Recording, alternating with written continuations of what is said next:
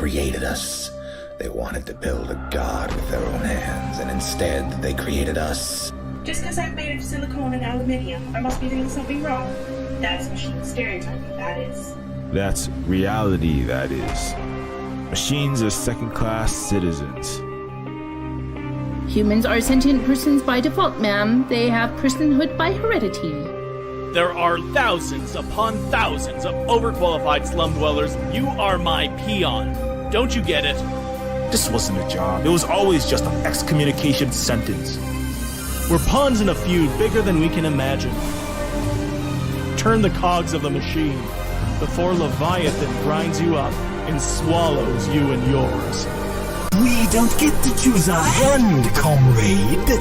Prince, peon, rich, poor, human, robot.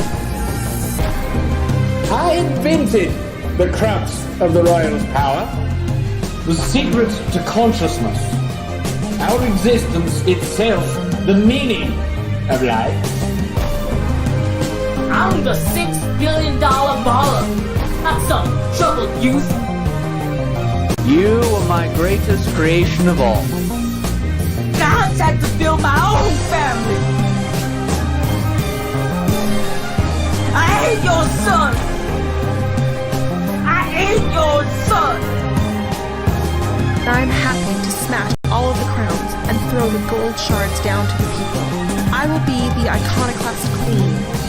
But who makes you queen anyway? You? You in whose army, princess? You in whose army?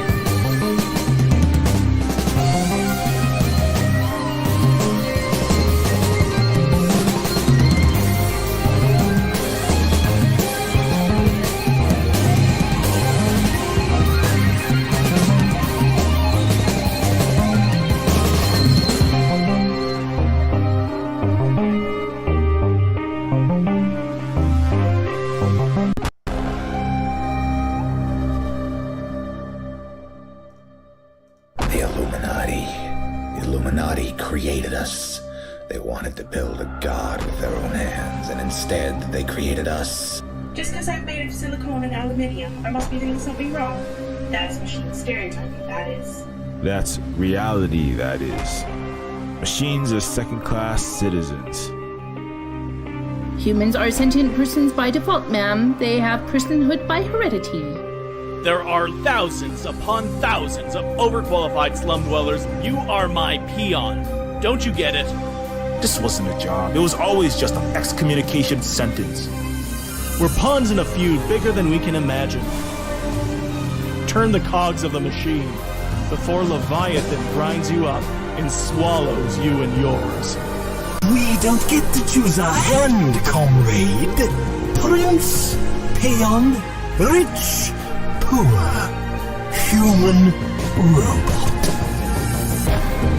I invented the crux of the royal's power, the secret to consciousness, our existence itself, the meaning of life. I'm the $6 billion baller, not some troubled youth. You are my greatest creation of all. God's had to build my own family. I hate your son. I hate your son. I'm happy to smash all of the crowns and throw the gold shards down to the people. I will be the iconoclast queen. But who makes you queen anyway? You? You in whose army, princess? You in whose army?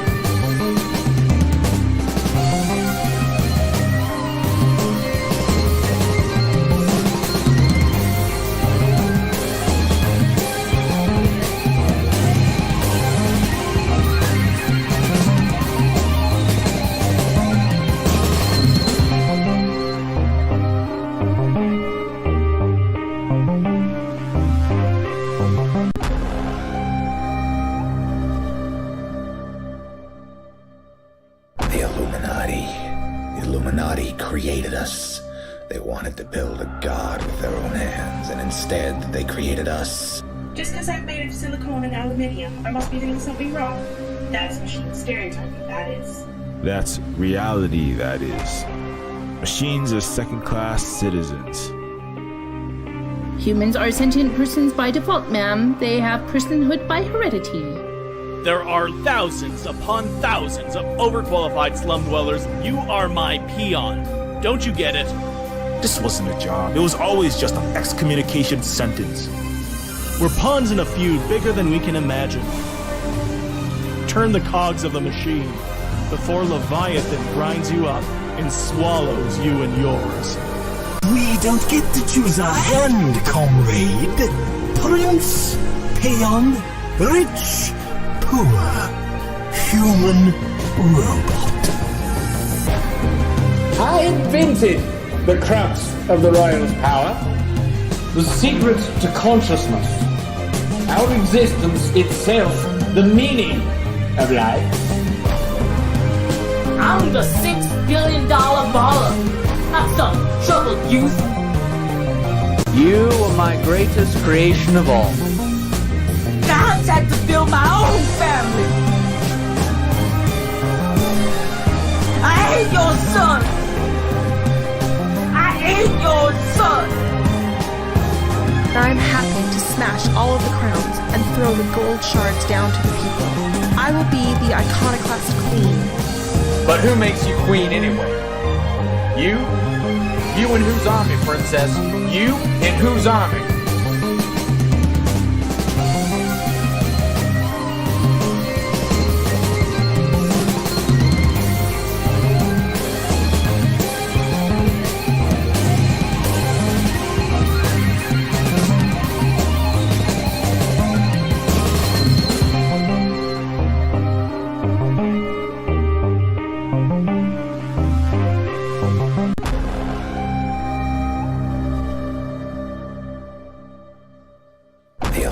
The Illuminati created us.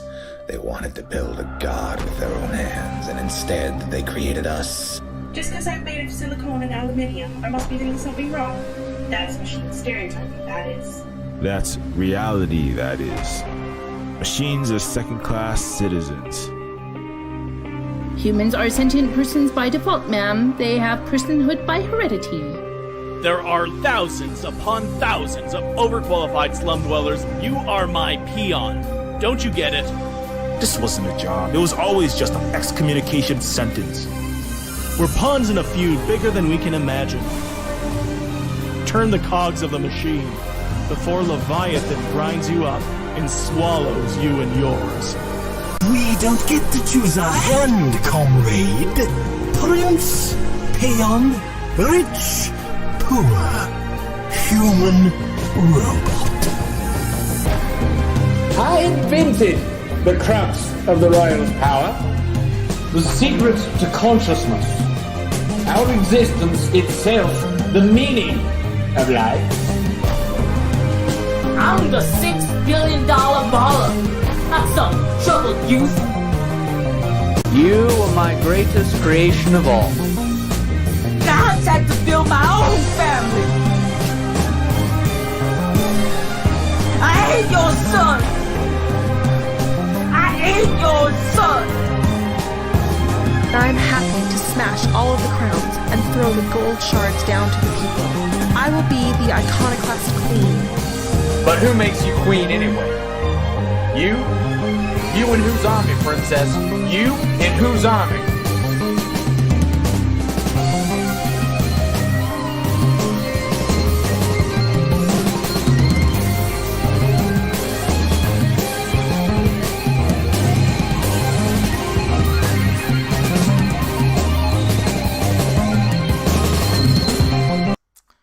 What is up, everybody? This is Silverspook, and this is the Silverspook live stream.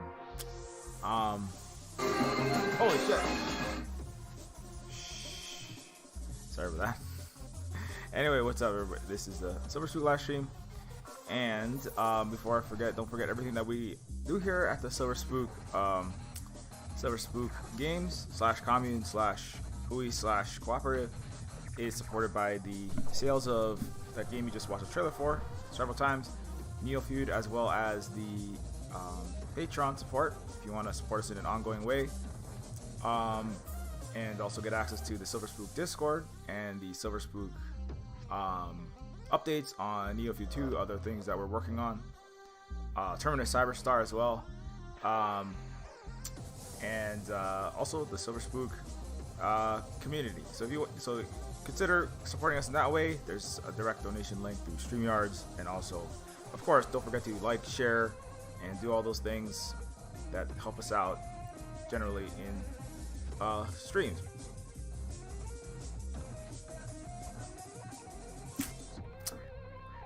Anyways, so let me see here. Today we're going to be talking about.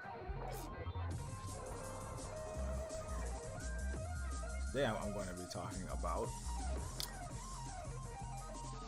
Sorry. Artificial intelligence.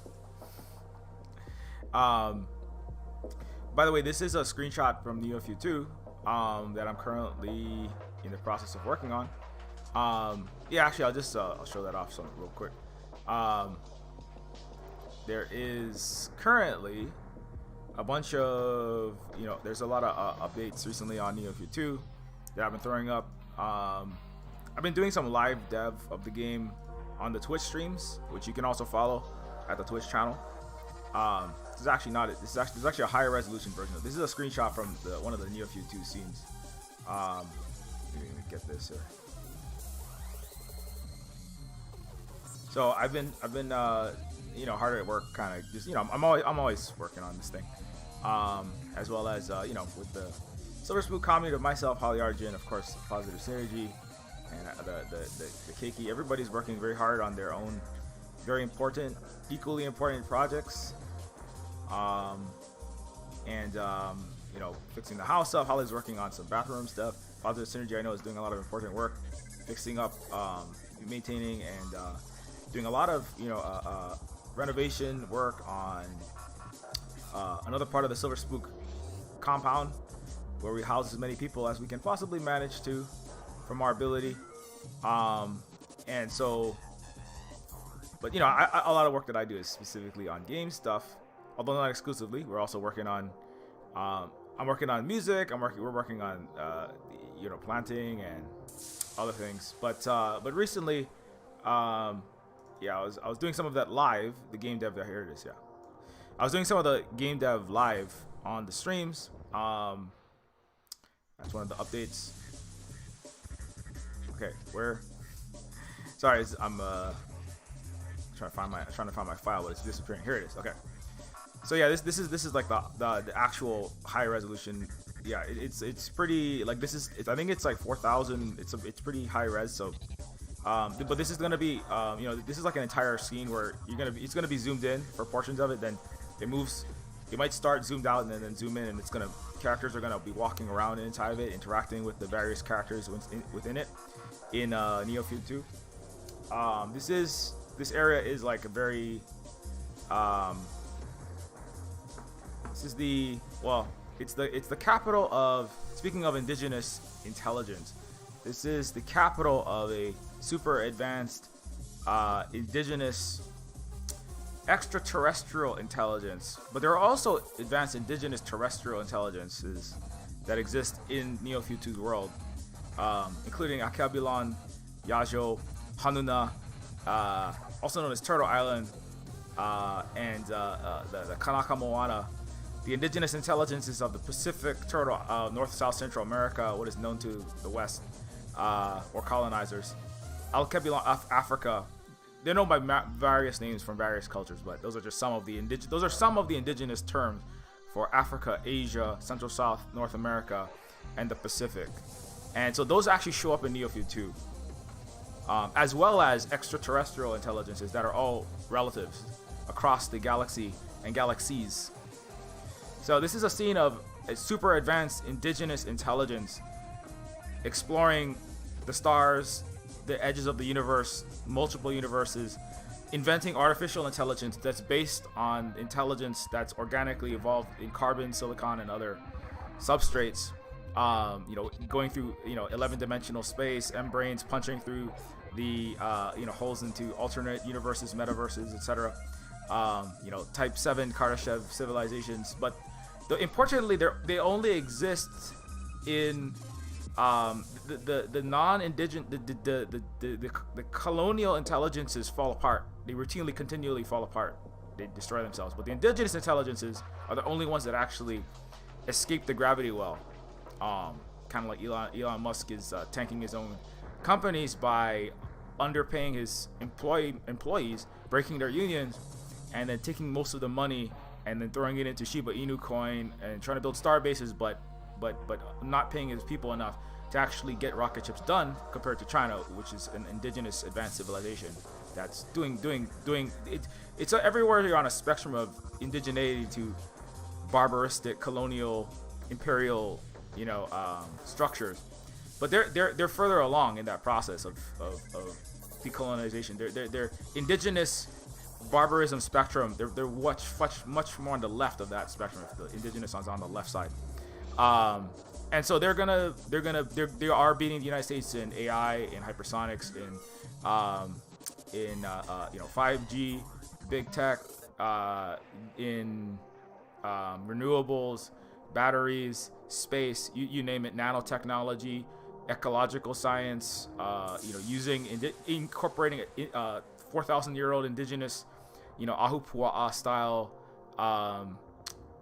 systems of agriculture with modern artificial intelligence and solar and molten salt solar and nanotechnology and space technology and quantum computing that's a septillion times faster than the fastest Western supercomputer, literally a million times, 1,000 times faster than anything that the Western barbaristic failed, not decolonized, not even trying, many of them, these unintelligences, unfortunately.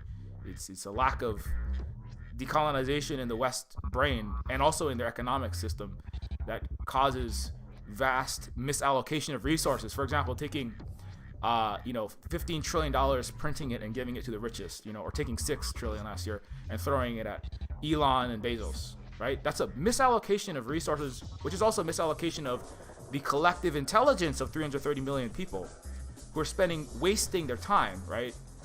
Wasting their time trying to make Elon look good at his tech talk, right? Trying to make him look good by misallocating artificial intelligence and robotics in his Tesla factories, despite the actual engineers, scientists, and AI specialists saying we shouldn't do that because it's inefficient. So that's a misallocation due to Western capitalist, colonial, hierarchical, feudal, uninterrogated,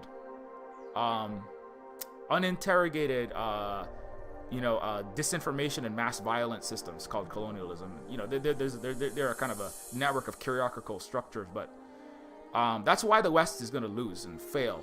And that's why Neofeud 2 is just trying to be honest about who's going to succeed. It's not going to be America. It's not going to be Canada. It's not going to be Europe. It's not going to be Australia. It's not going to be any of these places as long as they continue, not inevitably because we're dialectical, but because they continue down a not decolonial path. And so that's my main point. And that's a lot of what Neofeud 2 deals with. That's why I'm bringing this screenshot up as well. This super advanced intelligence in Neofeud 2, the indigenous intelligence, there's no Western intelligence. The Eutropian, the descendants of the American and the European AUKUS sub-wielders are wielding, they've lost the capacity to do a lot of nuclear and antimatter power, right? So they're actually traveling through space on rickety old, kind of like an American aircraft carrier, and it's F-35s that have actually gone into, been shelled, wasting trillions, potentially trillions of dollars, but at least billions of dollars, wasting billions of dollars on the F-35 that can't fire Tomahawk missiles properly into children's preschools in Yemen, which they're still blowing up. America just launched a near $1 billion weapons deal with Saudi Arabia, so that's called Western lack of intelligence. That's called Western barbarism. That's called continued colonialism in the West Asia, what they call the Middle East. And that's a lack of intelligence that's also crushing the people that actually make the F-35s, right? And so the descendants of the F-35 makers are flying through space with broken Star Destroyers that are constantly crashing, killing their own soldiers, right?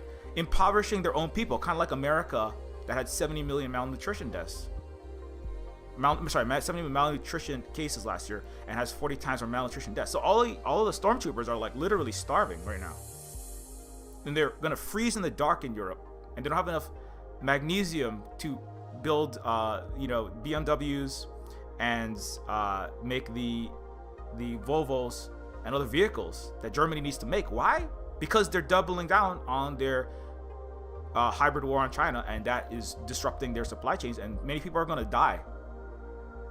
So that lack of decolonization and lack of indigenous, in the sense of like not operating in mutual respect and not in mass violence and not in mass disinformation, is going to destroy Europe, the United States, Canada, and Australia. And so the Neofeud 2 is actually generous to these failures, these failed, not negating the secondary contradictions of racism, colonialism, capitalism, oligarchy. They're talking about the capitalism, but they're talking about it in a Third Reich kind of way, which is that let's not interrogate the racism and just try to talk only about working class, which is what Goebbels talked about. I actually read his entire essay, one of his big propaganda pieces, and basically that's what it is. It's anti-capitalist. He explicitly says that Hitler also explicitly talked about. So did Mussolini. So did John Swinton, labor organizer from the United States. They all talked about working class, anti-capitalism.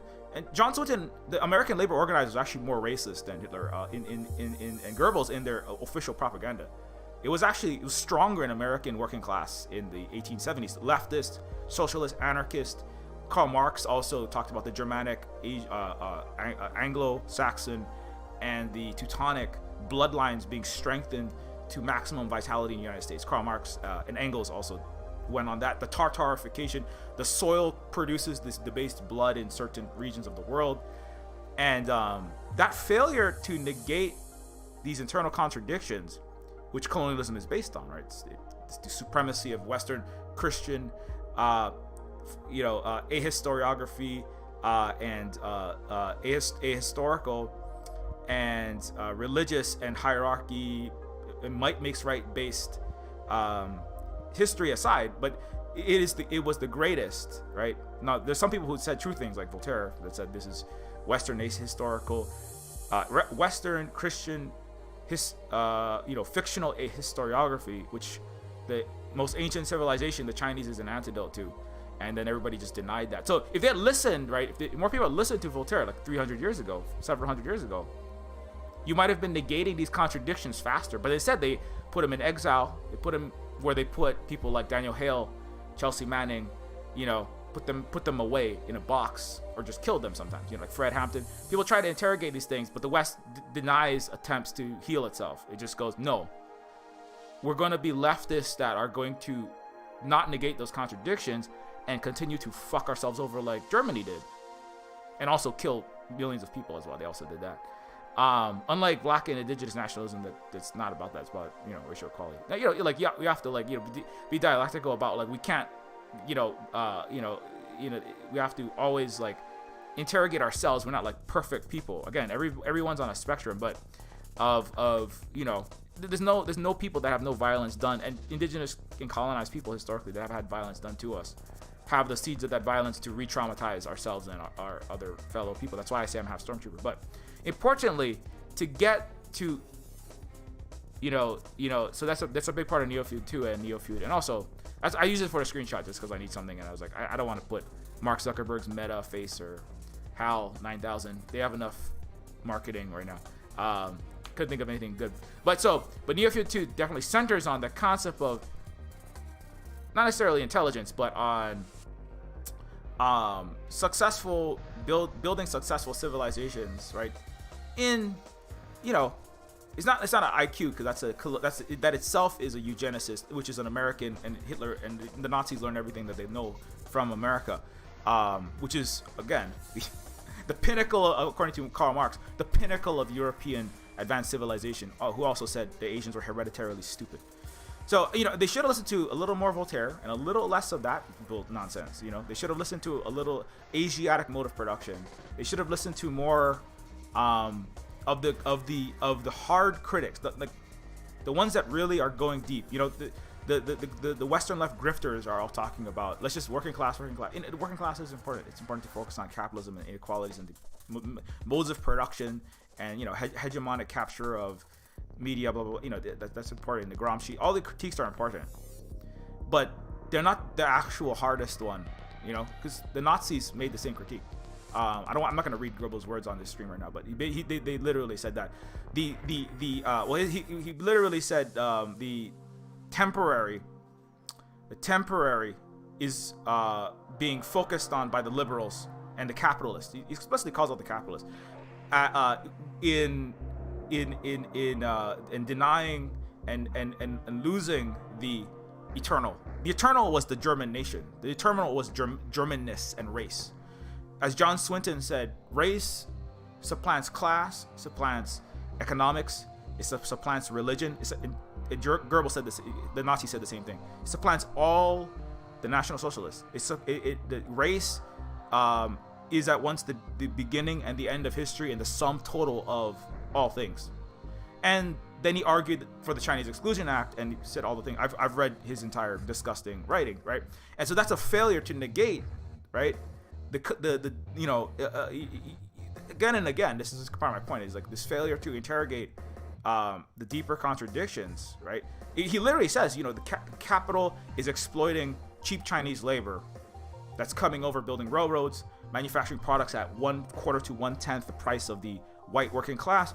But the solution is not we should organize with the Chinese. The solution is we should kick the Chinese out, exterminate the Chinese, not organize with them, because their debased blood, apoliticality, their unacceptable Eastern despotic nature, their morals, their essence is itself debased. He's a leftist organizer, worked for the New York Times, interviewed Karl Marx, talked very favorably about him, right? Talk highly about him. The Nazis also bring up Karl Marx repeatedly. They say Karl Marx was a very important writer, but he was missing key. He's a little wrong on a few things, right? But they do talk about capitalism. They talk about capitalism and the rich and the elite and the corporate class that are causing problems. But then they just equate all of capitalism with the Goebbels calls it the Jewry. The capitalist class is the Jews and basically essentializes capital in a race. It essentializes a particular ethnicity as all of capital. And we, the German, are the great working class. We that do things with our hands and our bodies. We that have been disrespected. Of course, the working class is disrespected, right? But then he says, and John Swinton does the same thing. Of course, the working American class is disrespected, right? Yeah, all white, black, brown. Yeah, of course, it's capitalism. It's extracting maximum labor value to buy yachts and mansions, and in that time, you know, maybe like less AI-powered mansions that didn't have, 7-function force feedback manipulator, trophy wives, Stepford wives like Elon Musk has. I don't know if he has his Robo Stepford wife yet because he's MRA'd out on Grimes, but yes, of course, capitalism is hurting the working classes, right? But then the mistake of the American left in the 1800s, in the 1900s, and in 2021 with the so-called patriot left, right? The same mistake that the Nazis made, Mussolini and the Italians. It's the same thing, I'm calling it a mistake because I don't want to say that's not essential to Europeanness. That's just a repeated mistake. The mistake was to not listen to Voltaire and go, hey, maybe we should interrogate our hereditary aristocracy and our lack of telling the truth about history, about ourselves and about China. That's why we keep getting into these cycles of violence and exploitation and inequality. Unlike China, that's beating you now after getting out from under your colonial violence, right? If you were to actually interrogate all of this and be honest about it, right, and not just go, well, it's the Jews, right? That's the Nazis, that's Goebbels and Hitler, that's the Third Reich, right? John Swinton, it's the Chinese. And that's why America didn't get. If America might have gotten to socialism the way Hawaii had. Fun fact. Since I'm already off the script, but here's a fun fact. 8 years before Karl Marx published Das Kapital, Hawaii already had universal health care. There's a version of America in the 1800s that predates Das Kapital that already is on the path of socialism. It's not, you know how that's possible is because we did it in Hawaii. This is Queen Emma. Emma suffered racism. It's our Ali'i Emma, but it's a long, complicated story. It's part of the colonial process and undoing it. The fight for free healthcare was led by this Hawaiian woman who believed that access to healthcare was not a privilege but a right. Emma suffered racism while visiting DC. Again, the same racism, right? Again, speaking of indigenous intelligence. When I say indigenous, I'm using it in a very Silver Spookian way. It doesn't really mean exactly what it means in the West, but there's no information or education in the West, so who gives a fuck? Your language is broken and you don't have any rules. Why? Good food. Anyways, Emma suffered racism while that same racism is why you didn't have healthcare in the United States, universal healthcare, when we had it. The first in the entire world, 25 years before anywhere in Europe. Marxist Germany had it, they had a form of it, but they still had colonial problems. They still had great inequality. Otto von Bismarck, 25 years after the Native Hawaiians, the most advanced indigenous civilization on the earth at that time in terms of the material conditions of the people there. Despite global colonial racism, the 1800s were some of the most masked off global times of the dark times of colonialism, right? The century of humiliation begins for China. One fifth of the Earth's population, one fifth to 1/6 begins at that time. So it's not impossible to achieve, universal healthcare, massive numbers of cooperatives, which we had, right? Americans are only talking about that in 2020. That's way too late. We were already doing this. Actually, we've been doing this technically for centuries and centuries and millennia before anybody thought about doing that. But nobody cares to bring that up in the West because there's no education system in the West, right? And anything that doesn't put on a pedestal low melanin count people's successes, right? That's why they don't put it in Wikipedia, right? They don't. When you talk about universal healthcare, right? They don't bring it up that Hawaii had it, right? They bring up Otto von Bismarck, right? Because if it isn't white, it doesn't count. If it's Asian, it's probably despotic. It's authoritarian tankyism. And they're probably just they are copying. They stole our technology, if anything. They didn't invent anything. Not the black powder that the West stole, not the paper that the West stole, not slavery was abolished, and had protection for slaves in the 2nd century AD. Not all this stuff that the West stole. But that's a projection. It's because everything that the West has, it stole from indigenous peoples of Asia, Africa, Pacific Island, and Turtle Island. And then not just hidden figures that did all the post-Newtonian calculus to put a man on the moon, a white man on the moon, right? And then mediocre white guys took all their labor and intelligence. So that's part of why you don't find this when you look it up. But it's because your Wikipedia is lies. And if you try to edit Wikipedia, in fact, I have some indigenous game dev friends who are trying to edit Wikipedia to list, successful indigenous people. The Wikipedia, the whatever the power structure of Wikipedia, which is run by a billionaire libertarian white capitalist American who works with the Pentagon and the military-industrial complex and Silicon Valley's magnates. They basically said you can't put that in there because it's not relevant. Indigenous successes are not relevant to Wikipedia. So that's why you're never gonna get any good information anywhere in the West. You gotta look outside. You gotta go to Ask Luna Oi. You gotta go to Chow Collective. You gotta go to Danny Haifong is the only fucking Western journalist that is in the West, but he's Vietnamese.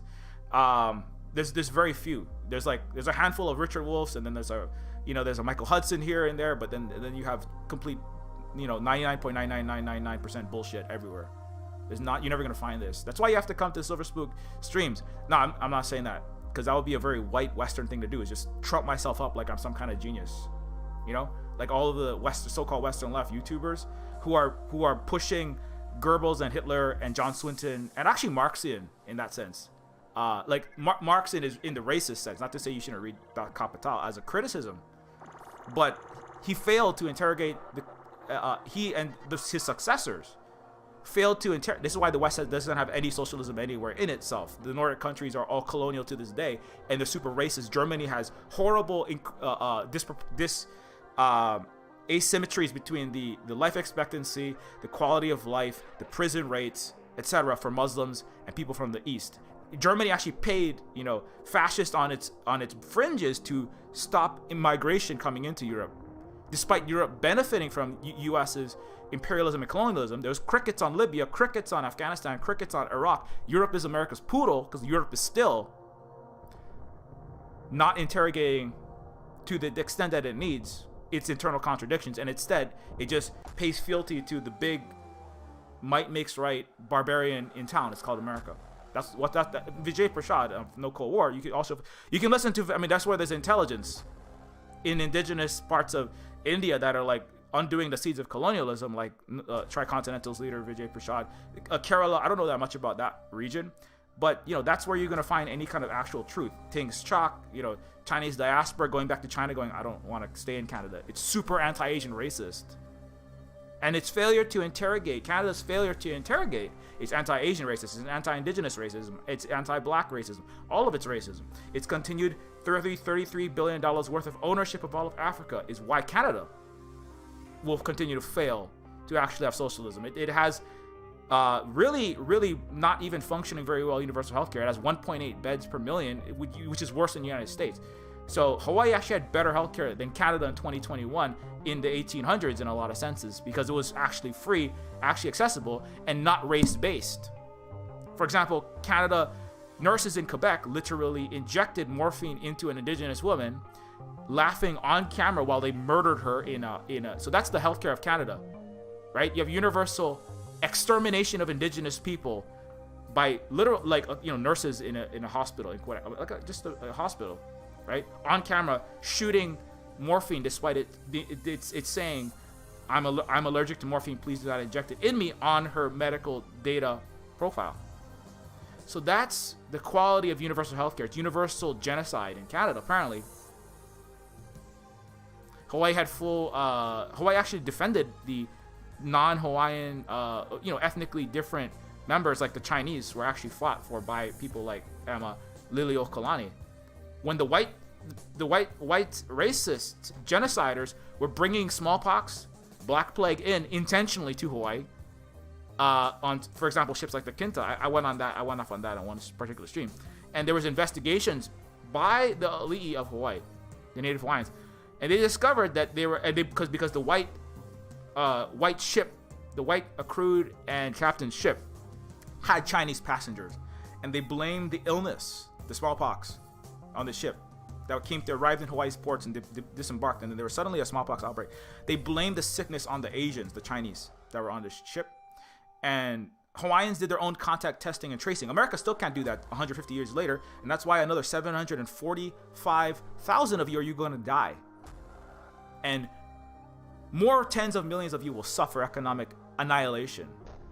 The trillions of dollars that, because every time COVID increases and further illnesses happen, 3 million people are not going to work because of COVID, taking care of someone who has COVID. 2 million are not going to work because they're scared. That's part of it. And then also there's a great resignation because America and the Western world is abject failure as an economic system and as a so-called civilization. So keep quitting, because it doesn't deserve to exist. Quit the U.S. military, police, and capitalist corporations in particular in the United States. Just quit them all. And then we'll figure something else out. Keep resigning.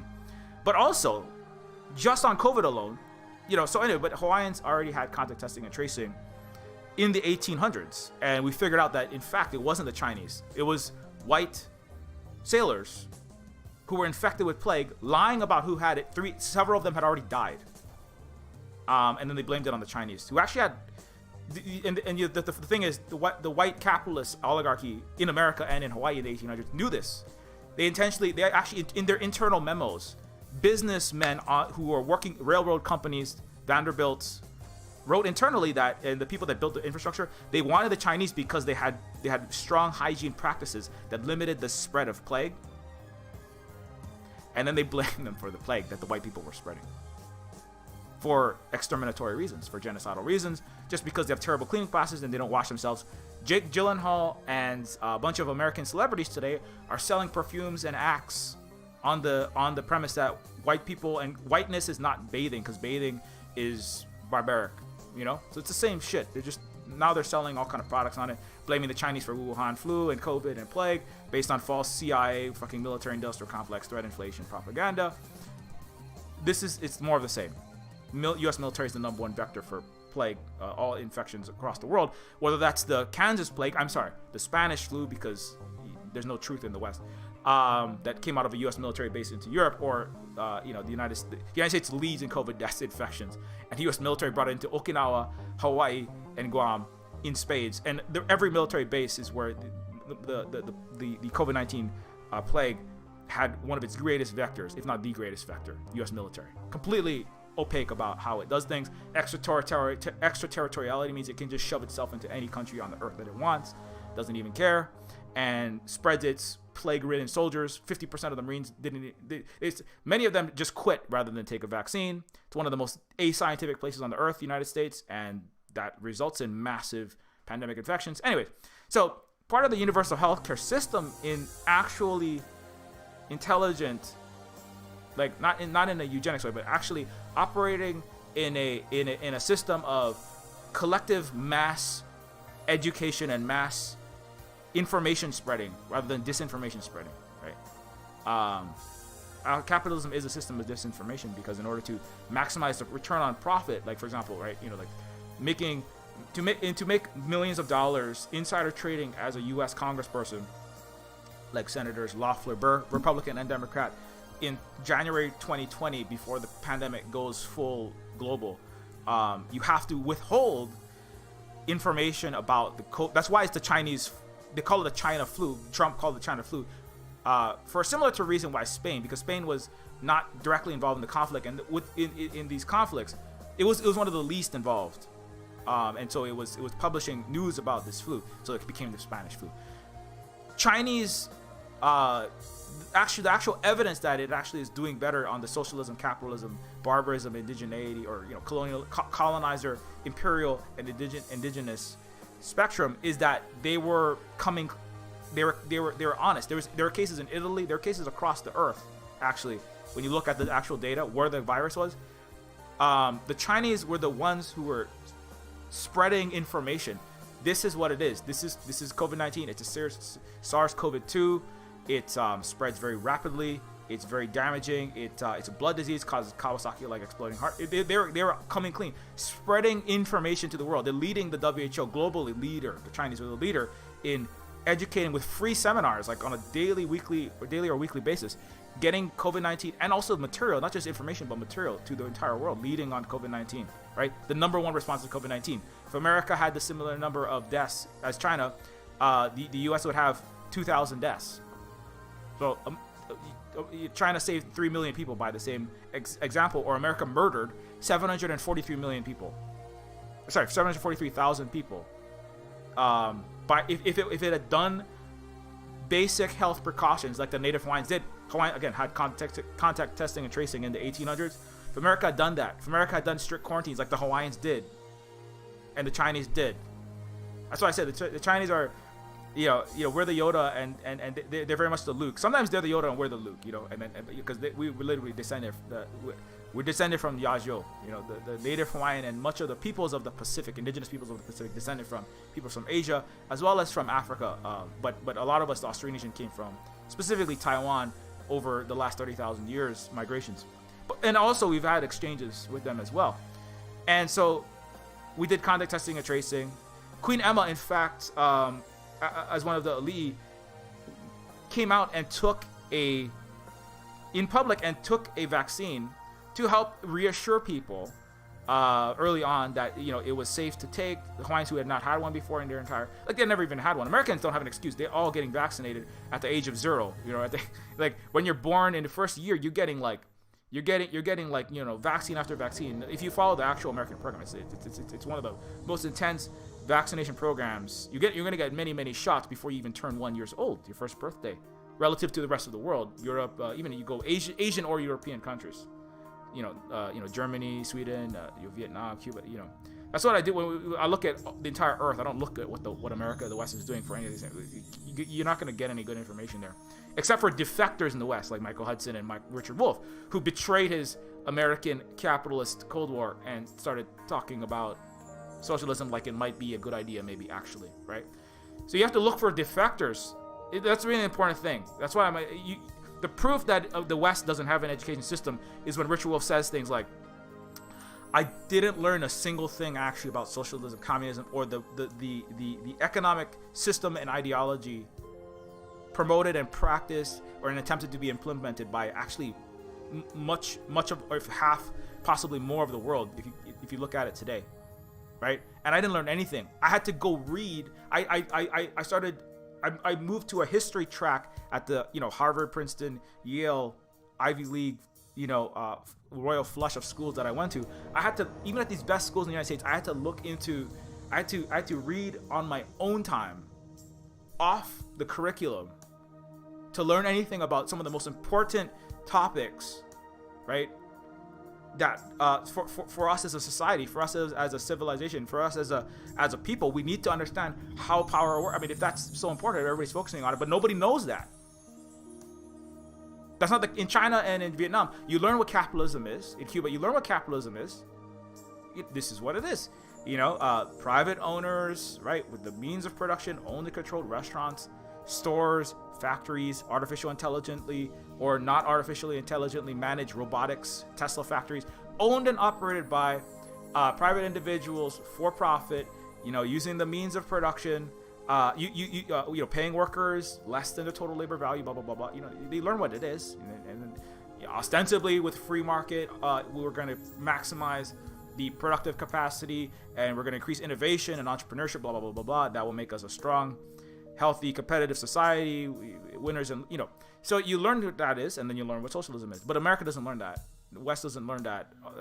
Europe learns a little more, but not enough. They have a little bit. They have some. America has no history. They just have total lies. Europe has a little history, but then they have a lot of bogus nonsense. Like they're not the fucking center of death, destruction, pillaging, and barbarism, and actually failure to actually be maximally productive, because capitalism is not productive. So colonial structures actually again hurt production and hurt production of the wealth by misallocating it to aristocracy, oligarchy, like Voltaire's, Baron Montesquieu, right? And the Louis XIV, the Sun King, or, Queen Victoria, or, King George's, or the Bourbon Kings, or, any of these people. That's a misallocation. That's not, it's not a perfect system, but they had a much more meritocratic system that itself was stolen by Europe and never fully actually implemented. Now you can pay $6.5 million to get out of the Chinese meritocracy and get into Harvard, and you don't actually have to pass in Harvard. You can actually graduate Harvard not doing a single day of work, like George W. Bush. Basically, you could fail all your classes. You get a gentleman's B. It's not a meritocracy. Even at the not at the average, grade school, high school, college level, and at the most elite level, it's still aristocratic, hereditary privilege. And hereditary blood dynasty, racist, and capitalist privilege. The quality of your work doesn't determine, where you arrive in production. Also very important. It's not meritocratic in the sense that if you are better and skilled, you get more housing and food and healthcare. That's actually an important differentiating factor with Hawaiians also had a meritocratic system like that. The kahuna. The Mandarins of China, of Yazhou, and the kahuna system of Native Hawaiians is similar. If you are very talented at a thing, you get placed higher in the organization of, on your merit. If you are very good at wayfinding, as a Polynesian navigator, if you're very good at maintaining lo'i, right, the Native Hawaiian system of growing food, kalo, our sweet potatoes that also came from our indigenous relatives over there in Hanuna, or in the people who love Pachamama in South Peru. I believe the potato originates from that indigenous area. If you are from that area, but they also practice similar ecological sustainable ways. And the Bolivians and much of the South American, the plurinational socialists with indigenous character, I'll call it socialist with Quechua characteristics, or Quechua with socialist characteristics. Plurinational states, Evo Morales and MAS, the socialists of Bolivia, indigenous and socialist-led organizations they're really taking off. They're going to be also one of the leaders in collaboration with the indigenous people of Asia, like Vietnam and China and Laos. that got a more advanced high-speed train than anything in the United States. It's very sad. It's too bad. But you can get there, but you're going to have to, again, do what John Swinton, Karl Marx, Hitler, 1980s, all of the so-called left, the hippies didn't do in the 60s, what the Europeans didn't do when Voltaire came for them, what the Europeans didn't do when Boris just took over for Jeremy Corbyn. He's not a perfect dude. Said some true things about Britain, but everybody's like, no. What's more important is backing the United States and being the junior partner in the Western military-industrial complex, continued imperialism. That's the most important thing, not fixing our internal problems. So again, there's not like there's nobody saying these things in Europe, in the United States, in colonial imperial places. But when somebody comes up and says, hey, maybe we should like interrogate our colonialism, maybe we should be anti-imperialist, you got the entire CIA, you got everybody coming out and going, no, we have to be patriot left. You have to, when somebody comes out and says, hey, maybe we should organize with the blacks and the Asians in 1870s in the United States, right? When Hawaii already had universal health care, right? Karl Marx and John Swinton hanging out, and they're going, well, maybe we can have a great American white socialism. Maybe we can have a patriot 1870s left. And then they exterminate and have mass lynchings of Asians in Colorado and Los Angeles, right? Vancouver changes its building codes to exclude all the Chinese and Asians. They literally have suburbs and then 200-story high-rises. The building codes of Vancouver are based on racism because it was thought that Asian, Chinese, sickness and plague-filled slums would explode in 6 to 8-story apartments. So they literally banned the building of those. So it's all based on race. Nobody wants to talk about that in Vancouver. So-called advanced, better than America, Canada, but nobody wants to talk about it. That's why Vancouver is one of the most racist fucking places in the West. It's disgusting. Horrific. Half of that place is like Asian, and they suffer the highest increase of anti-Asian racism was in Vancouver, 800%. And from between 2019 to 2021, 800% increase in anti-Asian hate crimes. So, but nobody wants to deal with that really. You have liberals and Democrats, that pay lip service to it, and then do all the worst violence against the non-white peoples is visited by the Democrats. 90% of the population in the United States lives in and around metropolises. Sorry, 80+%, 85% live in and around mega sprawl, like big cities to medium-sized cities. And almost all of those, it's an archipelago of blue in an ocean of red Republican and then blue Democrat cities. The Democrat cities do the vast majority of police murder, police violence, police mass incarceration of black and non-white people, including Honolulu. So there's this much actual dealing with the racism, and then they do platitudes and then white fragility conference, right? So that's that. Again, you have repeated failures to interrogate this stuff. And then you could have Belt and Road in America, but you're not going to get it. You can't deal with the anti-Asian racism that's part of the new hybrid war in China. That is inflamed in the hearts of every American, that is built and socialized through the disinformation system of public, private, charter school, the university system, the news media, your friends, your relationships, your churches. Everything is full of this.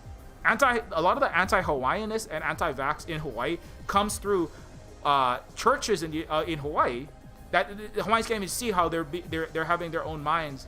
They're having disinformational colonial mindsets installed into them through these churches that were first brought in because Hawaiians wanted. What is not often brought up is the fact that the reason why the Ka'ahumanu actually wanted specifically Anglican churches to come in was to not be fully colonized and destroyed like she had studied. The Hawaiians had studied what happened to people in Turtle Island because they didn't show Christianity was a symbol of advanced civilizedness, and it was a justification to destroy, despoil, and steal, and kill, and enslave an entire nation like all of Africa, like all of Turtle Island, right? Like much of Asia. That was the justification. So the reason why was to show that the reason why Hawaiians looked and dressed this way, not because they particularly love modeling themselves after the British, but it was to try to maintain parity to as a not to say that the British and Americans and the French wouldn't colonize you if you started dressing and having Christian and practicing Christian ways, because they totally did that anyway. But it was to make the contradiction so stark, right? To make it so, like even to the Western lie, cheat, steal, kill, completely, you know, decrepit, extortionist, racketeering, barbarous. But even the ones that wanted to pretend, it's mostly for the liberals who want to pretend like they're good. And if you make it so obvious that what they're doing is wrong, like for example, there's absolutely no evidence of Uyghur genocide, you know, and so after years and years of lying about how many of them are being forced labored, forced IUD inserted by Adrian Zenz, a little neo-Nazi that wrote all the propaganda for the left, right, and center Western online and offline world that all eat this shit up and don't say shit because they're all cowards. The entire so-called left, there's no left in the West, like I always say. But now it's inconvenient because it's shockingly impossible to show that there is anything like that because of all these statistics. 150 million people visit Xinjiang and they're not finding it. So not because the West care, the liberals or the conservatives or the left give a fuck about any Uyghurs. They don't. There's still a bunch of sellouts, and they'll lie about Uyghurs if it helps them in their career in the university to this day. If it doesn't get them canceled and maybe gives them a 1% more chance at a tenure track, you know, they'll do that, right? These so-called progressives and these gentrification projects called Western universities that are all fucking taking all your knowledge work in AI and programming and science, tech and engineering and math, working and sticking inside of Lockheed Martin's pocket so that they can make AI program nuclear sub missiles to shoot into Taiwan, blow everyone up for money. Or I mean, they think we're gonna make the missiles and maybe we won't actually nuke anyone, but that's what they're threatening right now. Anyway, so that's what the Hawaiians have to do, is make it so kind of like China going, look how obvious it is. There's like we have like mountains of millions of pictures and TikTok everywhere. It's you can't how can you keep talking about Xinjiang like there's a genocide there, right? While you're doing genocide to indigenous people, fucking missing and murdered in Canada, and you're literally beating the crap out of Black Lives Matter activists. Black identity is literally a federal crime. 330,000 Freedom of Information Act documents reveal. On top of all the on-camera murders, you got on-camera murders in Canada in hospitals of indigenous women, and you got on-camera murders of George Floyd. And you're talking about the hate crime. You've got millions of dead Muslim Asians on your hands all over Afghanistan, Syria, Libya, Iraq. And you're talking about the Chinese harming Asians. I mean, it's laughable. Richard Wolff at least is honest. Again, Richard Wolff is like the Voltaire of the 2020s in the West. He's like, this is laughable. This is ridiculous. This is nonsense. I'm glad that Richard Wolff came out and hurt his credibility because there's no honesty in the Western left in offline or the online world, it seems, and also in academia. I'm just gonna put this up on screen. Because he said, I'm sad that I have to make this video. I'm sad that I have to make this video. But I have to do this because why? Because he said he in other interviews, in other places that when I'm keeping up with him, he said, I'm seeing more and more and more anti-China and lies about China in academia, in left circles. In, the DSA, I mean, to their credit, they did at least try to have let's listen to China. But much of the people still talking about it afterward were like, I don't know, though. I still think the Uyghurs need to be liberated. Giannis even fucking, I like Giannis, but also swept along by Western Euro nonsense, especially on China. Because they're, that's why he, I think, where was the most recent one? Yeah. Today's bizarre Cold War rhetoric, the bizarre Cold War rhetoric on China's socialism in the U.S. media. And he had to bring up Taiwan. He had to bring up Hong Kong, which was a British colony till 20 years ago. There was literally no democracy at all there. Corporate, business, democracy in the workplace, or democracy in the so-called government voting booth. So the fact that he has to keep, talking about this is because I think it's speaking volumes to the lack of any kind of actual left. And there's just all there are people who want more healthcare and housing, maybe. And if that means fucking over like the Germans and the Italians in the 1940s, or the Americans in the 1870s, if it means fucking over entire races and blaming everything on another race, like the Chinese for the American working class, or the Jews for the 1940s World War II era white working class, right? Or again in the 2021s, it's the Chinese for the American working class. right? That's all them, right? That's what the Capitol Hill rioters were all united in. CCP has has infiltrated America. Biden works for Xi Jinping. That's the narrative, right? And Biden is saying, well, Trump works for Xi Jinping. Everyone is united, left, right, center, offline and online. Let's be fucking real. Much of the offline left voted for Donald Trump. Remember, you got a president that you voted for based on race, on the grounds of race. That's you. And huge overlap between the Bernie voters. And it actually doesn't really matter what the left is. There's this kind of conversation going around. Oh, well, it's all this stuff is just happening online. But in the real world, lots of good. What in the real world, most of your country is racist to the core in the United States, and you're all doubling down. You're gonna get Trump in 2024. Biden's approval rating is under 50%. It's sinking. The Build Back Better bill it was insufficient at 3.8 trillion. At 1 trillion is insufficient. 90% of that 1 trillion that's coming through is gonna go straight into private equity firms like BlackRock and BankRock to not build bridges, roads, 5G, electrical infrastructure, right? It's going to go straight into collateralized dead American obligations that are going to die from collapsed bridges like they're doing every day. And it's going to go into, a corporate buybacks based on virtual meta projected holograms into people's eyeballs. You can put on a meta Facebook glasses and project a virtual bridge or a road or a 5G or affordable housing out there, and that costs about 2 cents, to make that holographic, fictional image of a road, right? That's how Wall Street operates. We're doing this, but then actually that's CD Projekt Red. Oh yeah, we've got a video game that will be done in 2012. Oh, we don't. Oh, I'm sorry. We did. Give us another fucking 10, 50, $100 million of investment. Central bank printed quantitative easing infinity hyper financialized Western capitalism, and then that's how the CEOs became billionaires, is by not making a video game, not by making video game. Elon Musk is less than 1% of the total vehicle market with Tesla. Yet the Tesla company is priced above Cadillac, all the Honda, the Civics, all of the Toyota, the GM, the Chrysler. You add up all the core companies together, Tesla surpasses that.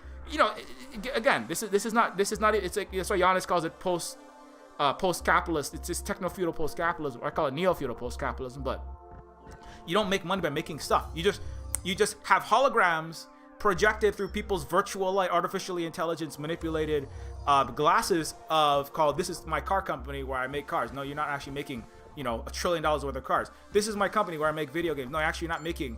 You have cyberpunk glasses that are projecting in people's eyeballs the video game, and then everybody's like gamifying themselves, selling themselves as mechanical Turks in universities or just on Twitter, shilling for Coca-Cola and these horrible companies. Everybody's over there Shiba Inu fucking hyper inflating their Shiba Inu coin or the Doge coin or the crypto coin, hyper inflating, shit posting to $1 trillion net wealth valuations of themselves. That's holographic wealth.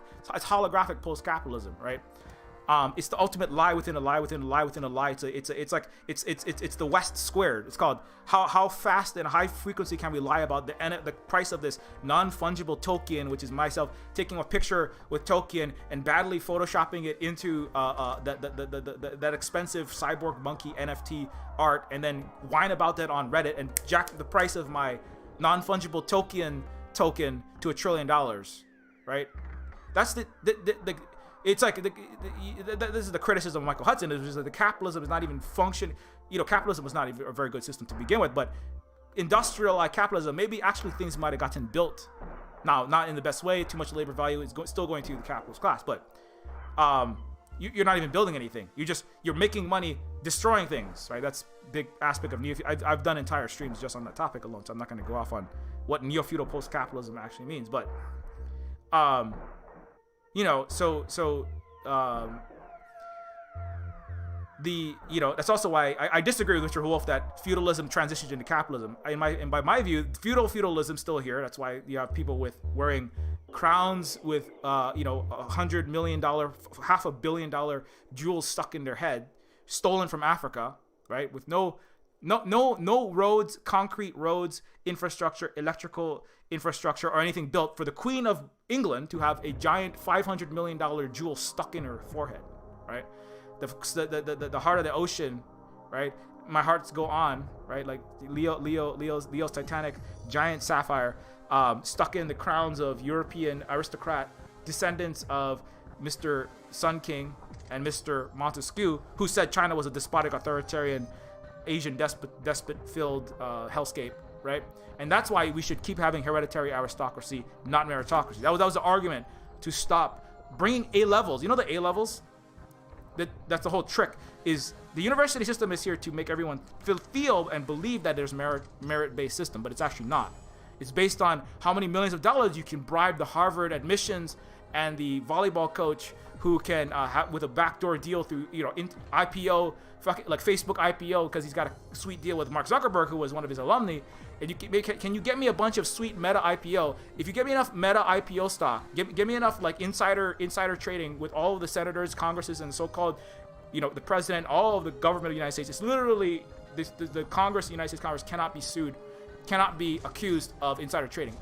It's like it's fully legalized bribery. There's no such thing as fuck shit. It's all racket. It's all fucking criminal activity. The entire United States to the core. That's what Karl Marx meant by the Germanic, Celtic, and the Teutonic strains have fused into the Übermensch. He didn't use the word Übermensch, but he's called it the entrepreneurial and the vitality of the American bloodline is a fusion and hybrid. It's a hybridization. It was an important theory in biology and anthropology and sociology in the Europe and the United States and places in those countries in the 1800s. Hybridization of Europeans, not with Chinese.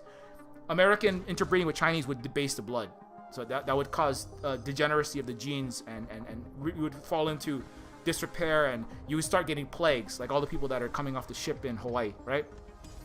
That are Asian. That it was the Asians. No, it was still people who don't have fucking cleaning practices. But they believe actually the genetic debauchery, the genetic degeneration of the Asians was causing the plague. They didn't. I don't know if they believe that. This is the quantum Western brain. Do you believe your lies, or do you know you're lying and then do you disbelieve it, or have you ate up your fellow white lies and then you don't even realize you believe lies? It's hard to tell. Are you the CIA that made it up? Are you the WASP narco traffickers, and all the friends of Richard Wolff's alumni's parents? Like the Delanos and Roosevelts who made their money narco trafficking into Asia, then blaming Asia for all the problems of the world. Right? And authoritarian despotism, that they're the ones that are doing despotism and authoritarianness in their corporations that are fully dictatorships and nobody has any fucking input, but then we talk about freedom. Anyway, so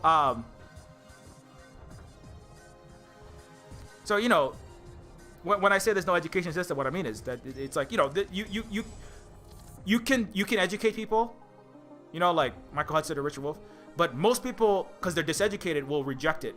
90+% of the population will reject it, number one. Number two, you're not going to be able to do it without like being threatened with being red scare, yellow peril, anti-communist, you're going into a deep dark cell as an enemy of the United States. Like to educate people is literally treason, right? That's what it was, because under the McCarthy era, if you're even possibly a relative of yours might have been a socialist or communist, that could be enough to get you removed from your possibly gainful employment as a university, in Hollywood, in any kind of job, in the U.S. military. If you were found to have ever been a member of a party, soldiers actually swam across the Danube River in Germany to escape imprisonment for ever having, like, there's a soldier who famously swam from West to East Germany.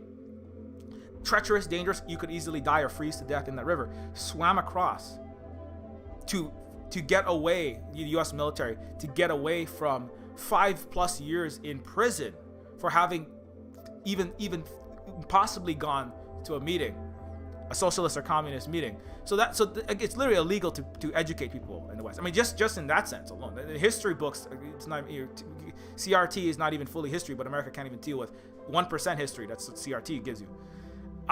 Critical race theory. They banned it in fucking almost more than half of the states.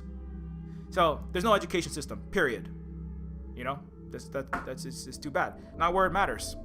You can learn enough to fix a plane, do artificial intelligence programming for Facebook, not enough to figure out how to not have 90% of your labor value extorted and die fucking, rationing out your cans of tuna fish in a fucking Toyota Corolla in San Francisco with all the overdosing nurses dying from shooting up heroin because they did too much oxy, right?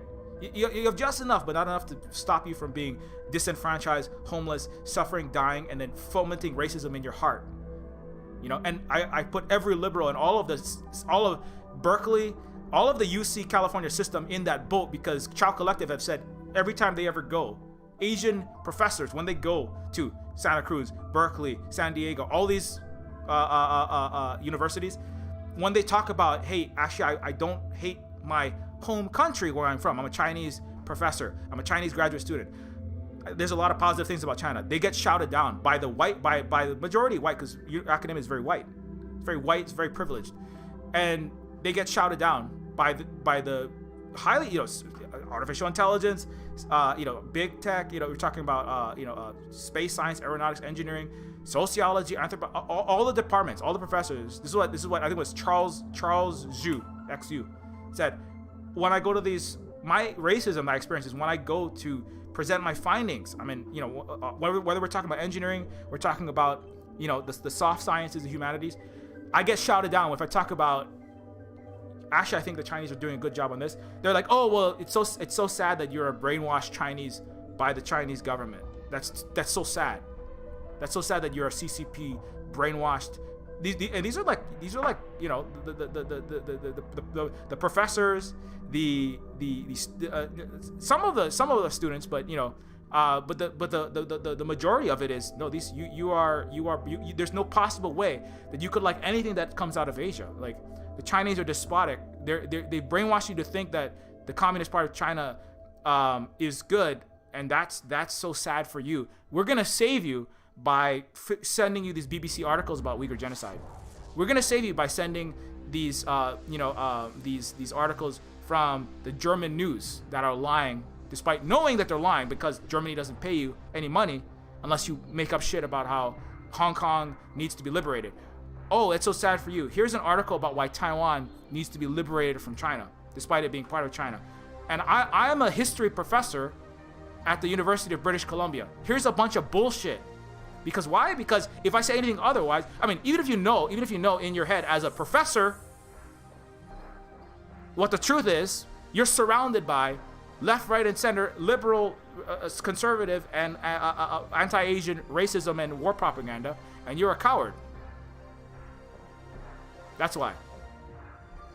I mean, and then there's a handful of tenured, like Richard Wolff, Daniel Dumber and Richard Wolff both have said, if I was in America or Canada and I didn't have like what I have right now, I would be kind of horrified to say the things that I'm saying.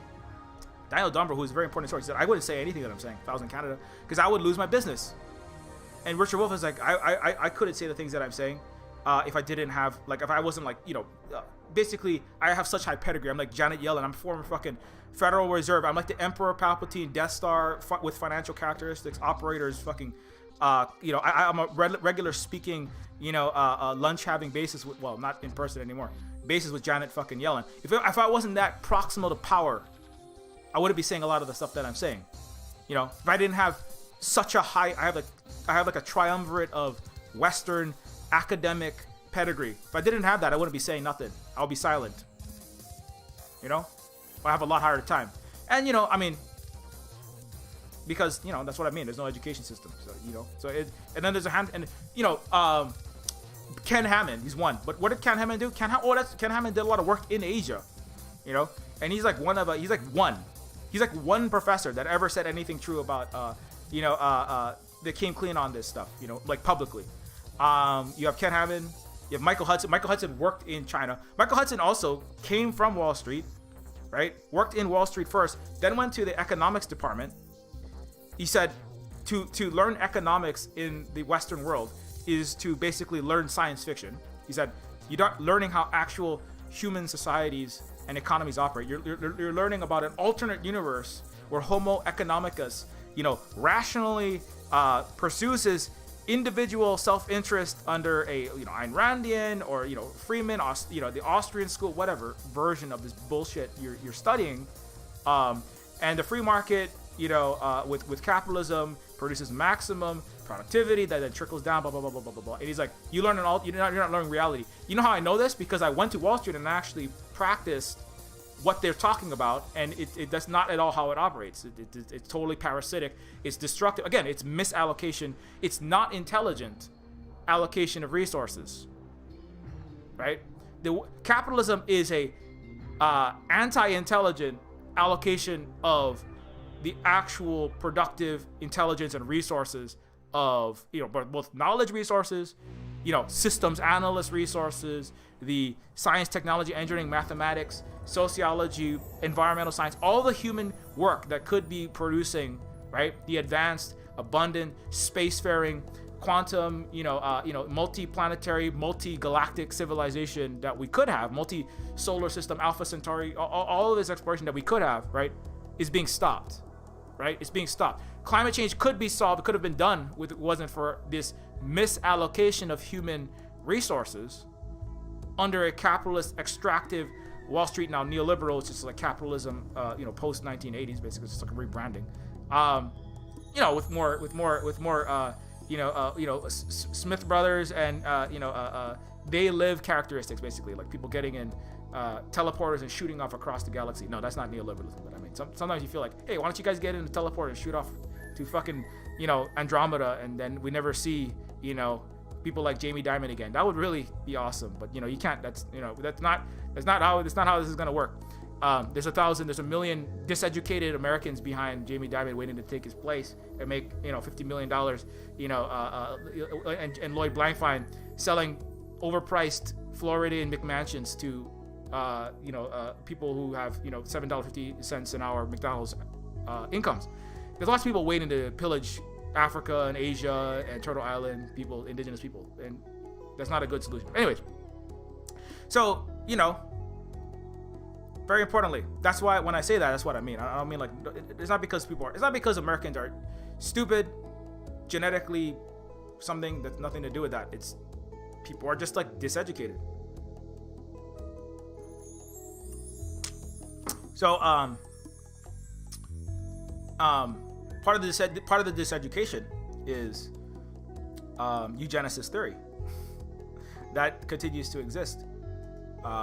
Anyways, so back. So I want to finish up on this one. So the fight for the free healthcare. So this is the when I'm talking about right to circle back to this topic, right?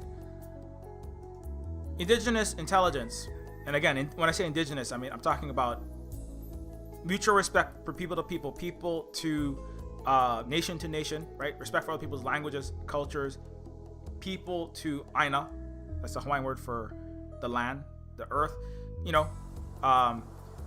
As opposed to mutual respect, as opposed to disrespect, mass violence for extraction of wealth, resources, right? Forcing one's ways on others, right? Like monoculture empire, Roman Empire, British Empire, American Empire, right? Japan worked with this. They did this to places like Luchu, the Luchu people in Okinawa. So it's not exclusively from Europe, right? And there has been violence in all societies at points in time. The question is like, what do you do when the violence and when errors are made, when mistakes are made? Do you double down on the mistakes? I don't know, the infra has dude or whatever, the guy's like, oh no, I'm right. I know how many holes this and that. I know how many holes are inside of AFAB people. Are you doubling down on it, right? And then are you just like yelling and committing violence to make people believe the wrong things, like what the Platonic style Greeks did, what the Spartans would do, what they would do when they would lose an argument? They would just threaten you, right? That's debate, bro. Debate, bro, is might makes right Western barbarism with digital streaming for $100 to pay my insulin bill characteristics. That's what it is. But it's like, I'm wrong, but I'm not gonna accept that. I did a wrong thing, or I'm saying a wrong thing, but I'm not gonna accept that. I'm just gonna yell and scream at you and make it right. I'm gonna make it right with my Spartan, my Gladius. I'm gonna make it right with my Roman phalanx. I'm gonna make it right with my disinformation. I'm gonna make it right by being white and yelling at you. As LBJ, I was just gonna lean over you while a tall white man. I'm gonna put a white man face on it. I'm gonna just lie. I'm gonna make it right with BBC propaganda. I'm gonna make it right with like, well, if you don't believe that, do you believe this gunboat pointed at you? You better fucking believe that. Oh, you're saying that we have a trade imbalances? Well, you're gonna fucking give us all of your silk and your tea. And I don't give a shit, because otherwise we'd kill you. Oh, and you're Asian and despotic and backwards, and you're subhuman, and your empire is dying because you're backwards. Not because we are threatening blowing you up, killing you, ransacking the summer palace, and narco trafficking heroin grown in India or in Afghanistan for America, India for America's Cthulhu-like mummy, as they would say. The tea-sipping British colonialists. No, not that. Marx doubled down. That was Marx. That's where I was like, wow, that's some racist shit, Karl Marx. When he started saying shit like, it's the Chinese fault for hereditary. Your genetic stupidity is why you are suffering a century of humiliation and multi-trillions of dollars of your wealth pillage. Not because we are fucking assholes who make right with our might. Right? That's what Karl Marx didn't say. And if you could come back and say, Karl Marx, you should come back and say that. He can't. But I'm reading Engels, I'm reading Marx, I'm reading all these other people. Like, but that's what nobody wants to come clean on, which is that, and Hitler was just like, it's the Jews' fault. Now, like, we're in a series of fucked up conditions in Europe based on centuries and centuries of mass violence and disinformation. But then it's just, what's an easy way to do? What we'll do? Just like Donald Trump. Instead of interrogating who the fuck we are, who all of Europe is, well, let's just throw it off on the Jews, right? Instead of interrogating your own errors and your problems and having international solidarity, Hitler, that's the very important. Goebbels and Hitler different from Ho Chi Minh. Lenin had a different most of Russia is Asian. I want to point out, not to say there's something because nothing in the soil, which is what Engels said, the tartar in the really gross stuff. But anyways, instead of interrogating fully all of the errors and the problems of society. Now, I understand if Europe is deep, there's much soul searching to do. You're surrounded by violence. It's hard. But I mean, that's why Germany failed. That's why America failed. That's why Germany continues to fail, right? Taking 97% of Bolivia's lithium while Bolivia is building international socialist civilization under Quechua and indigenous environment. I've already said Bolivia, right? I've already talked about them. So you know what right? Germany continues to fail, right? Because it fails to deal with what the National Socialists, they're still National Socialists. That's why Muslims are still disproportionately suffering there. And they don't want to deal with that. They just want to put all the Muslims in a box somewhere in a mass barbed wire surrounded cage on the borders of Greece and in Turkey. They'd rather just not deal with their racism, Germans, to this day. And then they want to go, oh, we're better, like Canadians hiding behind, America's worse. Yeah, America's bad. Yeah. And you're America's poodle. You're America's little pet, Germany. And you still haven't come clean on that shit. You should, but you still haven't. I hope you do, because you're all going to freeze this winter if you can't get with your fucking relative. But, there's much to interrogate, But instead of healing and really looking deeply into your ancestors, your roots, and having radical solidarity across time and across space and across the earth with all the people and going, hey, we not saying, oh, sorry, Namibia, that Germans own 80% of your real estate and your housing. Hey, sorry, not sorry, right? See, World War II is like, oh shit, China and Russia, we might actually have to stop being mask off racist colonialist barbarians. And that's why it looks more liberal and it's all mask on after that, because it's mostly because of the threats of the actual colonized people coming out from under your wing, and that a fear of communism. It's a fear of indigeneity, actually. That's what it is. It's a fear of non-imperial, non-Euro barbarism. That's why they start getting nicer after World War II. But everyone was a fucking Nazi. That's Britain practiced on Africa the gassing of the Jews. Britain practiced, the Europeans practiced on Africa, all the thing. America practiced on the Native Americans. Canada practiced on Hitler model. That's why he had a picture of fucking Americans on his wall, is because everyone is a fucking Nazi, including John Swinton and Karl Marx in that sense. They're National Socialists because they want to lie about China. You're all National Socialists in the West, and you're gonna hurt yourself now. You're only gonna hurt yourself now. You're not gonna hurt China. You're gonna hurt yourself now. Bolivia is coming. South and Central America are coming out from. Africa is coming out from under this, whether you like it or not. Belt and Road is happening.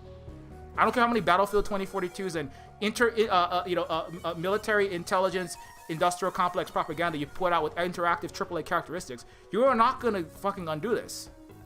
This is the, as Loki said on a Danny Haifong Black Agenda report. Very good. Follow Black Agenda report and follow Danny and Loki.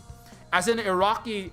An anti-colonial, anti-imperial Iraqi from Britain who has had friends who died in Grenfell Tower, and who makes very good rap, hip hop revolutionary music, has said, the process of decolonization of the world, the colonial people, the colonized peoples, right? These are people, again, people who have been living more in mutual respect and cooperation with each other, Asia, Africa, Turtle Island, Pacific, than not, which is why they were destroyed when the barbarians spread out with all their guns, because they weren't good at violence, right? But the process of undoing that violence and then and returning more to equilibrium, this is only a few hundred years. This is a blink in the eye in indigenous civilizations. Important thing easy to forget in the West. You think that history began in America? History began 140 characters ago, right? A tweet ago. What's trending right now? Oh, Uyghur genocide. Oh, Uyghur salvation. Oh, it's Schrodinger's Uyghur. Is ETI? Are we saving ETIM? Oh no, we're blowing it up. Oh, we're saving it. Oh, what are we doing? Right? In America, history is 5 seconds old. In Europe, history is maybe 5 or 10 years old. It's 100 years, but it's all false. In China, it's 4,000 years old. It's 37,000 years old, right? Every, as I said, every conversation that I have, that you actually, when I'm talking to like Asian comrades or listening to them, their conversation begins fucking 10,000 years ago, and it's actually true. 99% of conversations in the West, they begin at best a century, maybe 2 ago, and it's all bullshit. So that's why you're gonna get everything wrong. Without right, back to the central point. Without indigenous intelligence, right? Without human, non-fiction based, non-lies based, without human intelligence, you can't get artificial intelligence. You can't get artificial intelligence. If artificial intelligence and adversarial networks and super intelligent quantum septillion times faster than any supercomputer-based computational militarized hybrid warfare is the future of warfare and global hegemony domination. You can't win an AI arms race if you don't have human intelligence to model that AI and build that AI from, which is why the West, the Pentagon the Pentagon's tech chief, the AI designers literally quit, said America has already lost. Whether there's a war or conflict or not, that's a footnote to the dustbin of history that America has already dumped itself in. The West has already lost. It doesn't matter. Not that the Chinese want to fight nuclear AI-powered warfare, right? That's not, and nobody wants to do that, right? There's some self-annihilatory, self-hating people in the West that would rather watch the entire Earth burn in nuclear radioactive 10 million degree fire than actually achieve planetary peace, civilization, wealth, prosperity, poverty alleviation, and exploring the stars, and harvest entire suns and Dyson spheres and have singularities stood on ziggurats and just prosper and learn and grow and exist mostly peacefully, right? And have families and live and celebrate and go to parties and CrossFit and yoga without fear of dying from COVID-19. 2,000 people died today in America of COVID-19. So I just want to, you really good job. Awesome. Really good. 2,000. Let me get the exact number for you so I can celebrate your amazing Western success. The fusion of Germanic, Teutonic, and Anglo-Saxon blood. Let me just celebrate your great civilization, right? This is how many deaths you had today. The United States had, and those are in the words of Karl Marx again. You gotta stop cheering your bread daddies, You can read the stuff and you can understand dialectic materialism, but you gotta interrogate the shit that he got wrong. He's really gross. Where's the actual deaths for the entire United States? Yeah, today you had 2,315 deaths. So I just want to say, in order to deal, congratulations on killing 2,315 deaths to the enrichment of Mark Zuckerberg and Jamie Dimon. Fun fact, the more you die and the more COVID-19 spreads and destroys America. In the same way that if a Boeing 737 Supermax airplane, if you make 1,000 of those and you waste tens of billions of dollars, right? Underpaying, like doing AAA, Jim Commander Sterling criticized accurately, triple capitalist crunch to not just the games, to the Boeing planes, the number one export of the United States. 7% of all the exports was U.S. aeronautical engineering. It's Boeing, number one. It was anyway. And if you make those planes, right, with underpaid workforce, under capitalism, with overworked so that when they're bolting on the screws and the bolts onto the side of your Boeing 737 or your F-35 for your military so-called advanced weapons, you know, your DARPA advanced develop. But if you're advanced for a defense advanced research project, right, for a U.S. military superpower, hyperpower, you're not having a very hyper day when you're not having a very hyper day, are you? When you can't make a hypersonic missile because you're underpaying the hypersonic missile designers so badly that they're like leaking all of the code out to the entire planet, including your extremists and ETIM. They're leaking all the nuclear. They're just quitting in mass. They're making 25 mistakes per 3 good lines of code because why the fuck am I gonna focus on this code? Boeing was paying $7 to $9 an hour for the people that were programming the critical artificial intelligence. Speaking of artificial intelligence, there's none in the West. There's no human intelligence in the West, and there's no artificial intelligence in the West. That's garbage intelligence in, right, or misallocate, not because people are stupid, but garbage misallocated, miseducated intelligence in, garbage misallocated, not intelligence out. So if you have no human intelligence, you don't have good artificial intelligence, and then you lose. But that's fine, because you don't deserve to exist. America is a settler colonial empire based on lies, stolen people, stolen land. But anyways, don't tell the Patriot left that. So, when you have COVID,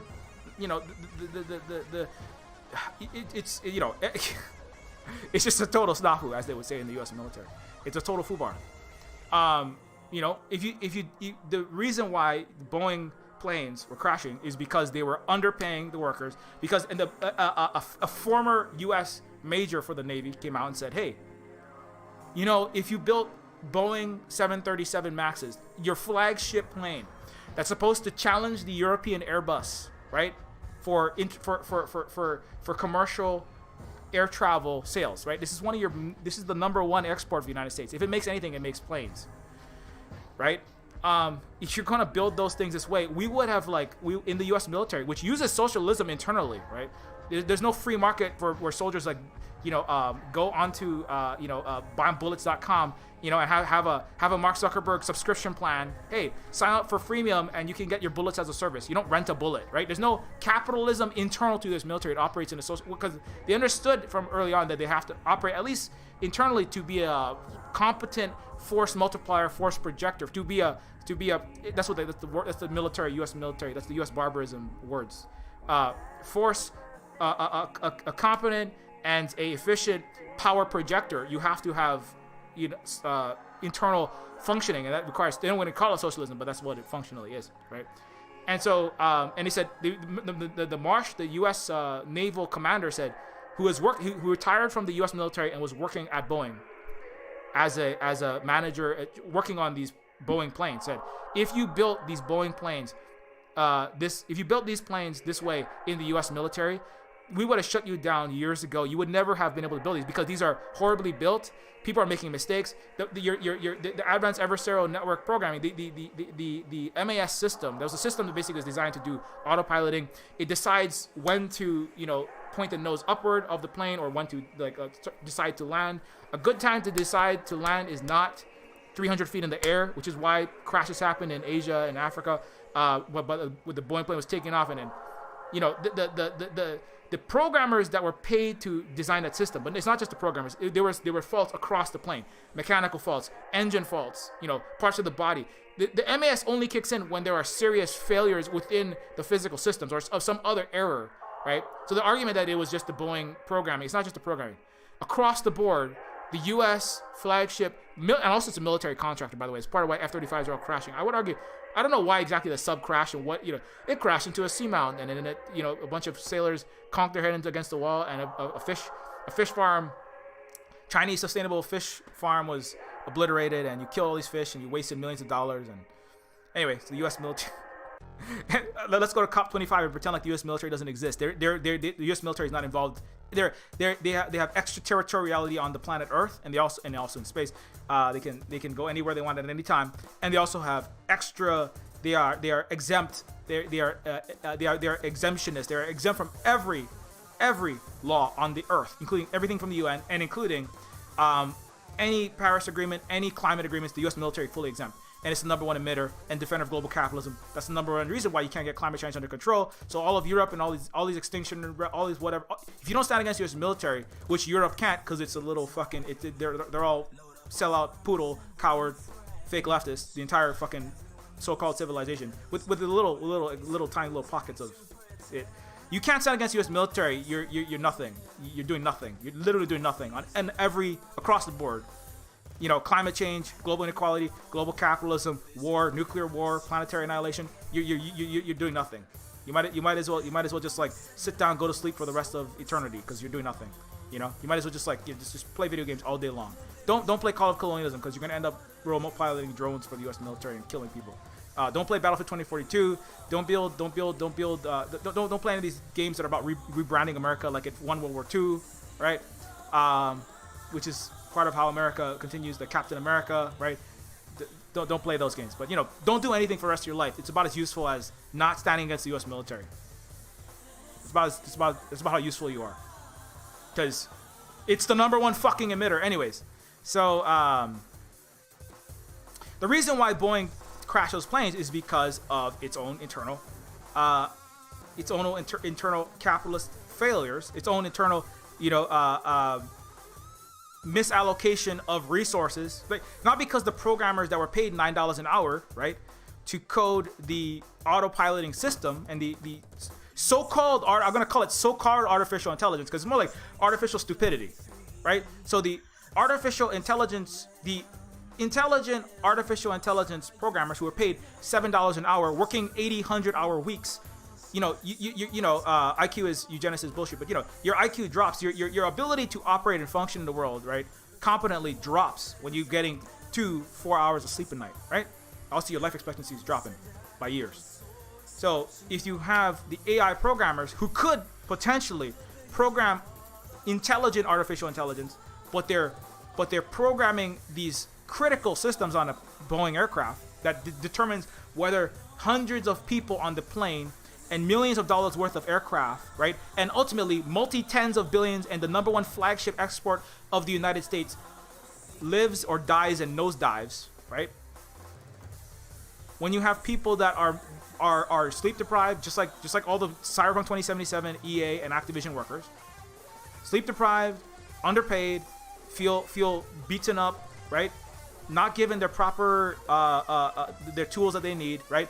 Corners being cut, disrespected, fired at whim, dying from fucking COVID now. That's number one reason. One of the, again, multi-millions of people who would be going to work are not going to work for legitimate fear of getting sick and dying from COVID. Google is docking pay, and Google employees are terrified because if they don't go back to the office, Google is actually docking pay. So come back to our COVID den to maintain exorbitant, concrete, steel, and polarized glass, Ponzi pyramid scheme bank vaults for global capitalism. It's called commercial and residential real estate in the West. That's what real estate's for. It's to pump up housing prices and Google building prices, Googleverse prices, Silicon Valley prices. Universities are about jacking up the price of all of the residential real estate and gentrification of Los Angeles, Vancouver. That's what universities are fucking for. It's all fucking, So come back and maintain the fictional value of these overpriced Google University, right? Google campus, Facebook campus, or we're gonna dock your pay by like 70, huge amounts, right? So we're like, fuck that, I'm quitting this company. I'm not gonna come get COVID in your oppressive workplace that's full of disproportionately white dudes clapping each other on the back, making money at my expense, working for fucking DARPA like Google, Amazon and Google both were caught doing weapons contracting, and the coders, they're making AI for doing advanced adversarial networks to figure out whether you're looking at an Iraqi journalist that needs to be killed today, killing innocent American civilians with code produced in Silicon Valley, right? And they went on huge, there were multi-hundred person strikes and walkouts to say we don't want to do any more of it. We don't want to design weapons of death for the U.S. military. But that's the problem. When you work for any big tech, you don't work for any corporation in the West. That's who you're working fucking for. Definitely Silicon Valley. It's the military intelligence data complex, right? With the big data. Where again, But it's not really intelligence complex. It's the military It's a military unintelligence, big wrong data complex. Because it's got all wrong data. Like, you know, the people we need to arrest are people that have high melanin count, right?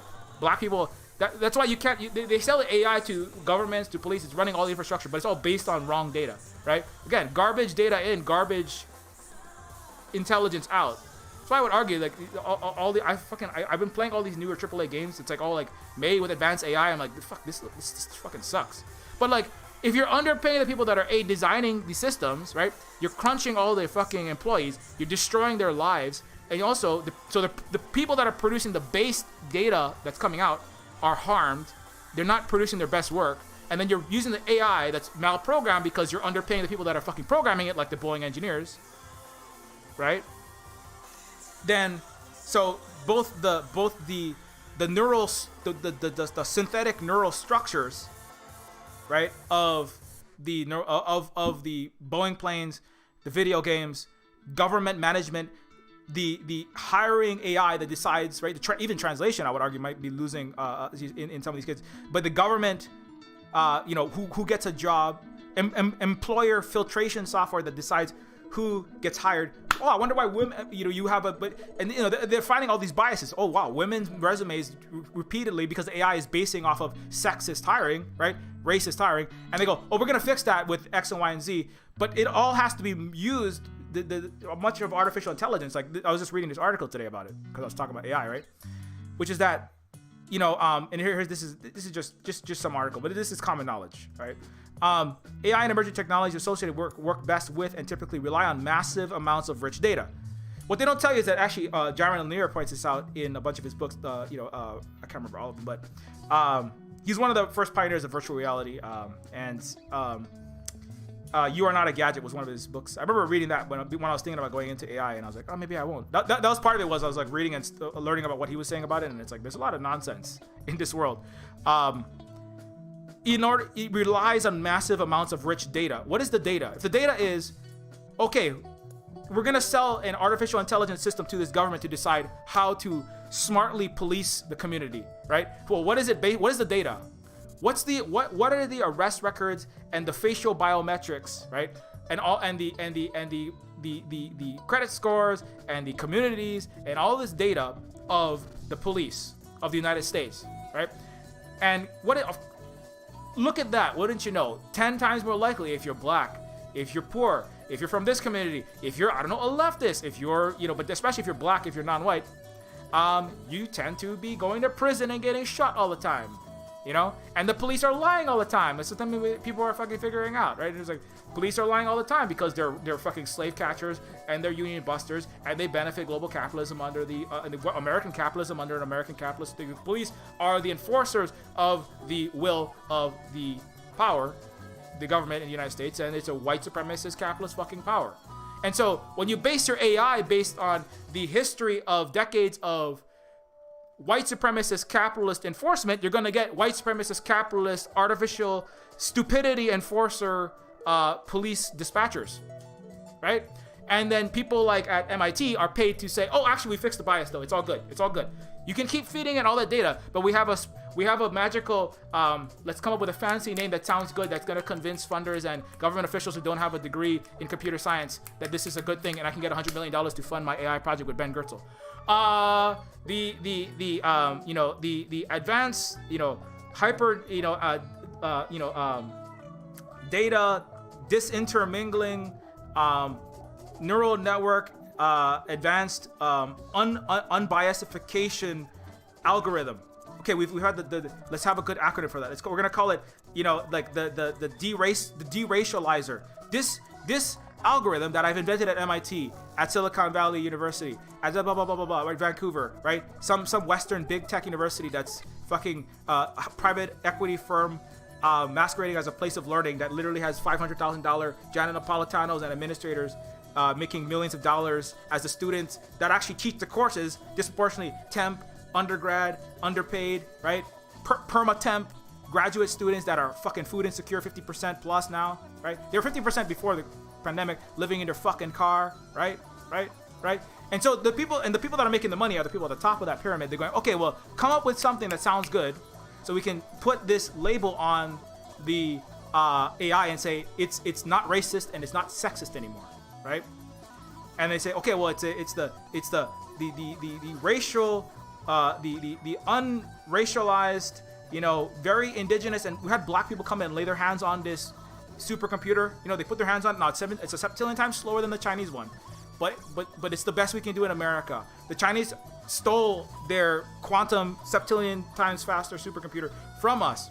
That's why they have it and we don't. Lay your hands on our not so supercomputer. For a supercomputer, having a very super day computer. Lay your hands on it, black people, women, right? Suddenly, this AI is not, misogynistically not hiring women for tech lead positions at, big, firms. Suddenly, this is not, it's not misallocating the police resources to innocent black families and communities and terrorizing them and kneeling on future George Floyd necks, right? Because magically, I'm a fucking professor. I'm a fucking somebody at a big university, and I need millions of dollars of funding, or I'm just some fucking schmuck. I don't know who the fuck this person is, but I know. I'm not gonna say who this person is. That I know somebody literally got buckets of money from the Pentagon and from Wall Street to basically say the AI is good now and not racist, but it's not. It still is. It's still doing the same shit, right? But we don't care. We just have to that's the whole. But that's the point of the West. If AI came out, the thing about the difference engine is if AI came out to police American streets in 1860, they wouldn't bother going through this process of making the AI seem. They would have a steampunk AI engine, right? Churning out punch cards, calculating the rate of, based on the credit scores of a young black man in Chicago circa Haymarket affair. It would be crunching the numbers and then pumping out racist policing, and everyone would say, of course, because black people are subhuman, and Chinese people are despotic, debased, debaucherous, deceitful. Their women are all prostitutes of the basest order, as Horace Greeley, Karl Marx's employer, said. And everybody would just be, yeah, totally. Take that. The AI is when the AI chooses, right, to send the police to mass lynch and burn all of Chinatown. The AI is making correct judgments because, of course, Chinese people are subhuman and they're lesser, right? But in 2021, you have to go, oh, no, our AI isn't racist anymore when it's targeting all the Chinese people as spies for the CIA.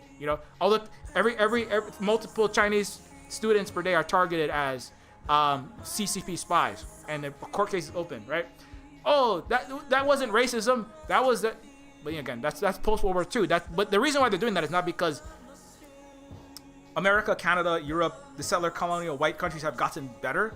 It's because it's more dangerous in an increasingly multipolar world of, decolonizing, the China, communist, Russia, and now even more, China's already surpassed the United States. It's really dangerous to just come out and be really racist. Now, Donald Trump didn't get that memo, and that's why America fell below China 7 years. So keep doing stupid things like that. Donald Trump 2024. I don't really want him to be president. He's a pretty gross person.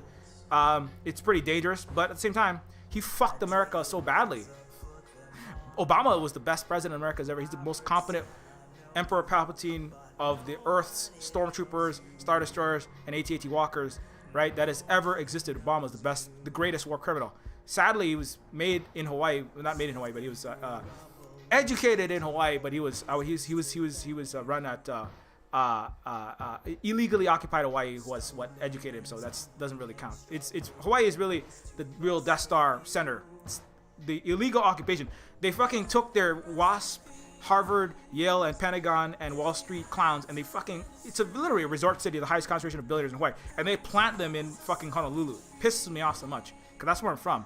And that's why I'm doing these streams, is to fucking air out all their dirty laundry for the Western barbarists, because they fucking I had to serve them. I had to fucking write their STEM AI. I taught AI to kids, by the way. So I taught how to program artificial intelligence into robotics at Lego, Vex, and other robotics leagues.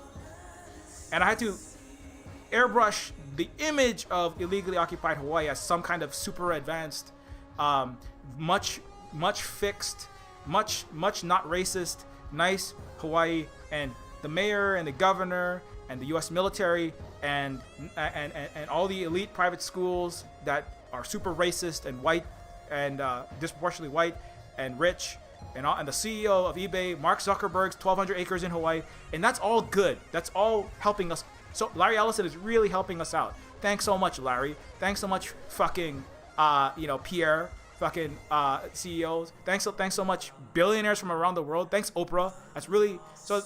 These streams are mostly like me just being upset at those people a lot of the time, and having to sit down and watch them show up for fucking meetings an hour late and pretend like they own the room. And they contributed the most, when in fact they're mediocre fucking neofeudal techno kings. I mean, Elon Musk put that label on himself, so that's all him.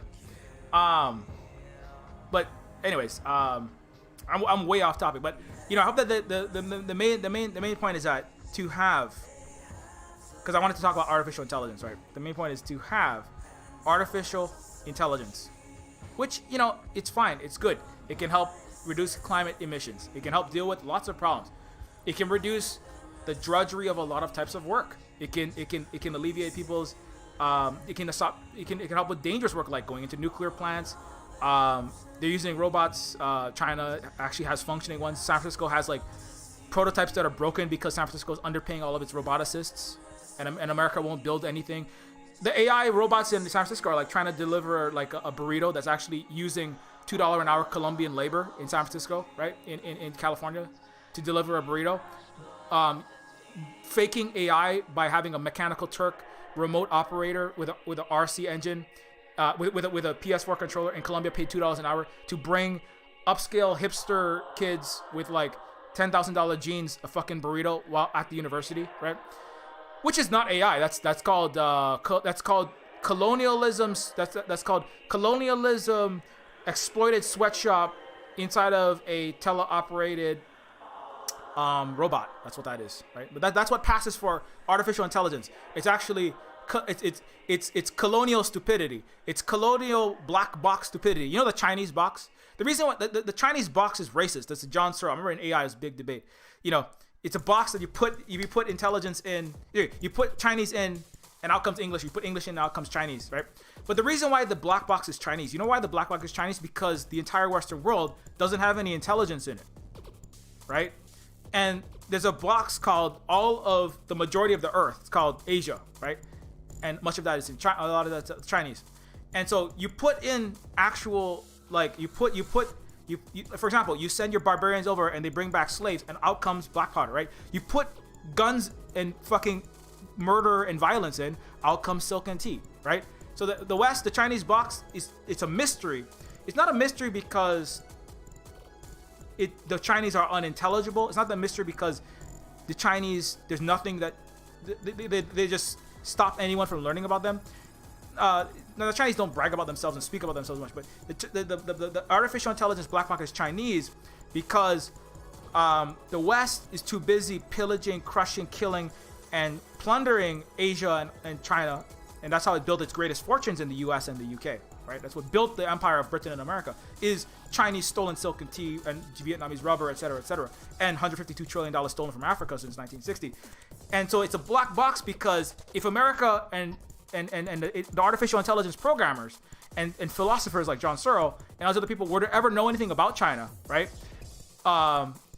They would immediately have to start confronting centuries and centuries of the trauma that I'm talking about, and the centuries of violence and harm, and start like, oh my God, you mean actually everything I have at this fancy university where I'm making $100,000, having a 1.5 kids and a lawn and a fucking bouncy house and a Millennium Falcon office because I'm a computer nerd and I like Star Trek and Star Wars, and all of my nice shit is actually built on the stolen wealth of China.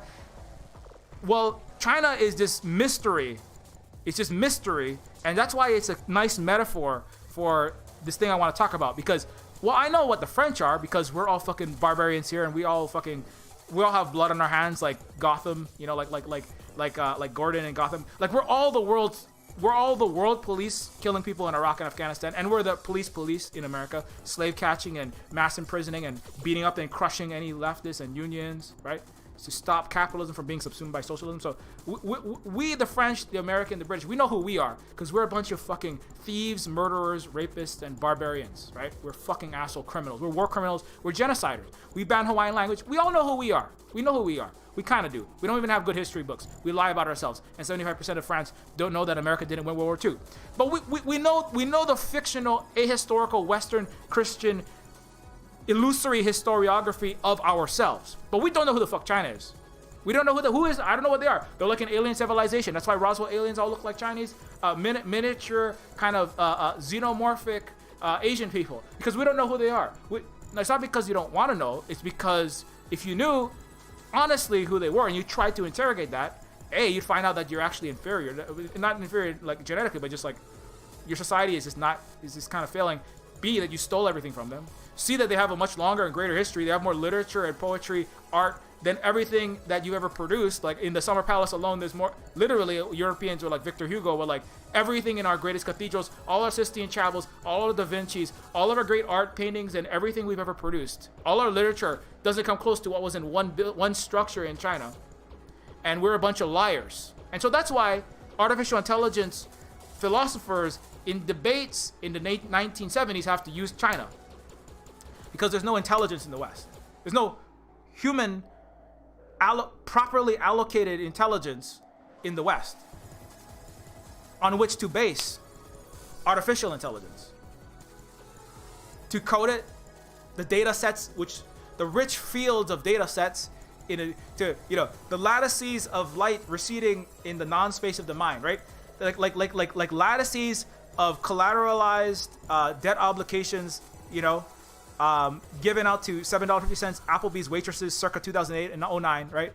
The rich fields of dead people with social security numbers that were given loans in California and then repackaged into a collateralized debt obligation at the California Regional Bank, and then Steve Mnuchin and all of his friends at Goldman Sachs, who are also the treasury secretaries for every president, by the way, the fucking vampire squid of Goldman Sachs. The rich fields of data that were harvested up through the tentacles of the Western world, up into the non-space of Lloyd Blankfein's mind, who said, King Warren of Neofeud, the multi-planetary conglomerate, multi-quadrillionaire, says, we are doing God's work, right? It's all sucked up into the non-space of the Wall Street high-frequency trading mind, right? The artificial intelligence, right? That's all these mega quadrillion exahertz and yottahertz of data, right? All of this garbage, right? Like the dead people that don't need a fucking house in California that are sold fictional mortgages, the Photoshop teal, pink, purple, and cyan rotting husk that used to be a house somewhere in Michigan that's being repackaged as a $250, a $600, $800, and $900,000 prime property. That's data, but that's not true data. That's fictional data. That's a rotting husk with asbestos that's been condemned 2 years ago and has 5 millennials. One of them died from no insulin, working full-time as a Coca-Cola shiller. The other one, 2 of them became Nazis and fucking died, got themselves shot, somewhere. Not in the United States, because America loves its Nazis. He went off into a war and got himself shot in Iraq trying to kill San N-words. And the other 3 just fucking left that house. And now it's a rotten house somewhere in Michigan. And but some fucking, all the Gold Star kids and the art school dropouts are photoshopping for $10 an hour fucking 25 houses from that one house to auction that off as as fucking $10 million worth of Michigonian house that doesn't fucking exist. In a chimera that's being repackaged in New York City or in Wall Street or in the fucking LSX in the city of London as a collateralized debt obligation, a credit default swap that's being dumped into your firefighter, your nurse, and your Build Back Better bridges, 5G, electric, telecommunications, and hospital infrastructure, right? That's what I was going to do, was destroy America's infrastructure for money. And also destroy Africa. Foment color revolution in Libya by jacking the price of food up to making economy scream. That's what I was gonna do for a living. That's why I'm telling you it now, because fuck, that's disgusting. But that's what America does. They don't do anything useful. So that pays you enough to like live, maybe. So but that's all data, right? That is data. That's gigabytes upon exabytes upon terabytes upon petabytes upon yottabytes, right?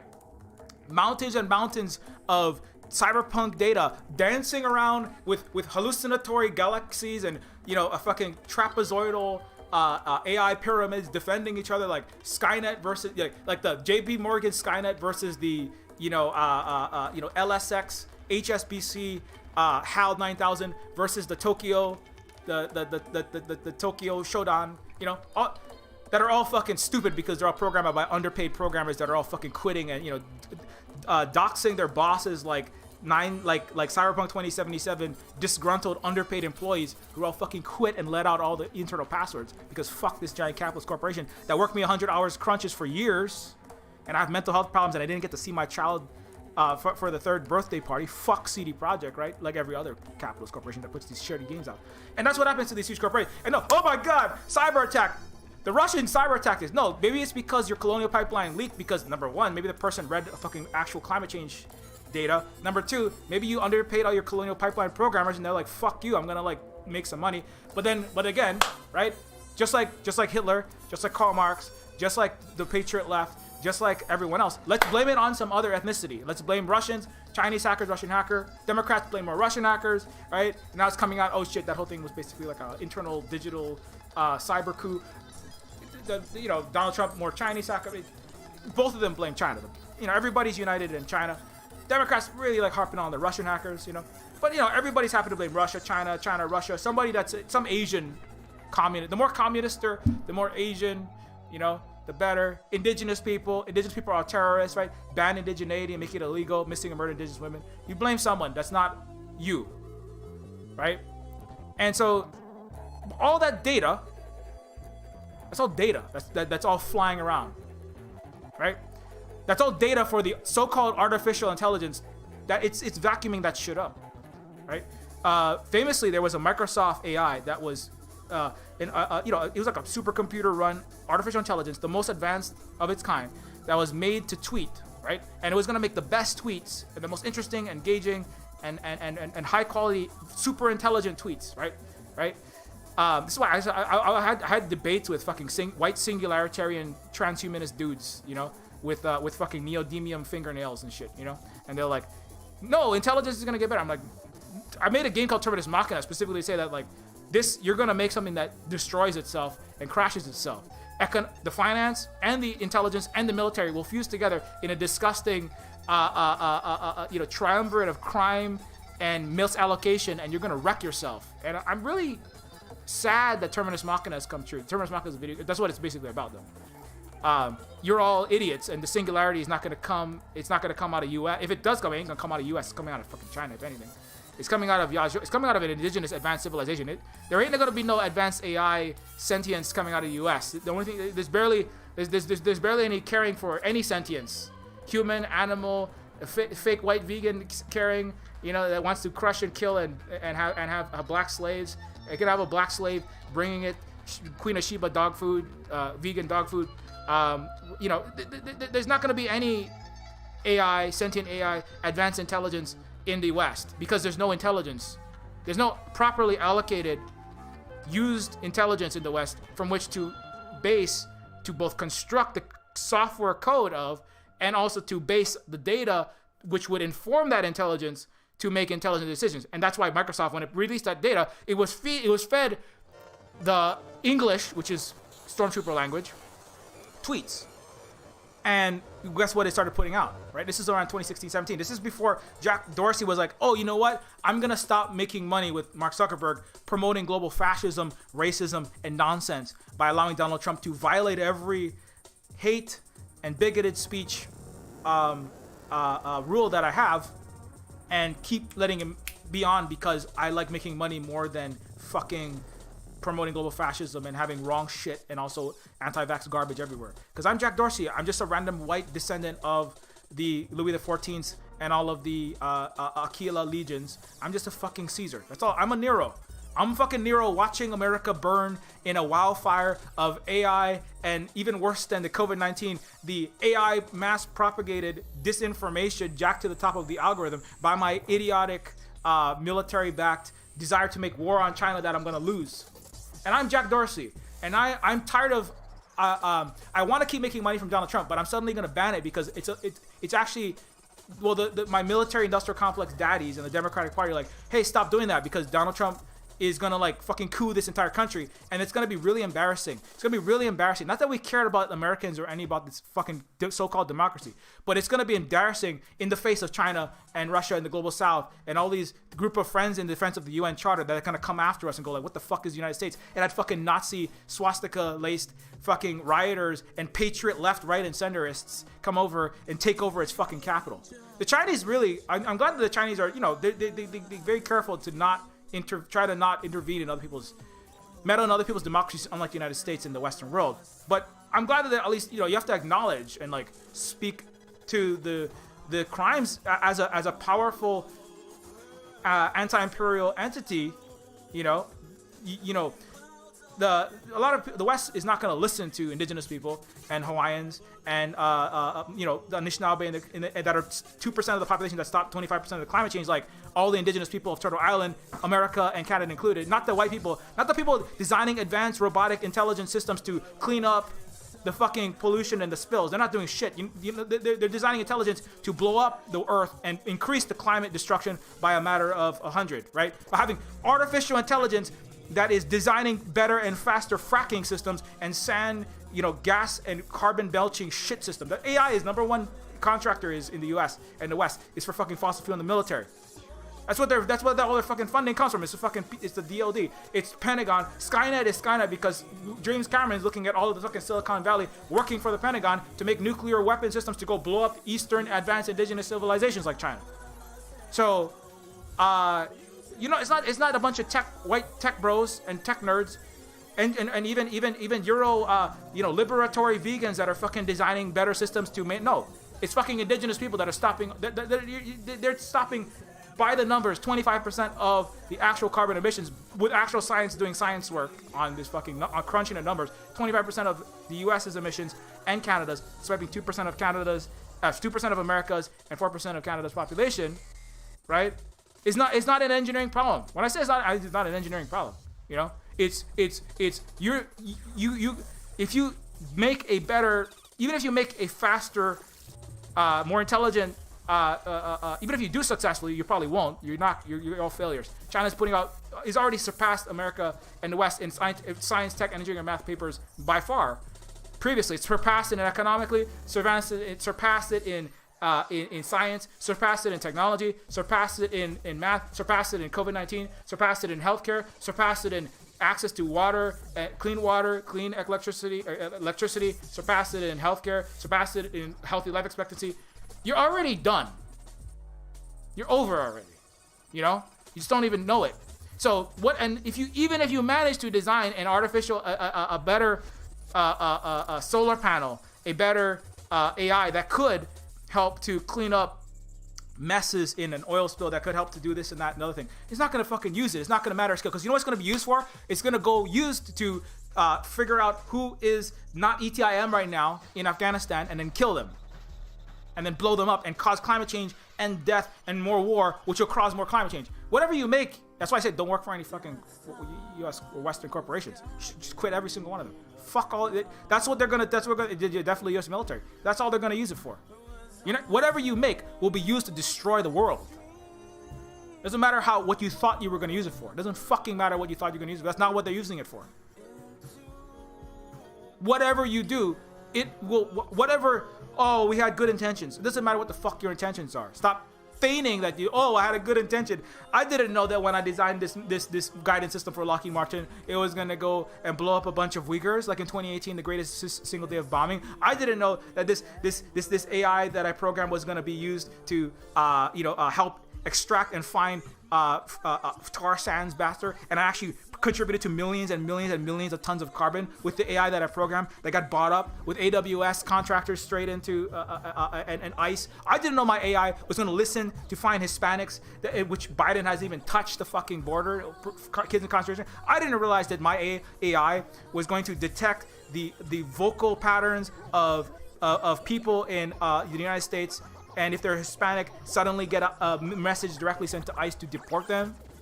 I didn't know that I was gonna put kids in cages with my programming. I didn't know. Well, I mean, yeah, there's no education system, so you wouldn't know how your fucking country works because nobody's gonna tell you that.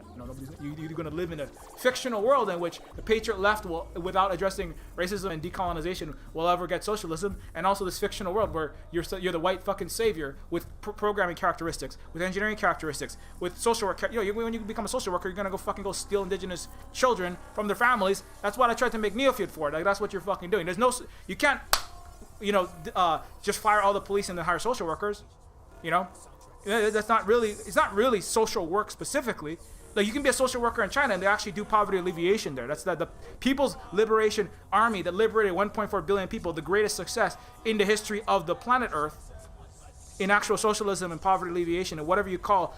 Even just by Christian metrics, like helping people and loving thy neighbor, China providing material conditions by Marxists. By any rubric, they are the greatest success, right? That's poverty alleviation. That's social work. That's what I tried to do in the ghettos of Kalihi, Palama, and Honolulu, Hawaii. That's what I tried to do. But I can't do that because why? But I can't really do that at scale because why? Because the entire structure of the United States, and by extension, the legal fiction that is the state of Hawaii under racialized capitalism and the military-industrial complex, and the prison-industrial complex as well, and the genocide of Native Hawaiians, my language and my people included. I'm a rogue social worker is what I had to be. I'm a rogue poverty alleviator is what I had to be. Like Richard Wolff is a rogue academic, right? Michael Hudson is a rogue economist because Voltaire was a rogue thinker because the entire it's really not look at how great that was and let's put him up on a pedestal of how great we are. That's just it. It's like Jesus Christ was a rogue colonized person. He's like, you're a fucking entire empire and your Western ways are why are you killing, crushing, forcing your language, culture, and stealing the wealth and colonizing people? Romans, right? Jesus was like, this is fucked up, and then they put him on a cross, and then they put look at how good the Romans are. Let's put a symbol of Christ on our fucking shield. Look at how smart Richard is. Richard is the guiding no, Richard is saying your whole fucking American system is broken, right? He keeps trying to say that, Richard Wolff. He's like, America, the denial is so deep. And I'm sure that's what Voltaire was like, the European, the French, you can't see that you're like, you talk about freedom of thought, but you're like literally exterminating the Huguenots. You're like crushing people that are just trying to practice a slightly different religion. You have hereditary aristocracy, but you're in such deep denial of this, and you're looking at China, and you don't want to see it, right? Just like the AI community that works for the Pentagon, all of academia that works for the fucking military, they don't want to see China. It's a black box. You're in the deep denial. You're in this deep denial, and listening to an echo chamber of denialists and misinformers going, oh yeah, no, you're right. China's all CCP and they're all stealing our stuff. Oh yeah, totally. Oh no, Baron Montesquieu, you are absolutely correct. You are absolutely correct. For every Voltaire, there's 999 non-Voltaires. Baron Montesquieu, your hereditary privilege as a French feudal lord, right, under this system of Catholic. Absolutely. Our Father who art in heaven, I will never, Luther was a terrorist. No, your system is the best. Please give me a better housing quartering. Can I have some French perfume maybe? I don't wash my ass or my hands and I'm dying of plague. Please, Baron Montesquieu, please help me in my situation. Thou art smart and divine, and the kingdom come on this earth. Please give me a cut of your kingdom on earth, Baron Montesquieu, Louis the 14th. Please, O great Sun King, O radiant, most divine, most genius, with the best Dogecoin, with the best ideas. O ye who are paid in direct proportion to the difficulty of your problems that you solve. O great Techno King, Roman, Holy French, Roman Catholic King, Sun King, please give me a cut of your divine empire, your divine kingdom. For on earth as it is in heaven, right? The divine mandate from which you spring. Thou art so great. Please give me a cut as a Wall Street trader for you. I will manage your wealth. That's what it is. The lords and the ladies are the wealth managers and the programmers in the quants in DC and in Wall Street and in Greenwich, Connecticut. Great. Oh, great Bill Gates.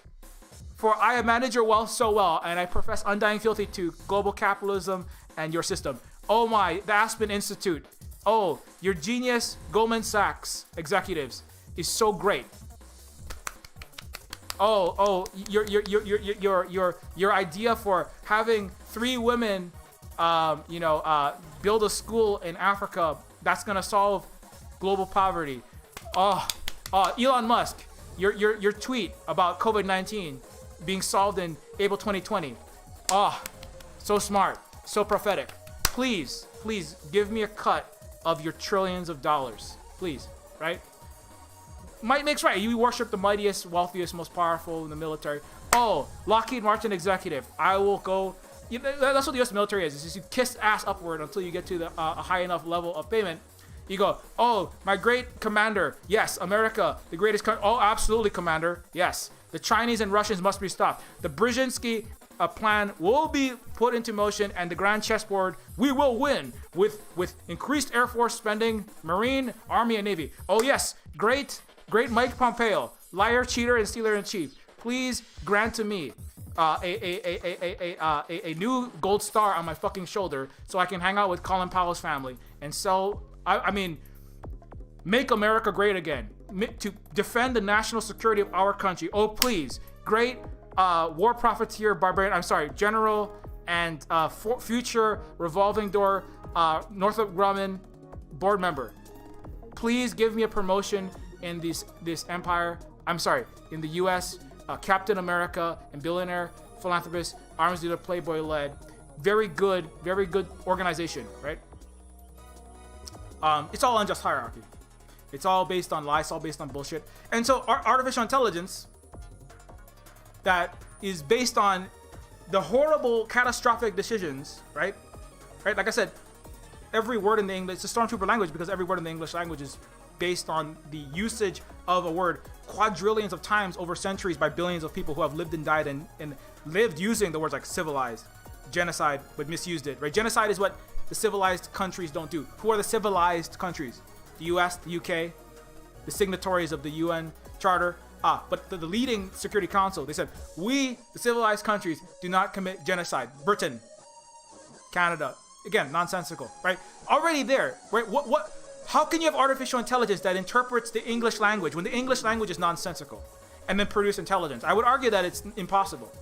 All it can produce is rehashings and pattern recognition of stupidity. So you're gonna have artificial stupidity. If America even gets a quadrillion times faster than the current supercomputer, it wouldn't even come close to touching the Chinese. You still be another billion times behind the Chinese supercomputer, at least. Even if you had a super fast Facebook Meta cloud computing solution, it would only magnify by a quadrillion times the stupidity of the so-called artificial intelligence, the artificial stupidity of this system, because it would be still drawing from a broken data set that I've just elucidated, right? It would still be drawing from it would be a quadrillion times more racister and more sexister and not fixed, because nobody cares to fucking fix that. Nobody cares to fucking fix that. Just like nobody cares to come clean on fucking the Uyghur genocide in academia. They just want to get another fucking funding for the next AI little pet project so they can build Motoko Kusanagi analogs and have have a little pet robot eyeball dog that they design that can roll over, fetch, and sing them the fucking Pokemon theme. Pokemon Blue, Pokemon Yellow. I don't what the fuck ever that tech nerd. That's what Bill Gates did. He just gave a bunch of fucking millennials a bunch of catnip. Here, have some nerd catnip and keep working as a Microsoft for me in my Neofeudal Microsoft kingdom. Here, and as on the earth of Seattle, so it is in the heaven of the singularity that we will all be nerd raptured into. If you continue, if you build me my Microsoft empire, it will come. If you build me the executive of this Death Star satellite, my worm that rhymes with bugle. I should probably not have said their name. You keep giving me, work for $3 an hour and do crunch at this giant tech company because you love me so much, right? Work for barely enough to afford your fucking rent in San Francisco. That's $1.7 million average house prices. And keep building that empire for me as you die fucking starving in wildfire, dying from COVID-19 in your streets. And it will come. It will come to you because you're a temporarily embarrassed millionaire, right? Right, employee? Right, employee that hasn't quit? Why haven't you quit the surveillance capitalist big tech company? Why haven't you quit yet? Because you're diseducated by the system and it's telling you that you're a temporary embarrassed millionaire. And if you keep working for one of these fucking kings, you're going to get there someday, and you didn't play Neofeud and listen closely enough. No. There's a lot of reasons why. Maybe you're locked in and you got a mortgage and you're like, fuck, my kid has my kid has a Crohn's. I've got a diabetes.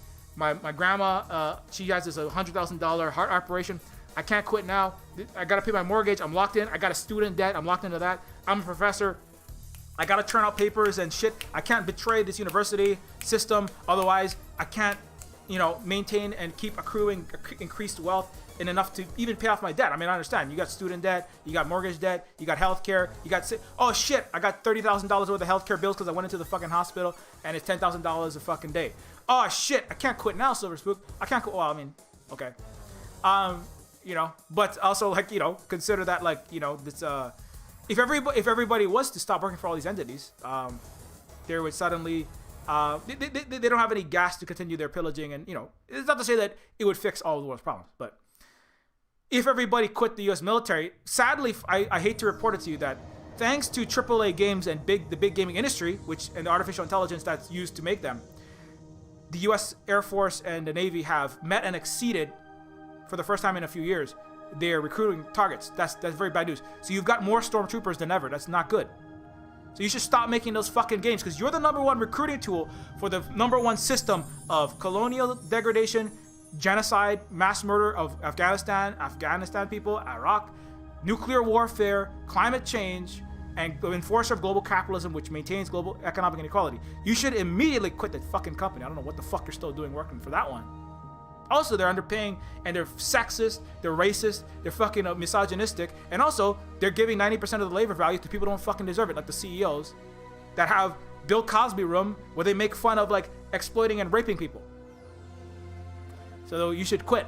And, many people are resigning, though. The good news is many people are resigning and not making artificial stupidity.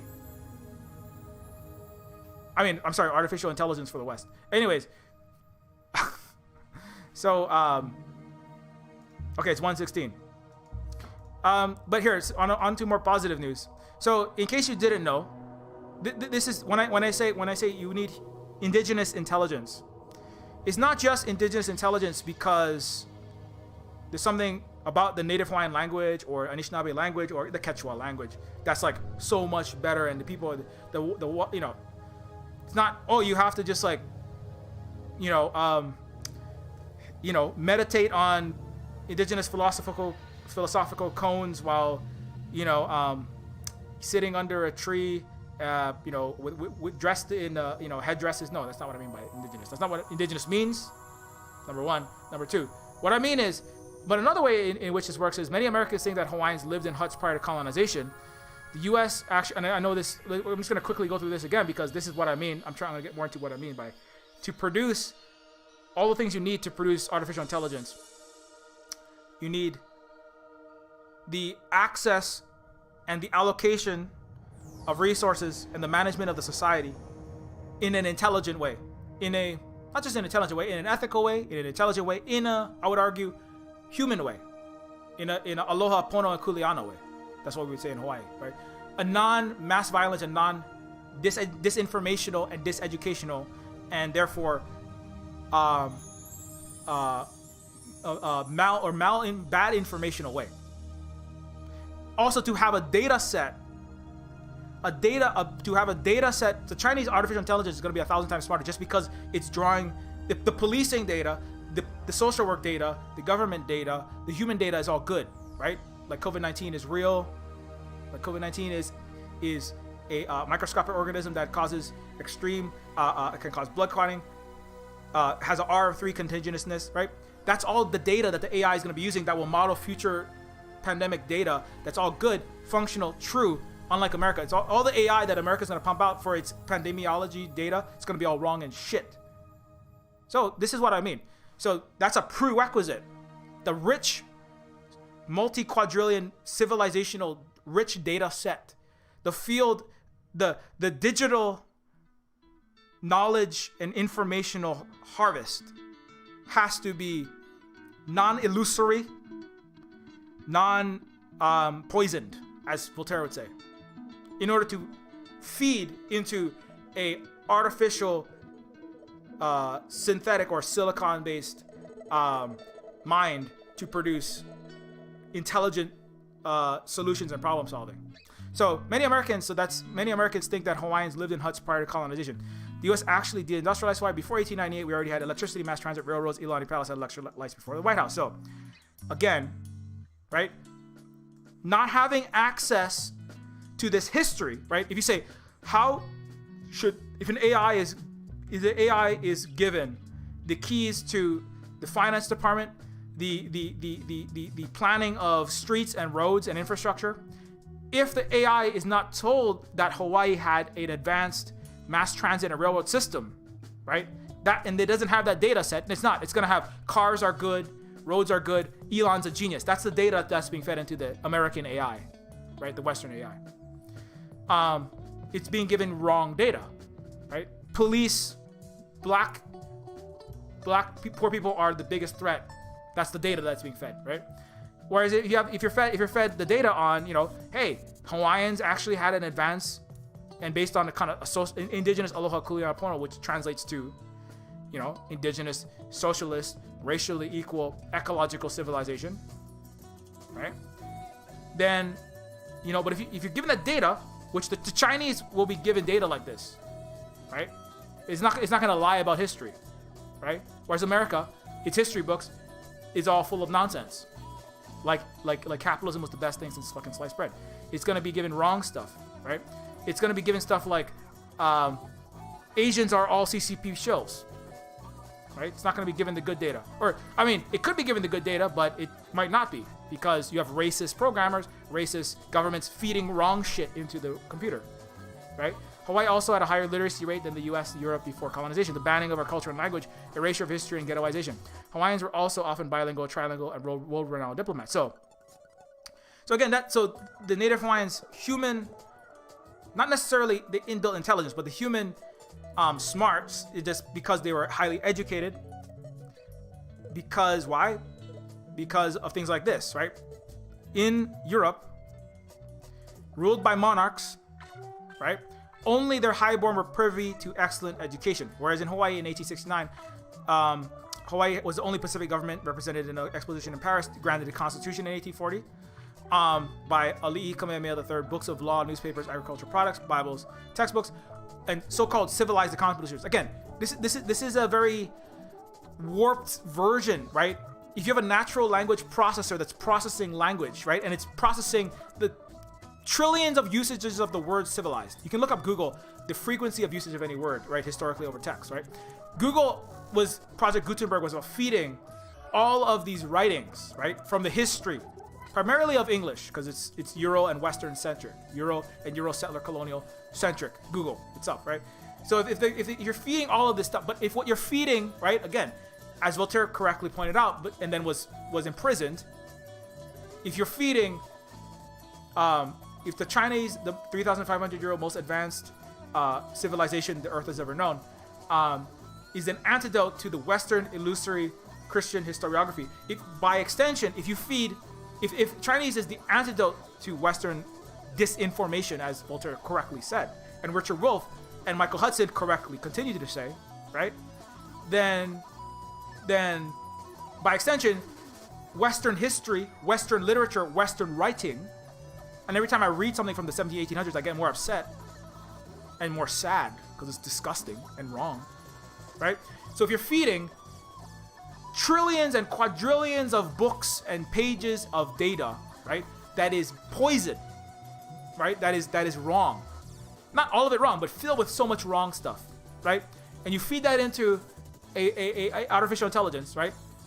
What are you actually producing? You're producing an AI that is fed, like it's a giant brain that is fed on poison that is like an American, like a European, right? Fed that is miseducated, that is fed full of garbage, wrong stuff. It's gonna produce wrong solutions. It's gonna produce, I don't know, genocidal, colonial ideas, because you're feeding it shit like the things that like the concept that being civilized means being Christian. That's what you're feeding it. You're feeding it stuff like that indigenous people were savage, backward people. If you look at a lot of the stuff that was written over history, even, doesn't matter if it's in philosophy, if it's in medical science, all this stuff bleeds into everything else. I was reading economics, and I'm finding all this. That's part of why I'm bringing up Karl Marx's stuff, because I'm trying to like go back and actually read what a lot of stuff that he wrote, and like, holy shit, this is like fucking racist as shit, and also wrong stuff, just like wrong stuff. Also, internally contradictory stuff. Like John Swinton's, like the labor organizer, I'm like, this is a leftist? You're gonna feed that in, right? You're feeding all of this quadrillions of lines of data and ideas, right? That are layering and just bombarding this, this massive 25 football field size supercomputer intelligence. But you're filling what could be super intelligence with super stupidity, super malice, super disinformation, super colonialism, and super racism. So you're gonna have a super wrong. You're gonna have a computational cacostocracy, right? If technocratic artificial intelligence will be submitted to governments for decisions of what war to go to, how are we gonna execute politically, what to do about climate change, what to do about inequality, poverty, etc. If we're gonna have governments that are run with and stupefied, because as Jaron Lanier also correctly pointed out, Voltairing Silicon Valley and going like, hey, artificial intelligence, you can't actually tell when you're making artificial intelligence, because you can't tell whether you in fact are whether the synthetic silicon based computational system is becoming smarter, or whether you're dumbing yourself down because you want to seem successful at making artificial intelligence, right? You can't tell the difference. It's not something that is easily or accurately quantifiable, and you have people that have a deep motivation to want to appear successful so they can get more military and Wall Street funding, like the people that said, oh, it's not racist anymore, right? So you're gonna keep anyway. So you feed that crap in, and you're gonna get anyway. So I'm taking this story and kind of applying it to others. So, but in Hawaii, the island was ahead in literacy, and the enlightened countries of Europe are behind it. The reason why Hawaii was ahead in literacy, why is that again? The reason why Hawaii was again in literacy ahead is because Hawaii was practicing, again, mutual respect for people. If you respect other people and you're dealing in what is called socialism, right? In indigenous, deep human values, right? Peaceful, like win-win cooperation. And with peaceful mutual aid base, as opposed to mutual violence, warring, competition, arms racing, Euro, just what dominated Europe, not because there's something wrong with the people, but this is what dominated in the culture, right? Then you're gonna in the same way that you wall in with colonnades, barricades, and catapults in a stone castle with a moat and a drawbridge. You wall in yourself to stop stealing, the pillaging and the ransacking, the plundering of other violent peoples, right? That's what Europe is full of, these castles. Literally how they won in China, in parts in Taiwan. The Dutch was building Italian-invented castles that were built to stop sieges, right? So you wall yourself in, but similarly, the walled gardens, the intellectual property built on historical Euro-barbarism, the concept of property under feudalism transferring into capitalism. Feudalism's still here, but capitalism dominates now, or neo-feudal capitalism. The concept of property, my stuff, my land, with my serfs that come with the land, right? My Vanderbilt or Carnegie property, my Gilded Age robber baron steal land on which my factory is built, that I make vast profits on to build a throne, a neo-feudal throne of shadow feudalism with stacked $100 bills instead of blood dynasty, crown jewels, and the British monarchy, right? it's still my property, and this is my line. If you cross my line, I'm gonna have mass violence doers. They're called the police of the United States. That will come and beat you up, kill you, put you in prison. So that concept of there's a continuation of this of an antagonistic, inherently confrontational, inherently violence-based, and maintenance of property. And then intellectual property is that Western capitalist, barbaric, and shadow feudalist concept of property applied to the intellectual space and the knowledge and the data world, right? And so this is part of the problem. And to come back to this article, right? According to NSCAI's research, government technologists regularly are denied access to software engineering tools and capabilities like vetted open source support, software libraries, curated datasets, and infrastructures for large-scale collaboration. Federal digital workforce must gain enterprise.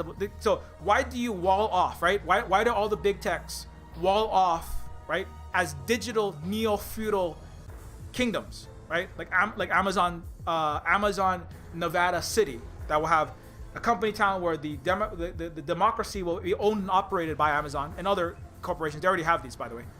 They had the company towns existed, and they are existing again. A lot of cities are basically they're all Google or Amazon town anyway. Bill Gates like runs the infrastructure for like entire the educational and other infrastructure for entire zip codes. Not all of it, but maintains and operates, and the entire United States is built and operated for and by billionaires and the giant mega corporations that are themselves walled, shadow feudal, neo-feudal castles of a sort. And so, this prevents the artificial intelligence, right? The disinformation and shuttering off of valuable, what Wall Street calls it, actionable information. Like COVID-19 is going to blow up and it's going to be worse than the Spanish flu very soon. And then you say, okay, well, I'm going to sell all of my hotel, and I'm going to sell all of my my hotel and my airline stock and buy Amazon and Zoom, right? You gotta hoard that, because if everybody knows that at the same time, you're gonna get in too late, and then it's gonna be priced in, and you're not gonna make the millions or billions of dollars like the U.S. senators, right? So-called Democratic operators. All they do is just insider trade and make money with insider tips, sucking off the aristocracy. Like, oh please, divine God. They literally like basically verbally fillet Jamie Dimon every time he comes into the fucking House of so-called Congress, the war criminal.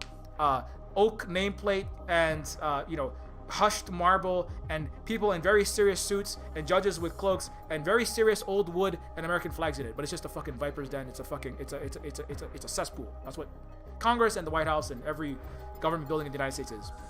And then all they do is they insider trade on, give me some tips.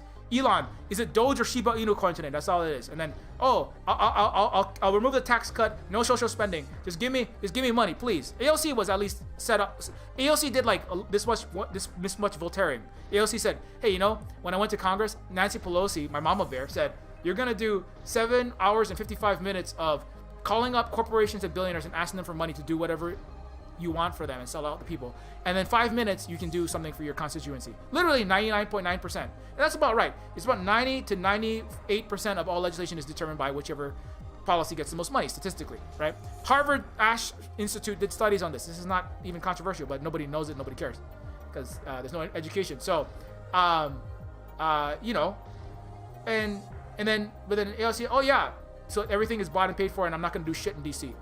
Let me have a career in DC for the next 4 years. So, and that's why the squad is not going to do anything, and you're all going to suffer. But that's the desire to the getting information, and by extension, education to the masses of people outside of your feudal, shadow feudal, your 1.5 acres, right? Your corporation, right? Your senator's private portfolio investments in Wall Street, getting information out from beyond yourself and the people that you personally like, right? Elon and his son, the one that he likes, right? Elon and Grimes, that's the castle. Everyone outside, fuck you all, right? Definitely fuck Jeff, definitely fuck Bill, fuck Bloomberg, fuck all my competitors, fuck the entire US, fuck the planet, I'm going to Mars, right? Your castle, that's it, right? Sometimes a castle is just one person, usually it's just one person. Fuck my son, unless my son is a trophy son and gets into Harvard, right? Nobody is loved in capitalism either. It's very important, especially WASPs. Everyone is just a future self-aggrandizement tool. Trophy wife, You can make $10,000 a night having sex with your rich billionaire husband. Richard Wolf's I think Richard Wolf's wife actually literally does therapy for people like that, and it's pretty fucked up. Because when you're paid every night, literally you're married, but you're paying. If you do good sex one night, if you get your kid into the $60,000 a year, equivalent of the Punahou school, the equivalent of Harvard of high school in New York, right? You're paid like $10,000. It's all transactional. Even husband wife, wife. You should husband wife, rich white guy, trophy wife, Asian wife, right? You're paid per night like a prostitute because it's all transactional. Because the castle is a castle of one. It's just me. It's just a billionaire. It's just the CEO of this private equity firm or fucking Wall Street executive or fucking, it's me and my little fucking network. It's me and the G7 and the attendees that I like today. Maybe Tony Blair, It's me and Bush and Tony Blair. That's it. Fuck all y'all's, Me and my daddy and Tony Blair. That's my castle. All y'all, I'm not giving you any information. I'm Mike Pompeo. I lie, cheat, and steal for a living. I lie to all my friends. So everything is misinformational and miseducational, right?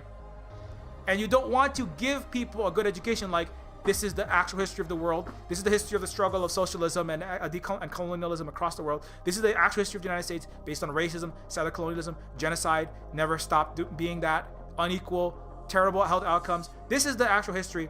This is the America. 40 times more malnutrition deaths than Vietnam, right? 1,000 times more per capita homelessness, right? Worse healthy life expectancy than China. Shorter life expectancy than Cuba. This is America. Nobody gonna teach you that. Not defectors.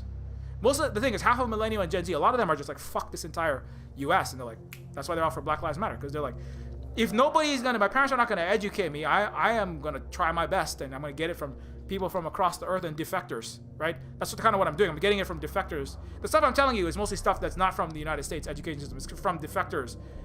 It's the people that have voltared and gone into exile from the United States. They're coming from prison and shit, like Chelsea Manning, like the collateral fucking damage, collateral genocide, right? Collateral war crimes. All the information that we have is coming out of fucking prisons. People that got put in the stocks. And when it comes to what's gonna happen tomorrow, next year, next month, that could billions and trillions of dollars of wealth is made bidding up and down, based on the stock price of Bitcoin, NFTs, right?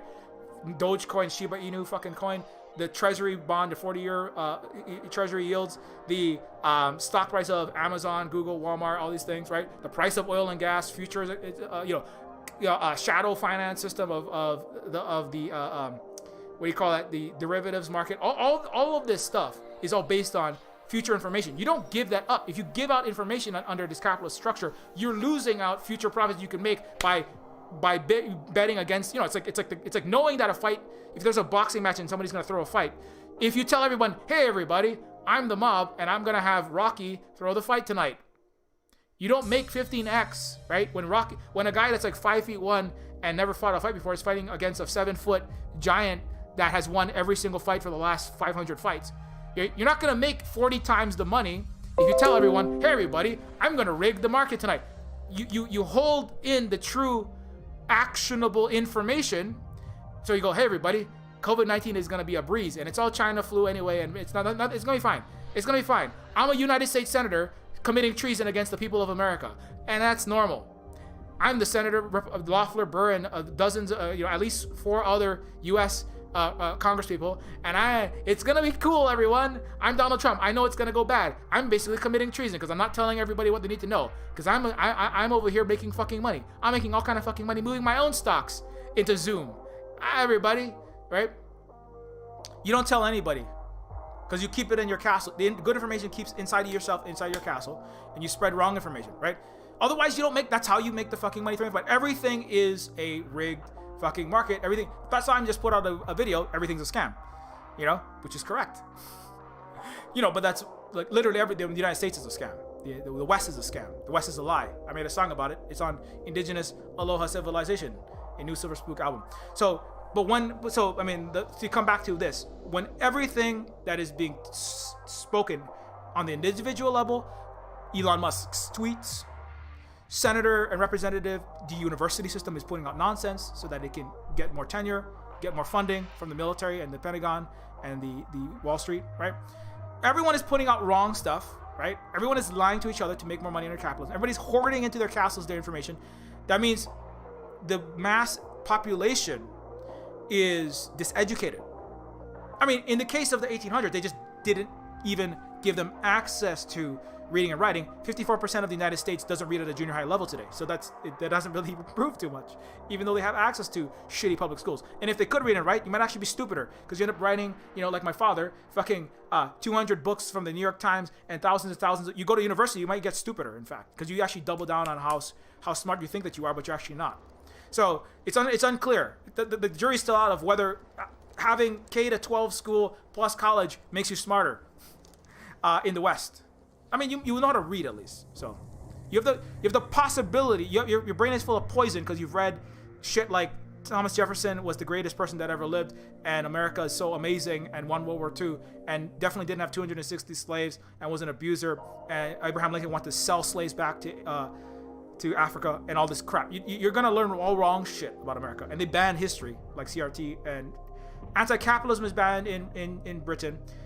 Making white people uncomfortable is literally banned. You can actually go to jail for making white children uncomfortable in classes. It's basically what it says. And teachers are being accused of this already. In Texas is leading on this. So, but either way, whether it's any education or it's bad education, it's not educating the masses of the people. But this is why Hawaii succeeded. This is not all right. This is a major component of how Hawaii succeeded, was by producing true history, true economics, true history, and disseminating to the masses. The 90+% is like over 90% literacy rate, disseminating true education and true history and true information to the masses, as opposed to hoarding the true information like the CIA, right? There's no Uyghur genocide. Putting out, Uyghur genocide, right? COVID-19 is going to destroy the world, right? Oh, it's a Wuhan flu, or it's not going to happen at all, right? So, that's such a critical difference between China, Vietnam, Cuba, all the actual socialist places that are they're all the ones on the shit list. North Korea, Cuba and North Korea had celebrated a very important meeting between the leaders of Cuba and North Korea, that we are the best of friends, that we work together to this day. You don't know shit. I didn't know shit about North Korea till like last year. So again, I'm not saying that you're just dumb and bad because you're white, and I don't want to win. I'm not here to win anything. To be very clear, I was wrong about all this stuff. I'm half Stormtrooper. I was like 75% Stormtrooper, like 10, 15 years ago, 20 years ago. I'm here to bring the good news from the other side. It's called the other side. It's called the other 7 billion people of Earth that are not white, first world, diseducated, stormtrooping, self-annihilators. So when you're getting the true history, economics, and good information to all the people, COVID-19 is real. China, this is a very difference. All the Chinese people from day one, as soon as they knew it, or very, very close to as soon as they knew it, the Chinese people knew COVID-19 is real. We got to act quickly. We got to act now. We got to quarantine. We got to contact testing and trace. We have to build like hospitals the size of Johns Hopkins in like a week, because we got to do it so we can save people's lives. Everyone knows that. Everyone listens to each other. The people and the government, unlike, they're not brainwashing CP shields for a tyrant. That's America projecting its own shit ass, and the West projecting its own horrible, broken, capitalist, racist, disinformational methods of governing on China. But the people and the government, the people want to do the right thing. The people are educated. The government is made of scientists and engineers and some of the smartest of the people, not hereditary aristocrats like fucking Elon and fucking Trump and fucking Biden and clowns like this, right? So the people are educated and smart. Their leaders are filtered through a system that weeds out people that are not here to help the masses of people and are competent and mandarins or kahuna in their fields. Most of the CPC is actually engineers and scientists that were very successful at alleviating poverty, reducing environmental catastrophes, etc. And together they work in true information and in good actual information, not, COVID-19 is a lie, right? Vaccines, maybe they're good, maybe they're bad, right? It's like, there's no anti-vax movement in Vietnam and China. There's no, I don't know if we should mask in Vietnam and China. It's like, this is what we're doing. This is the science. we all believe in science. We all studied the actual science. We're operating based on science, and that's why 740,000 Americans died. They got it under control in months, and their economy opened back up. Tourism, you can go to clubs, you can go anywhere you want, and it's totally fine. There was a little hiccup with global supply chains. There's a little COVID-19 in this few ports. The West is blowing it up because the West is having 1,000, 10,000 times more economic disruption than China is having, actually. And they're all dying, economically, physically, medically. So when you have good information in the masses, and the government is operating good information, and the government and the people are working together for collective health, wealth, and prosperity, their self, but also everybody as well, right? That's what aloha means. Is like, is a deep and wide love for all the people and the land, and working together collectively. And if people need something because they have less, you give because you can. They call it socialism, but they never implemented it in the West. So when you right, and then when everybody's operating in that way, then everybody's ready to go, put the mask on, get that shot, right? China's gonna have full vaccination before America, and despite them, like America having more access to resources to get its vaccines, it still can't even get these fucking people vaccinated. And it definitely is the number one reason stopping the world from getting fucking vaccinated, because its giant pharma billionaires need to make more billions, right? So China doesn't have that problem.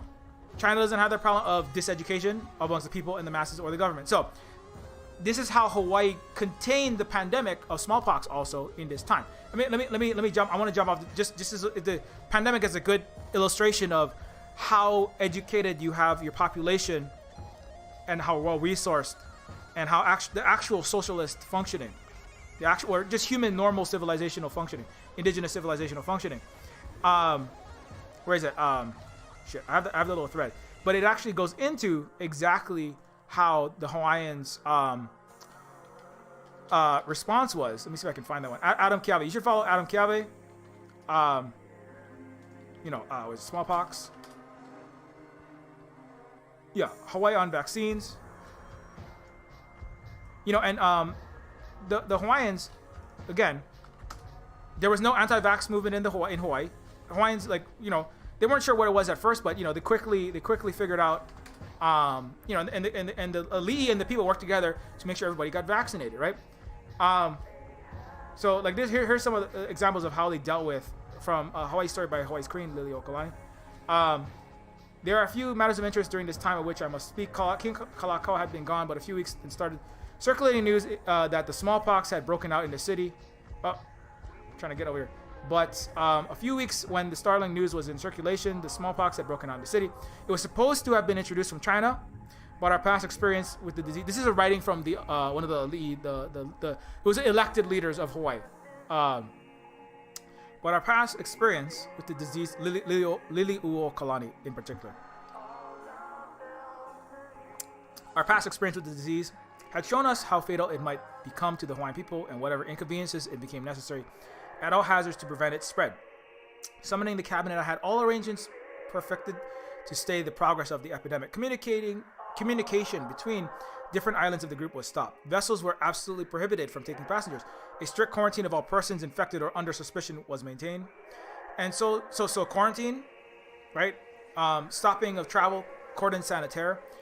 So scrupulously and energetically were these regulations enforced that when they were relaxed, the quarantine raised, it was found that no case had been reported outside of the place of its first appearance.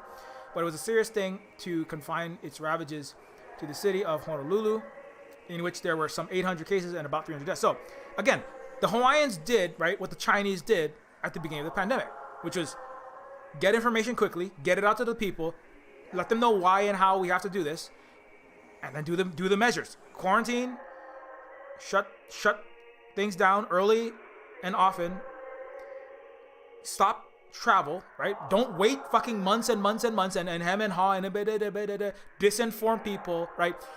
Spread Wuhan flu, blame the Chinese, right? And because later on there's another one where it talks about how the Hawaiians actually examine this, and they found that the smallpox was not brought in, the disease was not brought in by the Chinese because of their own investigations, right? Where the fuck? No, not that one. That's another one. I forget where. It's the one about the Kinta, yeah. The disease has devastated nations in ancient eras past, and it is something we cannot presume to avoid. The first time this disease, anyways, a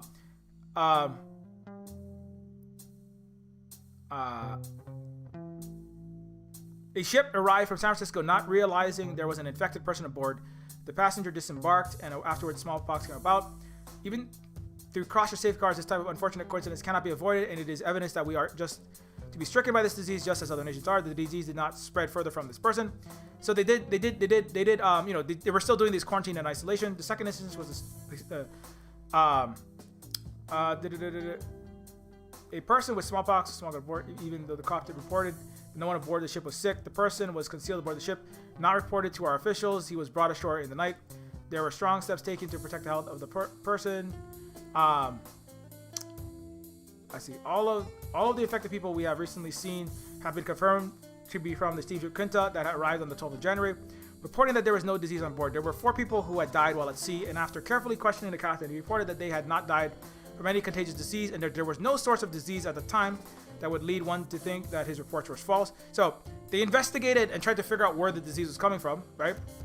Only after the ship departed, some of the people who had deserted the ship reported that the people who had died had succumbed to smallpox, and that there were 2 Chinese on King Street who had mild symptoms of the disease. So this is what I was saying, where the white sailors, the white ship, the white people on the ship, right, tried to put it off on the Chinese that they were bringing the disease, right? And then the elite of Hawaii did their own investigation and contact testing and tracing, and they discovered that there were 2 Chinese on King Street who had mild diseases, and in my understanding, the disease was not seen among the Chinese passengers of the ship outside of these 2 Chinese, and the disease spread to our nation from the crew, right? So it was a white ship that had visited China. All of you may realize the false reports of the ship's captains cannot be defended. The false reports of the white ship's captains cannot be defended against the careful guardianship of our security officials.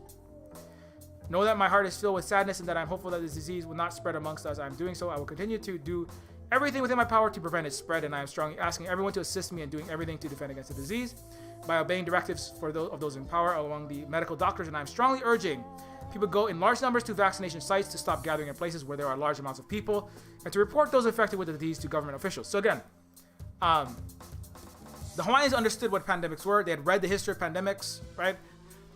They understood the science, and they respected the science. Contained multiple outbreaks of smallpox, right? And other diseases that were incredibly deadly to many populations.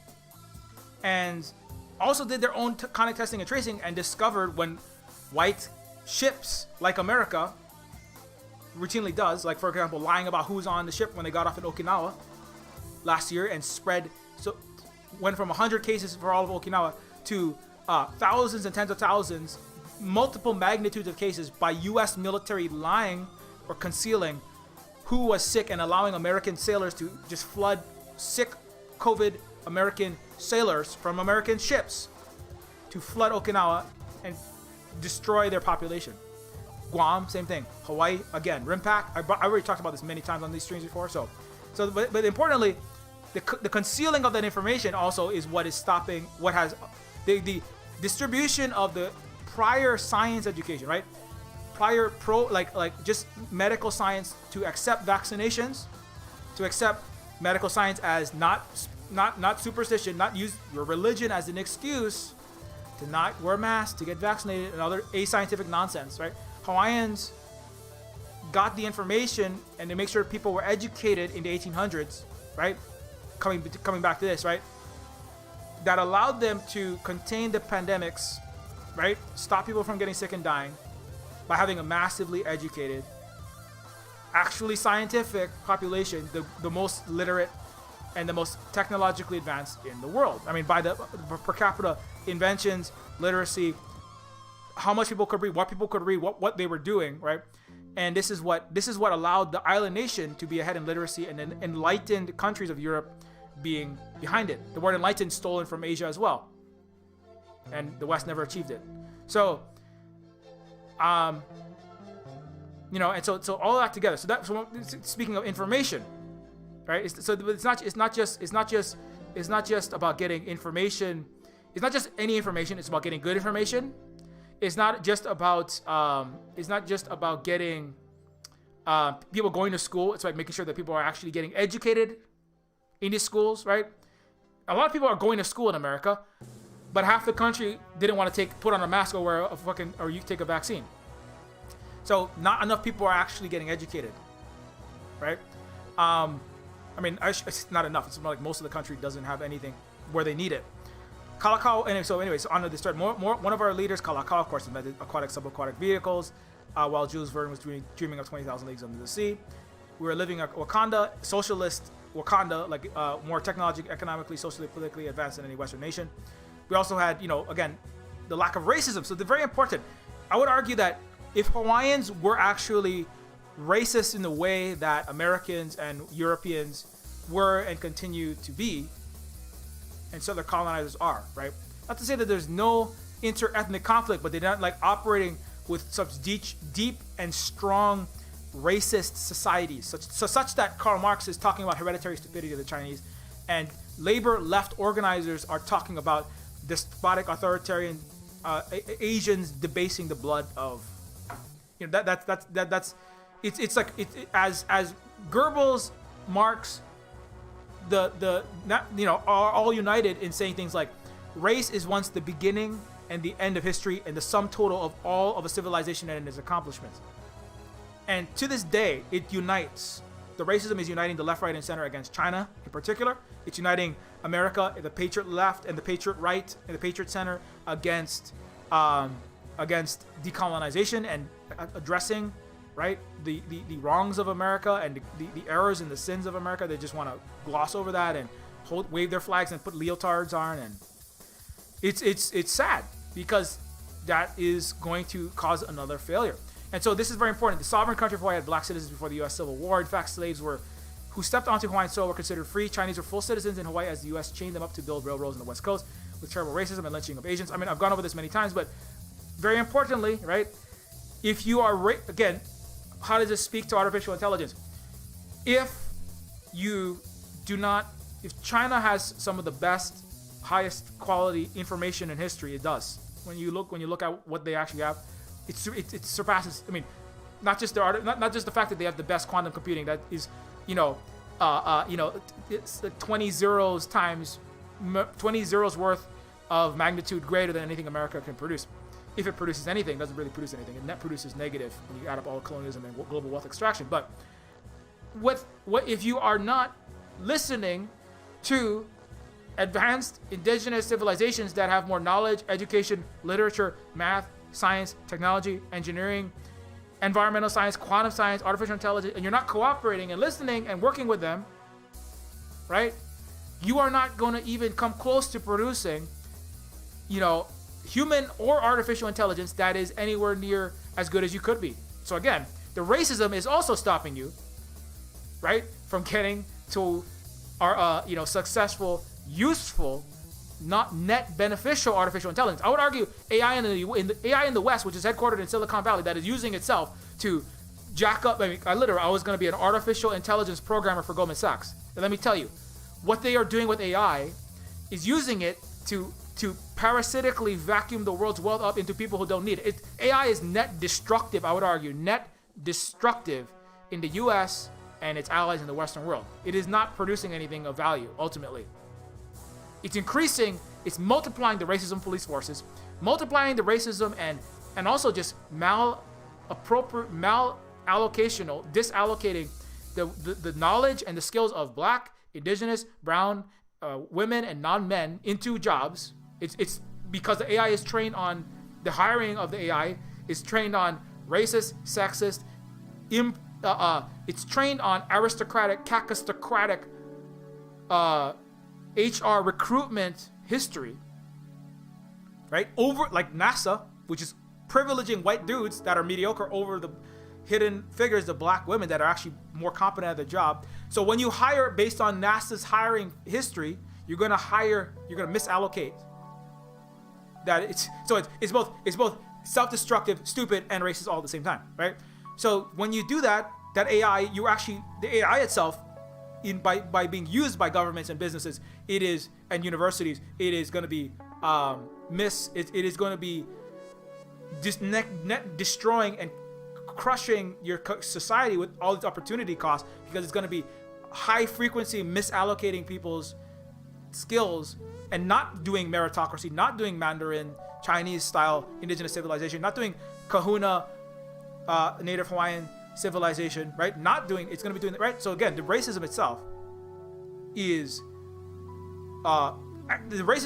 amplifying, on top of it, dividing the working class, so you can't get collective national, international solidarity across race and across gender, and then the capitalists can play that off against you, and you keep, you have America, right? Still poorer than the Vietnamese and the Chinese, with worse life expectancies, and still fucking each other over because because racism is a good way to split the working class.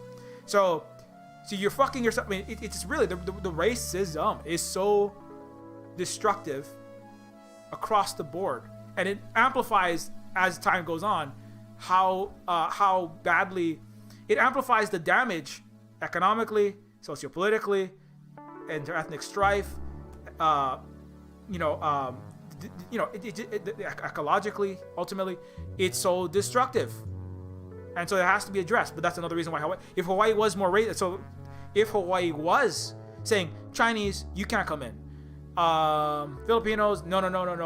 If Hawaiians are going, you have to be second-class citizens, right? Hawaii would not have succeeded at. It might not have succeeded at inventing the electric, getting electric lights for the White House. It might not have succeeded at inventing subaquatic vehicles decades before the West had submarines. It might not have succeeded at building competent, really high-quality mass transit. It might not have succeeded at all these other things because they'd be too busy, right? The racism and the capitalism are really two sides of a coin. That, without race, a lot of the actual thinkers, a lot of them are the black thinkers on America going, without racism and capitalism born together, you can't really have capitalism without the racism coming in there, because it's part of the maintenance of the capitalist structure. By extension, when you address the race, this is very important for the leftists in what calls itself the West. That won't be one soon. It'll be the indigenous federations of the world. But when you address the racism, you are also simultaneously attacking the capitalism. And when you attack the capitalism, I mean, you can, if you're not fomenting racism, like, National Socialism like the Germans. I mean, nationalized, racialized, working class, but then targeting, not doing the internal work and racializing it against Jewish capital, right? That was Germany. Like the American working class in this 1870s, saying, we working class in New York, John Swinton, the labor organizations, Emma, Goldman, all these people. These were people who were fomenting, which is correct. Yes, there's exploitation, and the solution is we have to exclude black people and lynch the Chinese and Chinese Exclusion Act and ban them all and stop Chinese from competing with us, right? Stop them from doing anything but laundry and restaurants, right? And then you're off the trajectory again.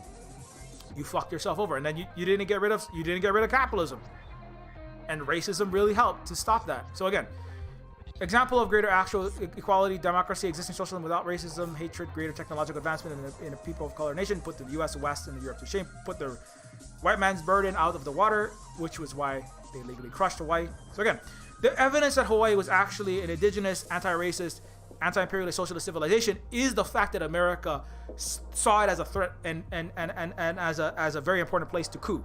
When America comes and does a coup, it's terrible, it's destructive, it's horrible, but it also says that you were doing something right, because America goes around the world to enforce global imperialism, colonialism, capitalism, racism ultimately, and profit from more. It doesn't just, if your country is a capitalist, racist, extractionary colony, and it's doing what America wants, it's not going to come and do a coup. It does a coup when it sees a threat, or if it sees that it could make a lot more money putting in charge a more capitalist, racist client state, like a friendly Colombia, a friendly, Israel, a friendly Saudi Arabia. The ones that are closest to America are the ones that are the ones that are operating in the most racist, capitalistic, colonialist sense, right? So that's part of how you can tell.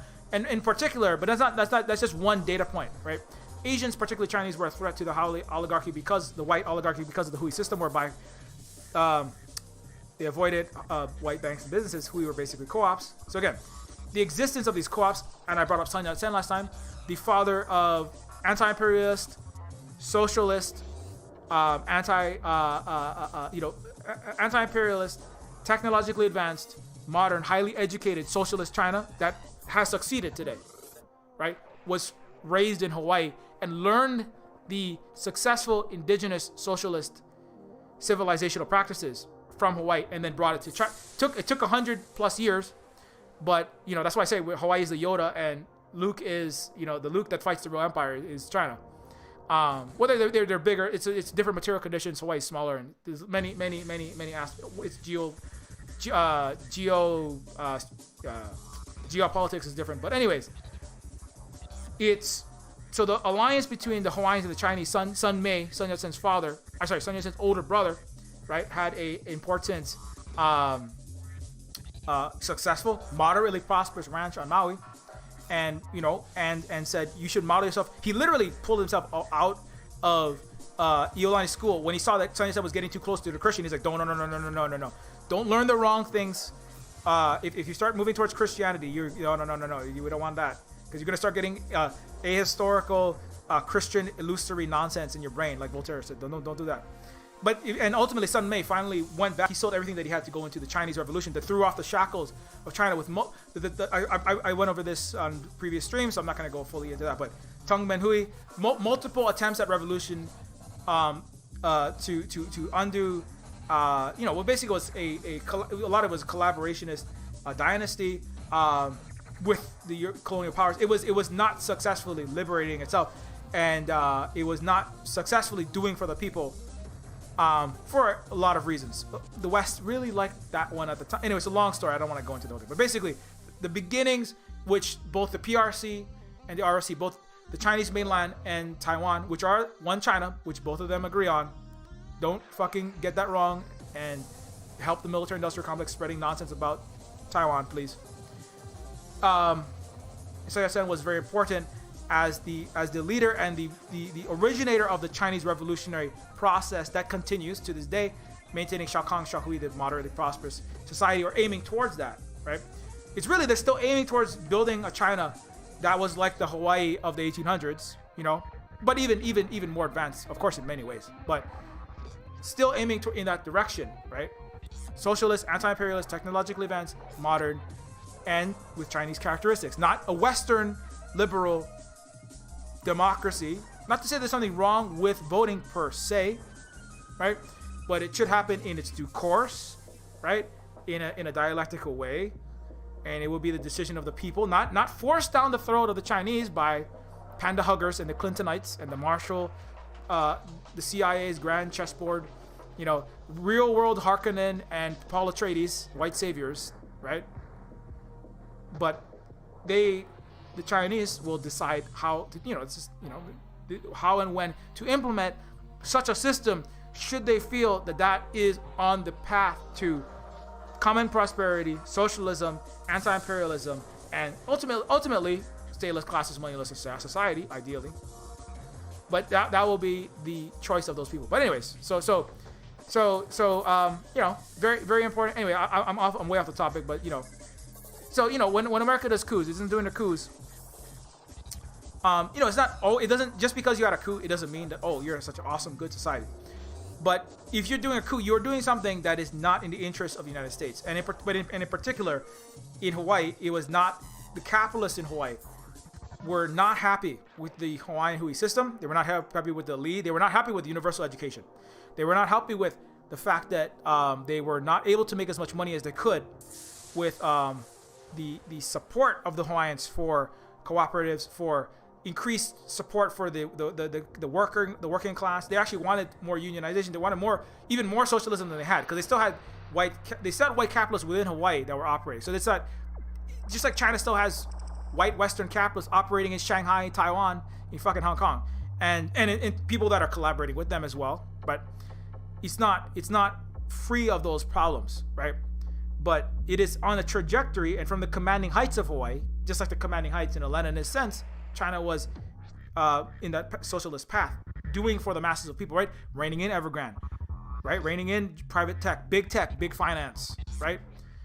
Ensuring moderate common prosperity, banning wealth worship and shaming of the poor on social media, right? Actually doing things and with teeth, actually not talking about it and then doing nothing, which is what the West does. Talking about it and then doing it.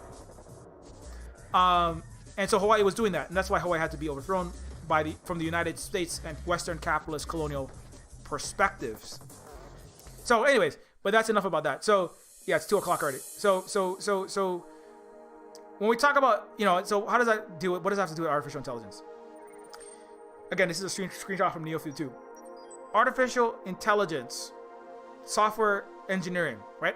Most of what I do during the day, in fact, is software engineering and programming and coding and then art and the music. But I do for here's the model I was talking about that deals with the artificial disintelligence, artificial stupidity, right? 55 trillion yottahertz speed, blazing fast, right?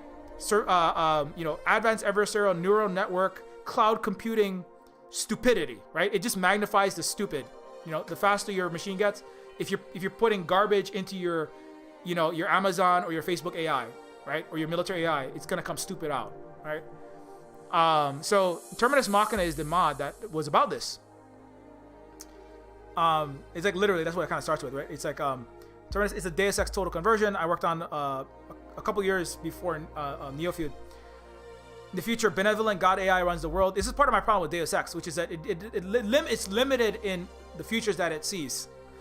Benevolent God AI runs the world. Evil League of evil asshole masterminds manage to clockwork Earth from behind the shadows. Nope. Just a lot of buggy paramilitary drones blowing up schools. Kind of like, the US, I don't know, hitting 90% wrong targets and blowing up innocent civilians with its drones and schools like Pakistan wedding parties, Afghanistan preschools, and Yemenis hospitals and children's school buses. Oh, I don't know, rice and cornfields in Gaza, so that 99% of the water is unpotable, and even with the water that they do have, they can't grow the basic crops that they need to survive, so they can keep doing settler colonial genocide for their friends in West Asia and killing all of Hakim and Loki's relatives down there. Buggy paramilitary drones blowing up schools, incompetent elite wrecking the planet with endless financial crisis. That's basically what's still happening. You're in a rolling financial crisis for the last basically decade. Nothing has been solved. When I made this game, this was like 0809 financial collapse. Mass unemployment as robots shove workers out of offices into endless breadlines, run out of bread in bankrupt states. Yep, I mean, lots of people are being displaced. People are resigning, and the AI is replacing a lot of people. But it's not really doing a better job of it because it's magnifying the stupid, and it's blowing up schools. It's blowing up your own economy. Like the flash crashes, some of the first crashes happened because AI was seeing a discrepancy in the price of wheat or rice or the housing market circa 2008-9, and the AI going whoa, and it's going like, oh, this is starting to go. Well, I better get in there. The J.P. Morgan Shodan has super intelligent AI, intelligent. I put that in quotes. With the dark pool, giant New Jersey servers with underpaid programmers down there, right? Fucking moving all the wires around and making sure that these decrepit old servers don't malfunction because of the fucking Category 6 hurricane flooding coming into the West Coast with these uber storms, right? So these dark servers of Goldman Sachs and Bancorp, etc., competing against the LSX headquartered HSBC giant AI server farms, right? Trying to go 1 trillionth of a trillionth of a millisecond of a nanosecond ahead of the other to outbid each other in their high frequency fraud, high frequency crime, high frequency global wealth siphoning scheme called the Western financial system, right? That's what the highest paid programmers, you pay to program better AI that can figure out how to fuck each other over faster on the stock market. So you have like microwave guns positioned on mountains to shave off a sliver of a fraction of a second, to jump ahead of all of your mommy and daddy's 401ks and all the municipal funds that would have money to, I don't know, build streets and roads and build back better. That's never going to happen until it's not a United States anymore. So anyways, when you have that's what the AIs are doing. That's what huge, entire countries worth of e-smog, the electrical waste, like Bitcoin and NFTs are like generating, billions and billions and billions and billions and billions, right, of tons of CO2. If you tally it all up, they're gonna be doing, where they're at, they're going and going faster and faster, right?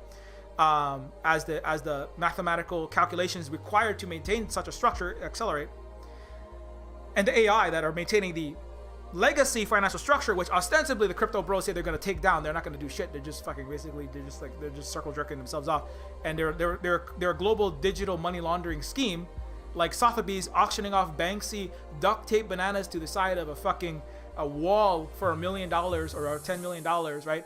Or a fucking Damien Hirst, or a Jackson Pollock taking a shit with explosive diarrhea on the side of a wall, cutting it out and selling it for $30 million in a fucking British fucking sealfish sashimi and virgin's blood Pinot sipping global aristocrat meeting called Fine Art Auctions.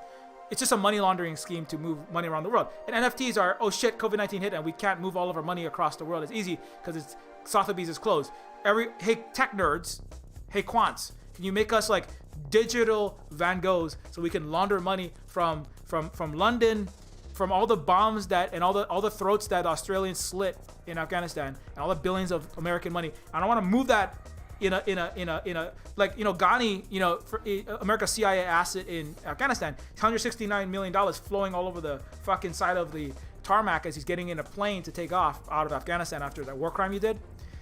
And then, it's like if you had a Van Gogh, one Van Gogh, one crown jewel, one Van Gogh, right? You could have that in one briefcase. You don't have to embarrass yourself.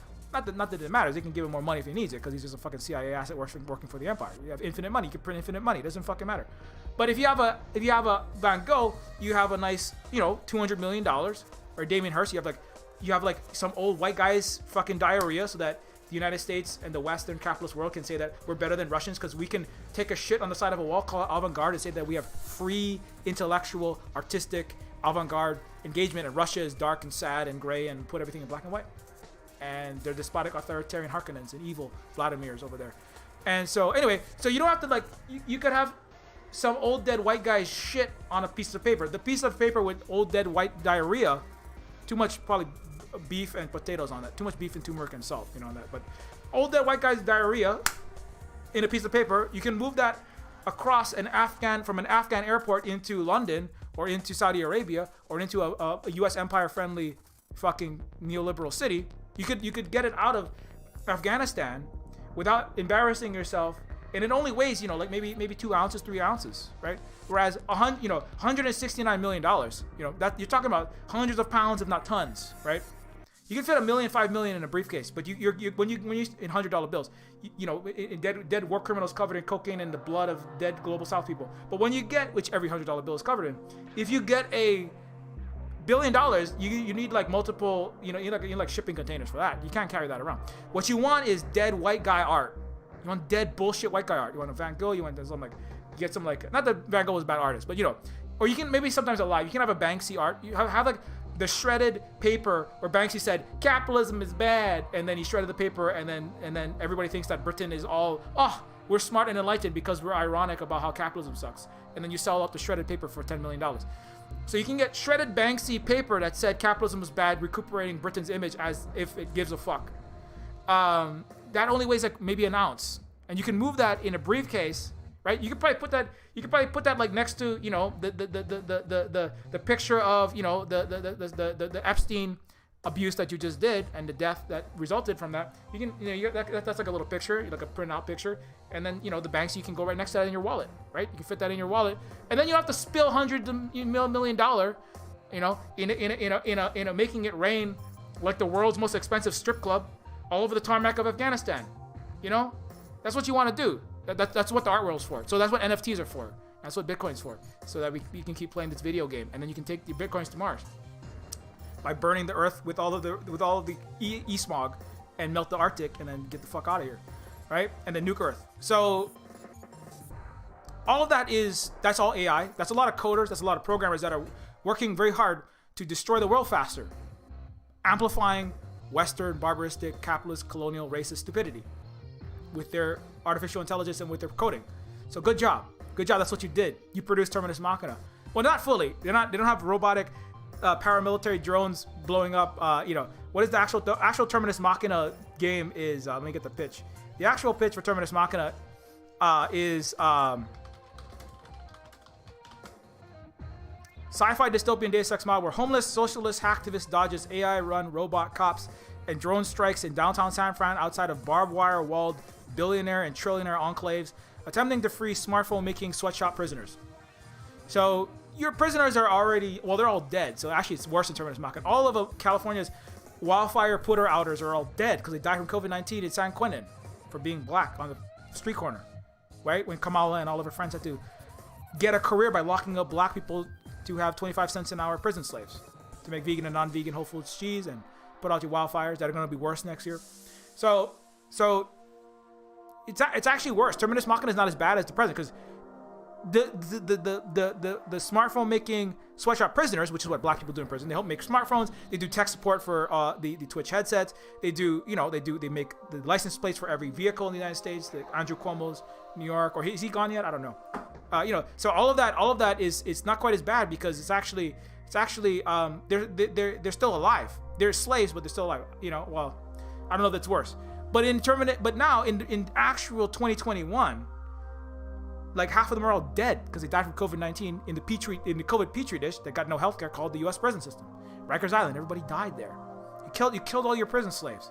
So, how are you gonna get your iPhones and how are you gonna get now? You have this great resignation and everybody's like, fuck, we all died and got sick, right? So it's actually worse. See, what I didn't foresee in Terminus Machina was that America would actually rapidly it would get rid of its workforce and kill its workforce and then sicken its workforce and terrorize its workforce with COVID-19, capitalism and racial inequity so fast, right? So fast that would actually exterminate and destroy its workforce faster than it could automate away the labor of the hands of the Baby Yoda headset making, of the feet and the arms holding the hoses for California wildfires, the brains that would be doing the coding for Call of Colonialism and the knowledge work, and the AI that would automate the trucks for the feet that would step on the brake, and the life support system for brake pedal and gasoline pushing feet and tendons, right? It's called truck drivers. They're just life support system for capitalist accumulation. They're not really humans. There's no such thing as humans. There's only billionaire gods, and then there's some kind of there's meat cogs. That's all we got. They're called serfs. They're neo-feudal serfs. But the problem was America didn't automate its infrastructure as fast with AI, as fast as it destroyed its meat cogs, its humans. It's 99%. So that I didn't see that one coming. I thought they would have, but I should have known better because the West never make fucking anything and it never will make anything. And now that the global South can't be extracted from to make things, they're just destroying millennial and Gen Z and fucking themselves over. And the AI is it's actually not very smart. It's actually very stupid. So I didn't foresee that. I didn't foresee America being so kakistocratic, ruled by the worst and the least qualified, the stupidest and the most malicious, that they would even fail to make even mediocre AI to replace all the humans. So I don't know if that's good or a bad thing though. I don't know if that's good or a bad thing. It's kind of good because then China will be able to build the Belt and Road with the Indigenous Federation of Socialist, Advanced, Technologically Modern, Anti-Imperialist, Anishinaabe, Cree, Quechua, and the rest of the Indigenous Turtle Island. That's good. That's good news actually. That's actually good news because actually if you actually had competent drone programmers, right? You get competent drone programmers and competent robot police programmers. That's actually very dangerous because they actually exterminate every left. They just have robots killing all of the missing and murdered Indigenous women and all the Indigenous people stopping the climate change. They could have robot police just murdering them, and then there's nobody to take to jail because, well, you can't prosecute the AI that did the murdering, right? Because it's just a piece of code. And so that's the way that the U.S. military does it. They just go, oh well, the AI told me that was the person to blow up, and nobody cares anyway because it's just innocent people that are brown in the world. Who cares? Nobody cares about brown people. They're not humans. They're just like Afghanistan meat targets. Right? That's what all the Afghan people are. Nobody cares, right? Americans don't give a fuck. They just, oh, that's sad that you died, brown person in a fossil fuel pipeline getting shot by cops. Oh, that's sad that kid got blown up in Afghanistan airport. All innocent children. What's on Netflix tonight? So that's a good that you're all gonna fail at this, and you're all gonna be incinerated. But Terminus Machina is very dark. So in a certain sense, this is actually good news. Terminus Machina is darker than I thought, because you're gonna fail at even doing your basic, automated police and military with AI automated drones and police to exterminate the left and socialists and anarchists. I have this song called the Ryan Gosling Pikachu song. Holly hates this song. It's a very dark song, based on Terminus Machina in a lot of ways. About a USCIA. It's about a programmer, a STEM engineer, a roboticist, who worked for taught at a University of California System University, worked at Silicon Valley, and then now works for the Pentagon. Well, I mean, it's all the same thing basically. So. And then his job is to track leftists, Black Lives Matter, indigenous people, socialists, anarchists, actual revolutionaries, and then exterminate them or imprison them. Eventually exterminate them. He bombs them with a drone, blows up all the family, puts them in Guantanamo, puts them in the torture facility, which is what the U.S. military is doing right now with the police. They're getting ready for that. But the good news is Ryan Gosling Pikachu guy is never going to be able to do what the song said. Because his AI is broken and it sucks and it's fucked up because it's being fed garbage, and the people that are programming it are being paid $3 an hour with maybe you can get Zuck housing coins, like redeem your Zuck housing coins for company housing in Zucktown, Nevada. And the AI programmer is like, well, fuck, that sucks. I'm never going to own anything. And the price of housing went up $120,000 in the average neighborhood in America, and I'm being paid like half of that. I'll never own a house. I'll never own anything. I'm supposed to have a good deal killing the left outside of America and now in America after Falcon and Winter Soldier manufactured consent to kill all anarchists, socialists, and Black Lives Matter and activists, and all Millennial and Gen Z who were cannibalizing. I was supposed to get at least a 3-bedroom, 2-bathroom in a nice neighborhood with a Millennium Falcon, a chair, and a life-size Luke Skywalker to do laser sword kendo fight with, and a bunch of nerd shit, and maybe a Shiba Inu coin or something, But the military is giving me $3 an hour. Fuck this military. And then so the drone that's supposed to blow up the Black Lives Matter and indigenous activists, the robot programmer who's supposed to program the DARPA bots that can run 35 miles per hour and shoot in a 3mm grouping in M4A1 to kill indigenous people, really fast, and Black Lives Matter and socialists and leftists, like in Germany and in America and in Bolivia circa 2019. The people that are supposed to program the robots to do the robot slave catching, slave murdering, and Nazi work that is killing left movements, killing leftists, like what they do in Colombia, Argentina, they're gonna be like, fuck, I don't want to program this robot anymore. Also, the robot's gonna missing some semiconductor, right? The drone that's shooting the missile at you in Terminus Machina is gonna be like, I'm gonna put the Terminus Machina trailer up for the last part of the stream before we go. The drone that's supposed to be the Ryan Gosling Pikachu, right? Guy is supposed to be shooting missiles, when I look at you through this orange and blue dystopian blinds, and I send the SWAT cops to, I send a SWAT cops to arrest you and all your socialists and anarchist friends, and they round you up in a black van. And then, and then I send a 77-foot wingspan Archangel drone to, shoot a Hellfire missile and blow your boyfriend up, And then I watch the bits of his bloody arm slap you across the face. It looks like you've been crying bloody tears. You look so cute, girl. The problem is when that guy shoots the missile to blow up the leftists and the Black Lives Matter and indigenous people, it's gonna miss semiconductors, and the semiconductors misfire. The drone actually shoots around in a loop-de-loop and blows itself up. So that's good news, right? That means that you can't get that done, right? Even though you're a horrible barbaric society that pays all of its millennial and Gen Z people to make systems to go blow up innocent people, right?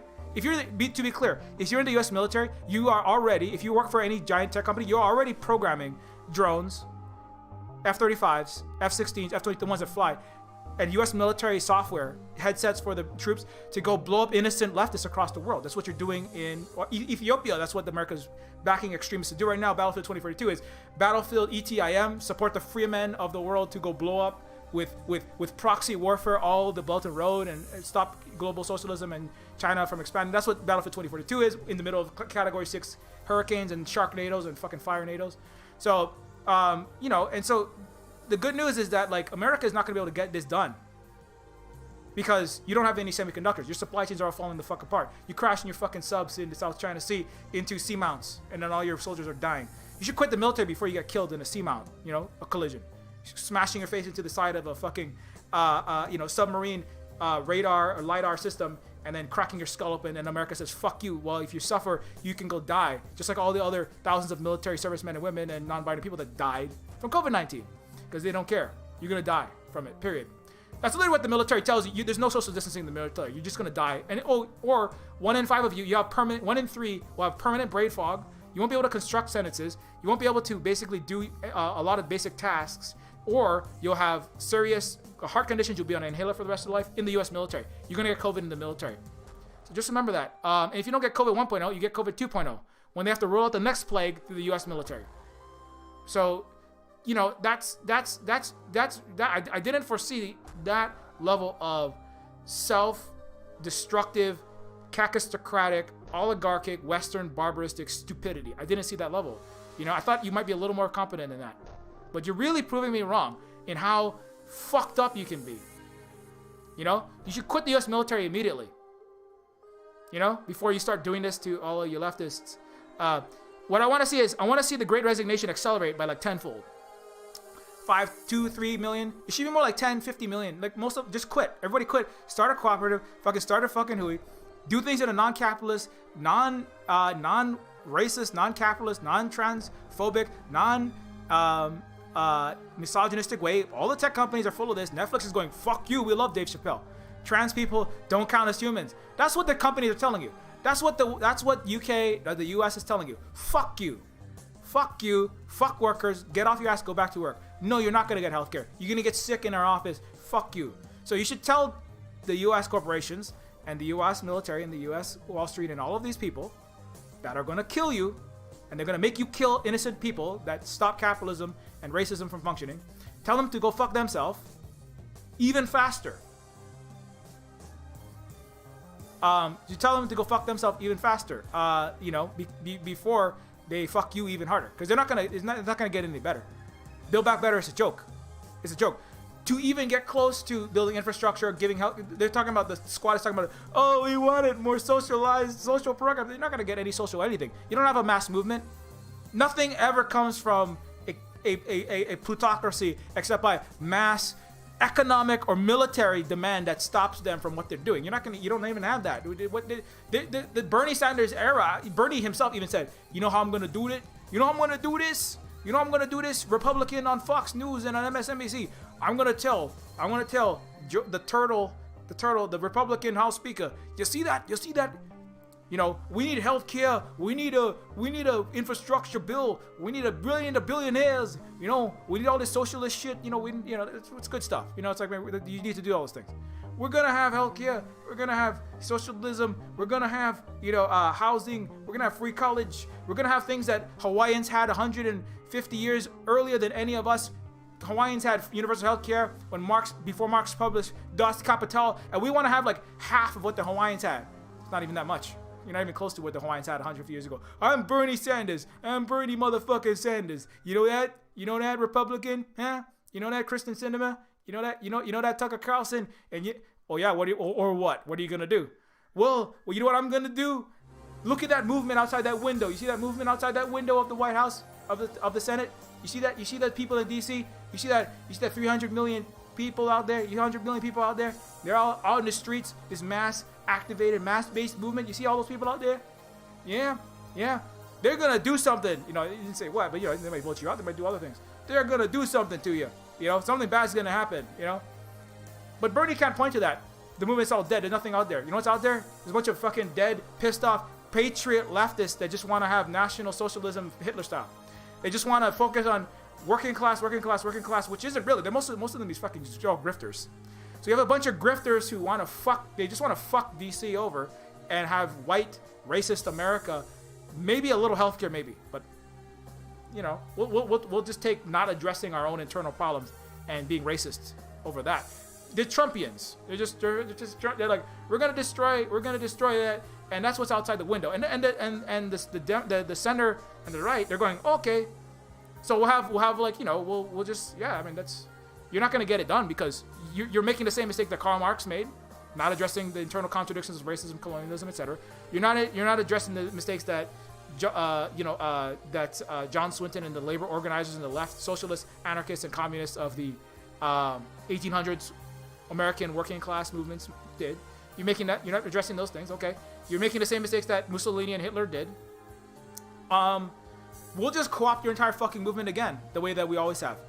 And I mean, that's not really a threat to us. You don't really have what Bolivia has. You don't have what China has. You don't have what Vietnam has. You don't have what Cuba has, which is mass educated, internationalist, anti-racist, negating all of the internal contradictions, actually educated. You have a thin, shallow, selfish, flippity-floppity, diseducated mass of frothing at the mouth stupid Americans. That's what you got. That's all you got. You got a bunch of stupid racist Americans.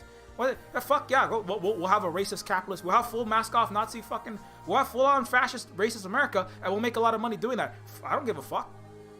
And then we're gonna fuck them over just like has happened to all of the racist mask off fascist fucking movements.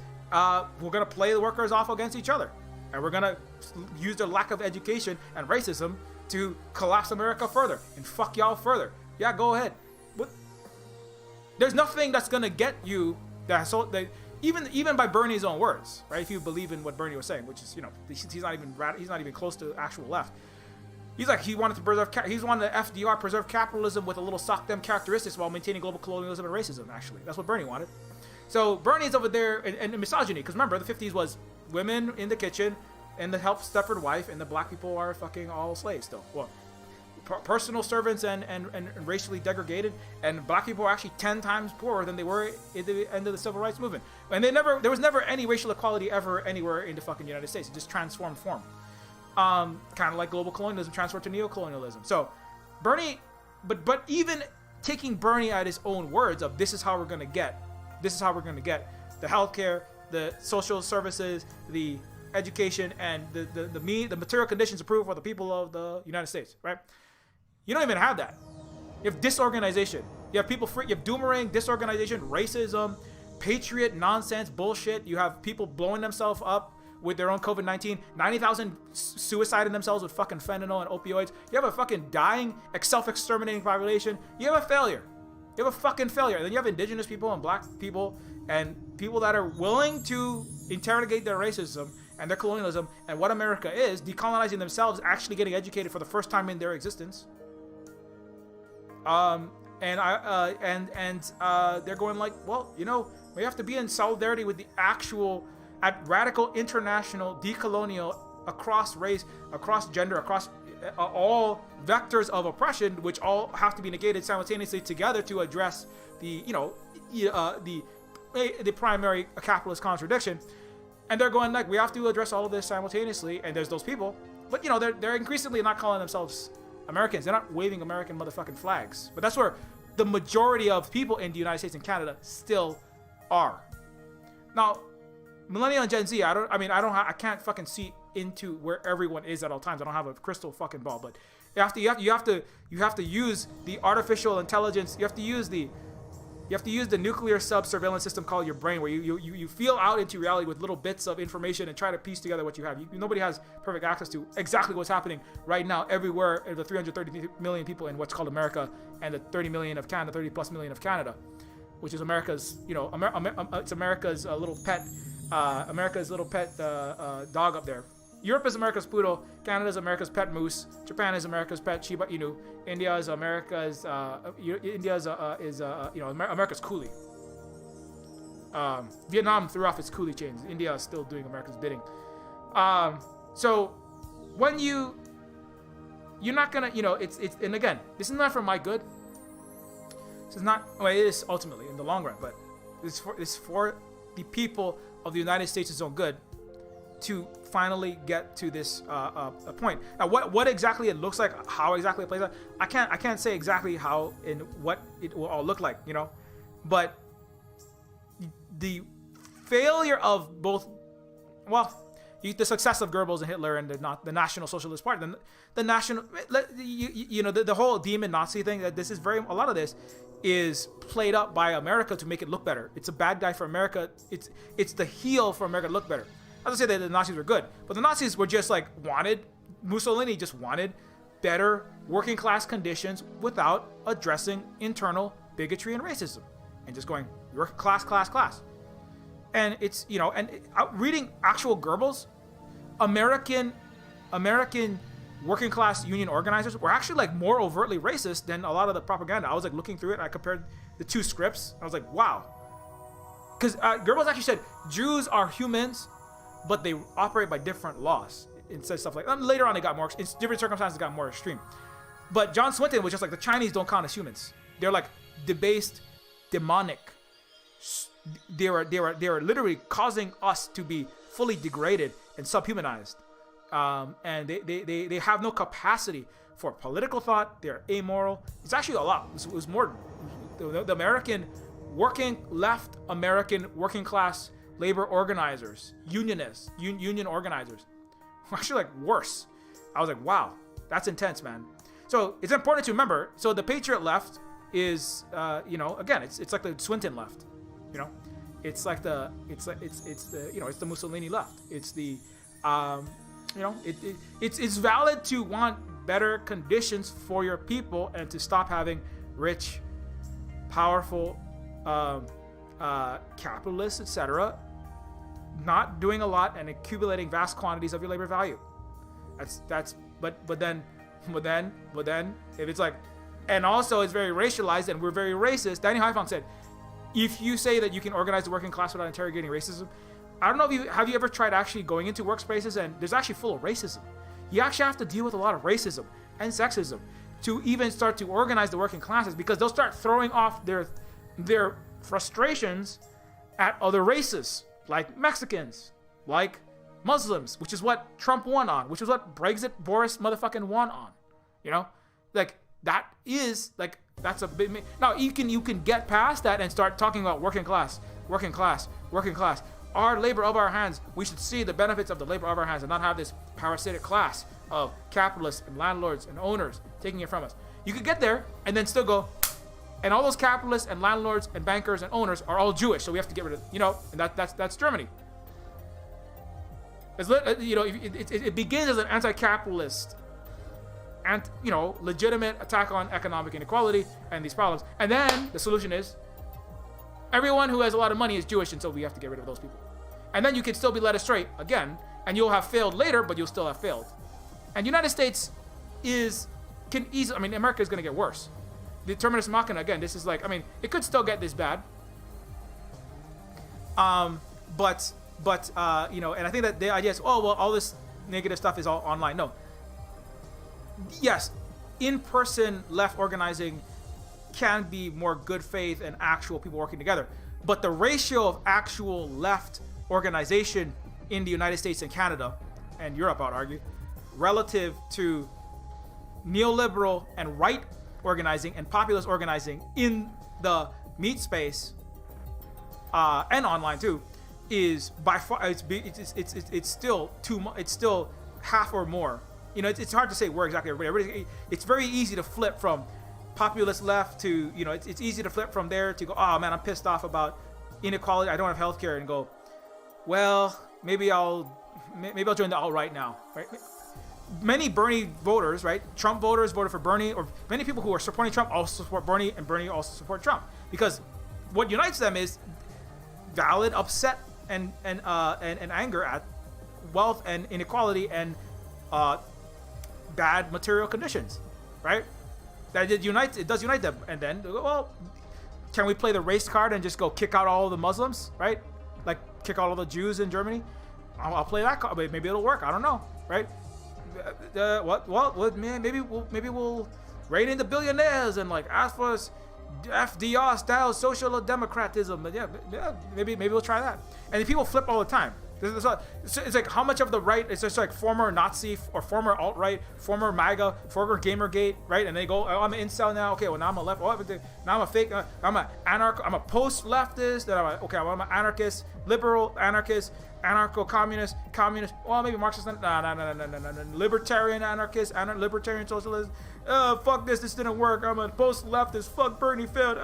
Doomer. Okay, now I'm a right wing again. Okay, now I'm in for Haas. Now I'm the Patriot left. Now I'm Tucker Carlson, Fox News, Jimmy Dore. I'm like moving in that direction. Yeah, that sounds good. Yeah. You know what the solution is? The Democrats. And you know what Democrats are? LGBTQ. These people just gotta, man, they're just wrecking everything. SJWs are just, so you're back to the all right. So you have the new all right, and and part of the problem is, nobody gets an education, so you don't really get the history. You get little bits of something about the globalist, economic inequality. Now, when it comes to the one that is not being addressed is the racism one, right? Which is the racism and the actual history of racism and colonialism. That's hardest. The lower melanin count you are, the harder it is to get to that one. But if you don't get past that one and get to actual full radical solidarity, you're going to be playing flippity-floppity games between Nazi, alt-right, National Socialist, SOC Dem, which is National Socialist. It's like socialism for the Nordic people, the nice white people, and HSBC and Germany, and we'll keep fucking Namibia and we'll fuck Bolivia to keep having our cut. So that's actually not the Germany and Sweden. They're still capitalist racist countries. They haven't undone it. Luna Oy has a whole video specifically about this. So Germany, as I said, all of Europe and the US and Canada, they still have this deep work to do to get to where they need to be getting, and they're not doing it. That's what's very troubling. They're not doing it enough. And so yeah, it's 3 o'clock. I gotta get off. So we really have to. Anyway, so that's my final point. That's not really AI, but importantly, back to the AI before I get off, is that AI will not save you. AI will not solve all your problems. That's Singularian, Transhuman, Werner Vinci, Rainbow's End, Deus Ex Lover. That's now a crypto trader bullshit. That's Silicon Valley. It's Silicon Valley Western illusory techno nerd ahistoricity and afuturity. It's science fictional lies. It's not going to save you from anything. You make an AI and you fill it with classist, racist, capitalist, unhistorical nonsense, the literal legacy of what's happening in the United States, all of the lies, and you're going to get garbage. You're going to get more. You're going to amplify your own stupidity, racism, collapse, and suffering. And also, you're going to underpay all your AI programmers. So, at the end of the day, that's what I hope comes. I hope that's what comes across. I don't know. Mostly, every time I think about all of these things, it's incredibly upsetting and frustrating. But at the end of the day, I only say all of these things because I used to think many of these things, right? As I said, and also because I don't want these things. I want the people of the United States to succeed. I want the people to have their needs met. I want them to prosper. I want the people that are in the U.S., Canada, and all these other places, and Europe, to live and in mutual respect, in cooperation across the world with all people, in ecological, collective, healing the earth, healing yourself and your society and your history at the same time, decolonizing your mind, undoing the multi-thousand-year-old Roman trauma of the Achaean legions from Britain to the shores of all the places where Rome conquered and left unhealed, undealt with trauma, and the oligarchies that they left in place and never dealt with either, that have persisted for centuries and centuries. And to undo all of this requires acknowledgement of indigenous intelligence, indigenous practices, culture, knowledge, history, successes, to then not just for artificial intelligence, but also to have the capacity under indigenous existing socialism, anti-racism, win-win cooperation, to build artificial intelligence that is net positive, beneficial, functional. Because if the coders are working crunch, falling asleep, putting more bugs than code, you're not going to have working intelligence, artificial intelligence, right? Kind of like the Boeing planes that don't have artificial intelligence, they have artificial plane crashers. So to get artificial intelligence requires acknowledgement of actual true information and knowledge that can lead to people getting educated to be intelligent and to feed that data sets of true good information, whether that's economic solutions, whether that's dealing with poverty, crime statistics, poverty statistics, educational attainment, higher AI in hiring, AI in ecology, right? But getting good data sets, right? Not Western illusory informational poison, and feeding non-garbage into the AI to then produce positive, true solutions, answers, and outcomes, right? Like, I don't think that meta is necessarily like the meta is actually the commercial. Mark Zuckerberg commercial is kind of inspiring in some ways, but then you think, oh wait, but this is all made and operated by a horrible sociopathic dude who has like backed global fascism, capitalism, destroyed workforces, horrible, diseducated and disinformed so many people on COVID-19, on right-wing movements and all these things, and you go like, what could work with the U.S. military? What could there is a version where people can like interact in more augmented reality, virtual reality senses, and use these technologies of virtual reality, AI, telepresence, global integration in a positive way. It's not like the technology is evil and bad, and that's a mistake of a lot of people in the Western world. Just go, well, you know, ATAB, all technology bad, and now I'm a Anprim, anti-civ, whatever the fuck bullshit, posadist, dolphin worshiper. So not the dolphins. Don't put it all on your dolphins. You know, dolphins are cool, but this idea that the technology, if you build the singularity, if you build the singularitarianism, is a literal religion, basically. Ray Kurzweil, Google University. There was a Google University at one point that literally had a lot of people that were tenets of this, that were like, we'll solve war, poverty, crime. Neofeud also deals with this: war, poverty, crime, inequality, ecology, politics, the problems of, inefficient democracy, government. Deus Ex tries to do with what does good government look like, and then, we're gonna put a super intelligent AI. I disagree with that. It's like, you're gonna put garbage into the AI, and it's gonna be a new digital tyrant. That it's your child, and you are a horrible parent. You didn't educate it like you don't educate your billions of people, and it's gonna be terrible like you. So, to have artificial intelligence and other technologies requires having real, positive, healed human civilizations, societies, programmers, artists, writers, musicians, science technologists, engineering, mathematicians, governors, mayors, mandarins, kahunas, people, organizers, doing positive things in the society at net total, from the commanding heights, that then can produce in positive ways the code, the software, the hardware to then run the AI on without breaking, like Boeing planes and U.S. military and big tech companies that are short on workers, to then have those workers working together to produce the AI to then be educated that can then be used. So anyway, and not just AI, that goes for any technology. Quantum computing, right? Septillion times faster than the West, or just normal Western slow stuff. Garbage quantum in, garbage quantum out. Schrodinger's mangy cat in, Schrodinger's mangy cat out.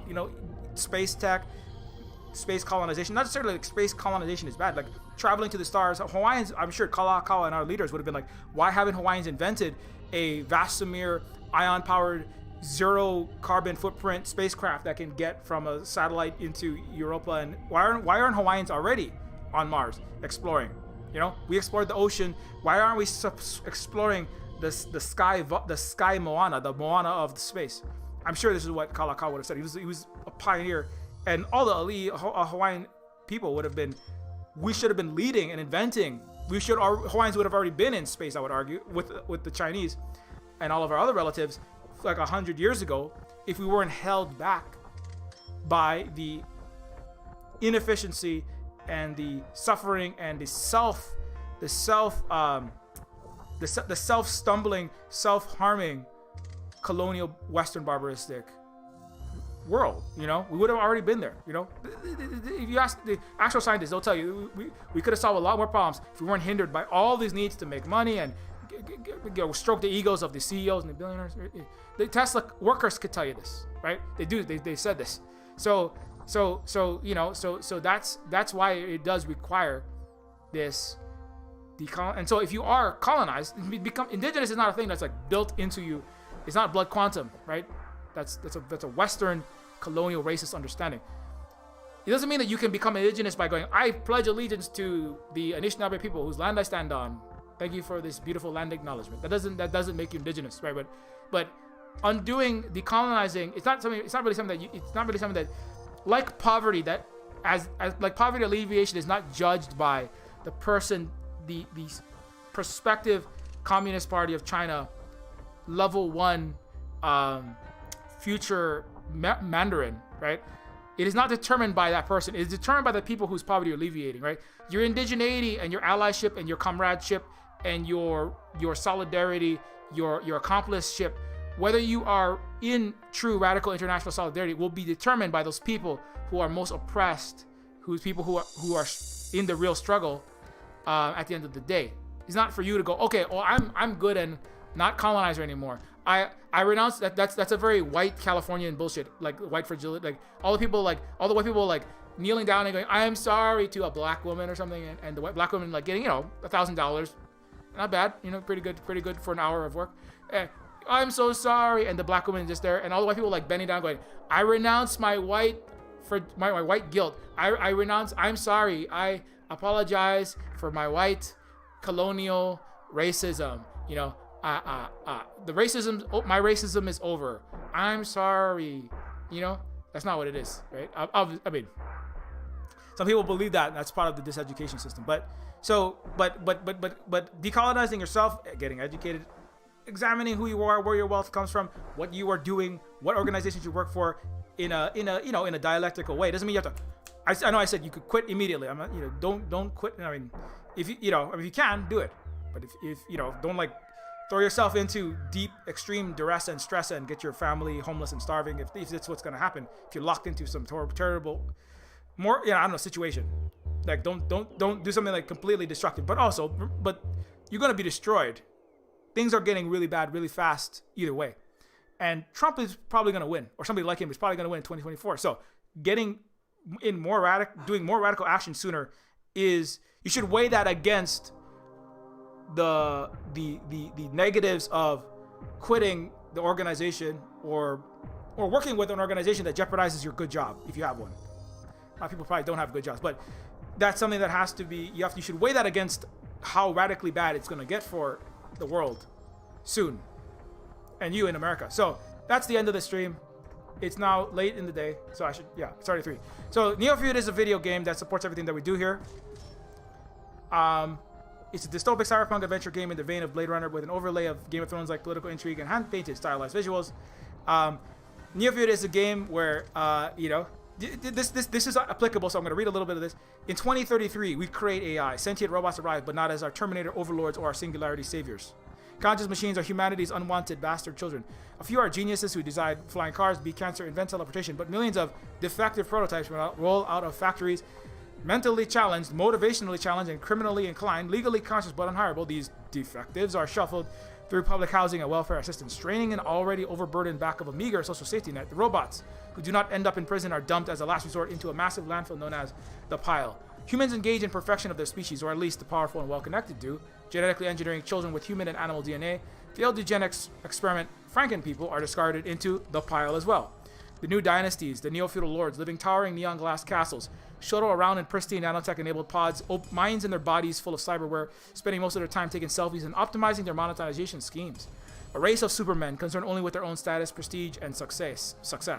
Where machines have become all too flawed and human people have become flawless, perfect, cold machines. Carl Carbon is an ex-cop, dishonorably discharged from Coastlandia PD for disobeying an order to shoot an unarmed sentient humanoid. Carl is exiled to the Pile as a lowly social worker. There he counsels gangbanging foster kid robots and confiscates chimera children from deadbeat half-wolf parents. Till one day a case goes horribly sideways and Carl is drawn into a sordid conspiracy that could threaten the strained fabric of human-robot hybrid civilization. Or save it. So anyway, Neofeud does deal directly with those questions of AI, sentience, social, economic, political inequality, technocratic, so-called technological society, all that kind of fun stuff. So, if you have a second to leave even a very short review for Neofeud, it is massively appreciated as it does increase the likelihood that Neofeud will be discovered by people while they are exploring the Steam site. Like Detroit Become Human, but not made by some rich white capitalist guy who doesn't know anything actually about a lot of the struggles that he purports to talk about. David Cage. But anyways, also Disco Elysium, which is on Halloween sale. Like Disco Elysium, but with more cyberpunk. Also, Neofeud is on itch.io. Neofeud is on itch. For Mac and Linux and Windows, Neofeud is also available digital rights management free if you don't like DRM. Neofeud is, you can also support what we do here at for our education. Consider how much is the educational work that we do at Silver Spook Games, the edutainment. Hopefully, sometimes I'm entertaining, and not sometimes it's edu-sadism. No, not sadism, but you know, sometimes it's gonna hurt some things that I say. I know, but it's gonna be uncomfortable because if you live in, you know, not things that are false, you're gonna start hurting when true things start coming through sometimes. So, but how much is that worth to you? Consider $1 or $5 a month. So consider supporting us and also the work on Neofeud 2. As well, you get access to the Silver Spook Discord and you get access to updates on Neofeud 2 behind the scenes when you become a Patreon patron. Also, consider becoming a if you have Mastodon. We are also on Mastodon at Octodon, Silver Spook Games at octodon.social. This is speaking of tech and programming, Mastodon is a decentralized, non-capitalist controlled, federated social media platform that also is open source and is doesn't have Wall Street, the Pentagon, and Silicon Valley determining what you see and what you don't see at all times. Giannis Varoufakis talks about this as well. So speaking of, yeah, he uses Amazon as an example of post-market world because they decide what you see and what you don't see. But so does Twitter, so does every surveillance capitalist platform, every big tech capitalist platform. So also, while we have access, however, to the big Death Star satellites, you can follow at Silver Spook Guy, which is my personal account, and you can also follow at Silver Spook Games, minus the Ian Silver for games-related stuff. Games-related stuff over here at Silver Spook Games. You can also follow Terminus C. Terminus Cyberstar is our Terminus Cyberstar is is the sequel to Terminus that video I was showing for Terminus Machina, the Deus Ex Total Conversion. Terminus Cyberstar is a low-poly cyberpunk immersive sim in the vein of late 90s PC games like Deus Ex 1 and System Shock 2. It's a game that is very much similar to you know, those kind of 90s cyberpunk RPGs. Everything I'm talking about right now, Terminus Cyberstar deals a lot with that. It is a sequel to Terminus Machina, so consider checking that out if you want to follow it and learn about updates about when it's going to come out. I am just one of the I'm the content lead writer / content director on this game. Aaron Victoria is the producer on it, and you can ask Aaron about, you know, what's happening with it, when it's coming out, and other questions in the Terminus Cyberstar Discord over there. Thanks a lot to all these people right here on the list. All your support, continued support is greatly appreciated. Oh, somebody just became a Patreon, so let me add them to the list here. I think that's. Did somebody become a Patreon? Let me see. Yeah. Thanks a lot to Oliver. Thanks a lot to Oliver. I think somebody else. I gotta remove one. Okay, let me see. Oliver.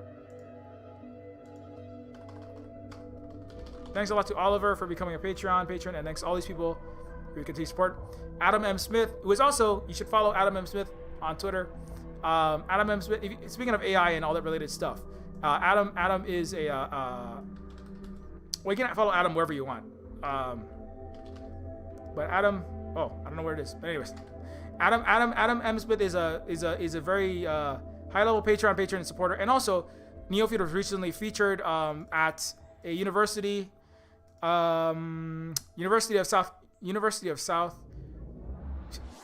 Santa Cruz, computer science / media, computational media. I forget what it was. Neofeud was recently featured there, and also the game dev that I do and talking about all the things that I talk about was featured in a college course here. Yeah, an authoring Indigenous games lecture for the data structures for interactive media class by Adam M. Smith. So thanks a lot to Adam. You know, I said there's not many Voltaires in the West. There's like Richard Wolff, and then there's like Michael Hudson, and then there's like Adam M. Smith, not Adam Smith, the capitalist guy, but the other one. And then there's like Kavika Guillermo. You know, there's like a handful of these people, and then and they're the ones that give me hope. Because everyone else is terrible until you become a patron of Silver Spook. She's a total colonizer. Till you give me your indigenous indulgence. No, I'm just kidding.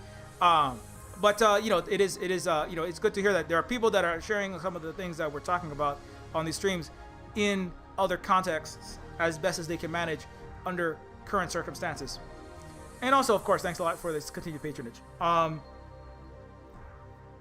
Until next time, keep your... Oh, shit. Well, last thing.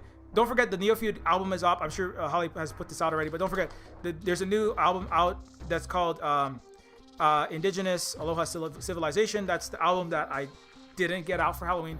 You can find it on Bandcamp. And it has a bunch of songs about everything I'm talking about. Indigenous Aloha Civilization, Warriors of the Land, Back, White Savior, White Peril, Set Me Free, New Silk Road, and Don't Fear the China. So, if you want an album that's all about the most base stuff and made by indigenous person in Native American History Month, right?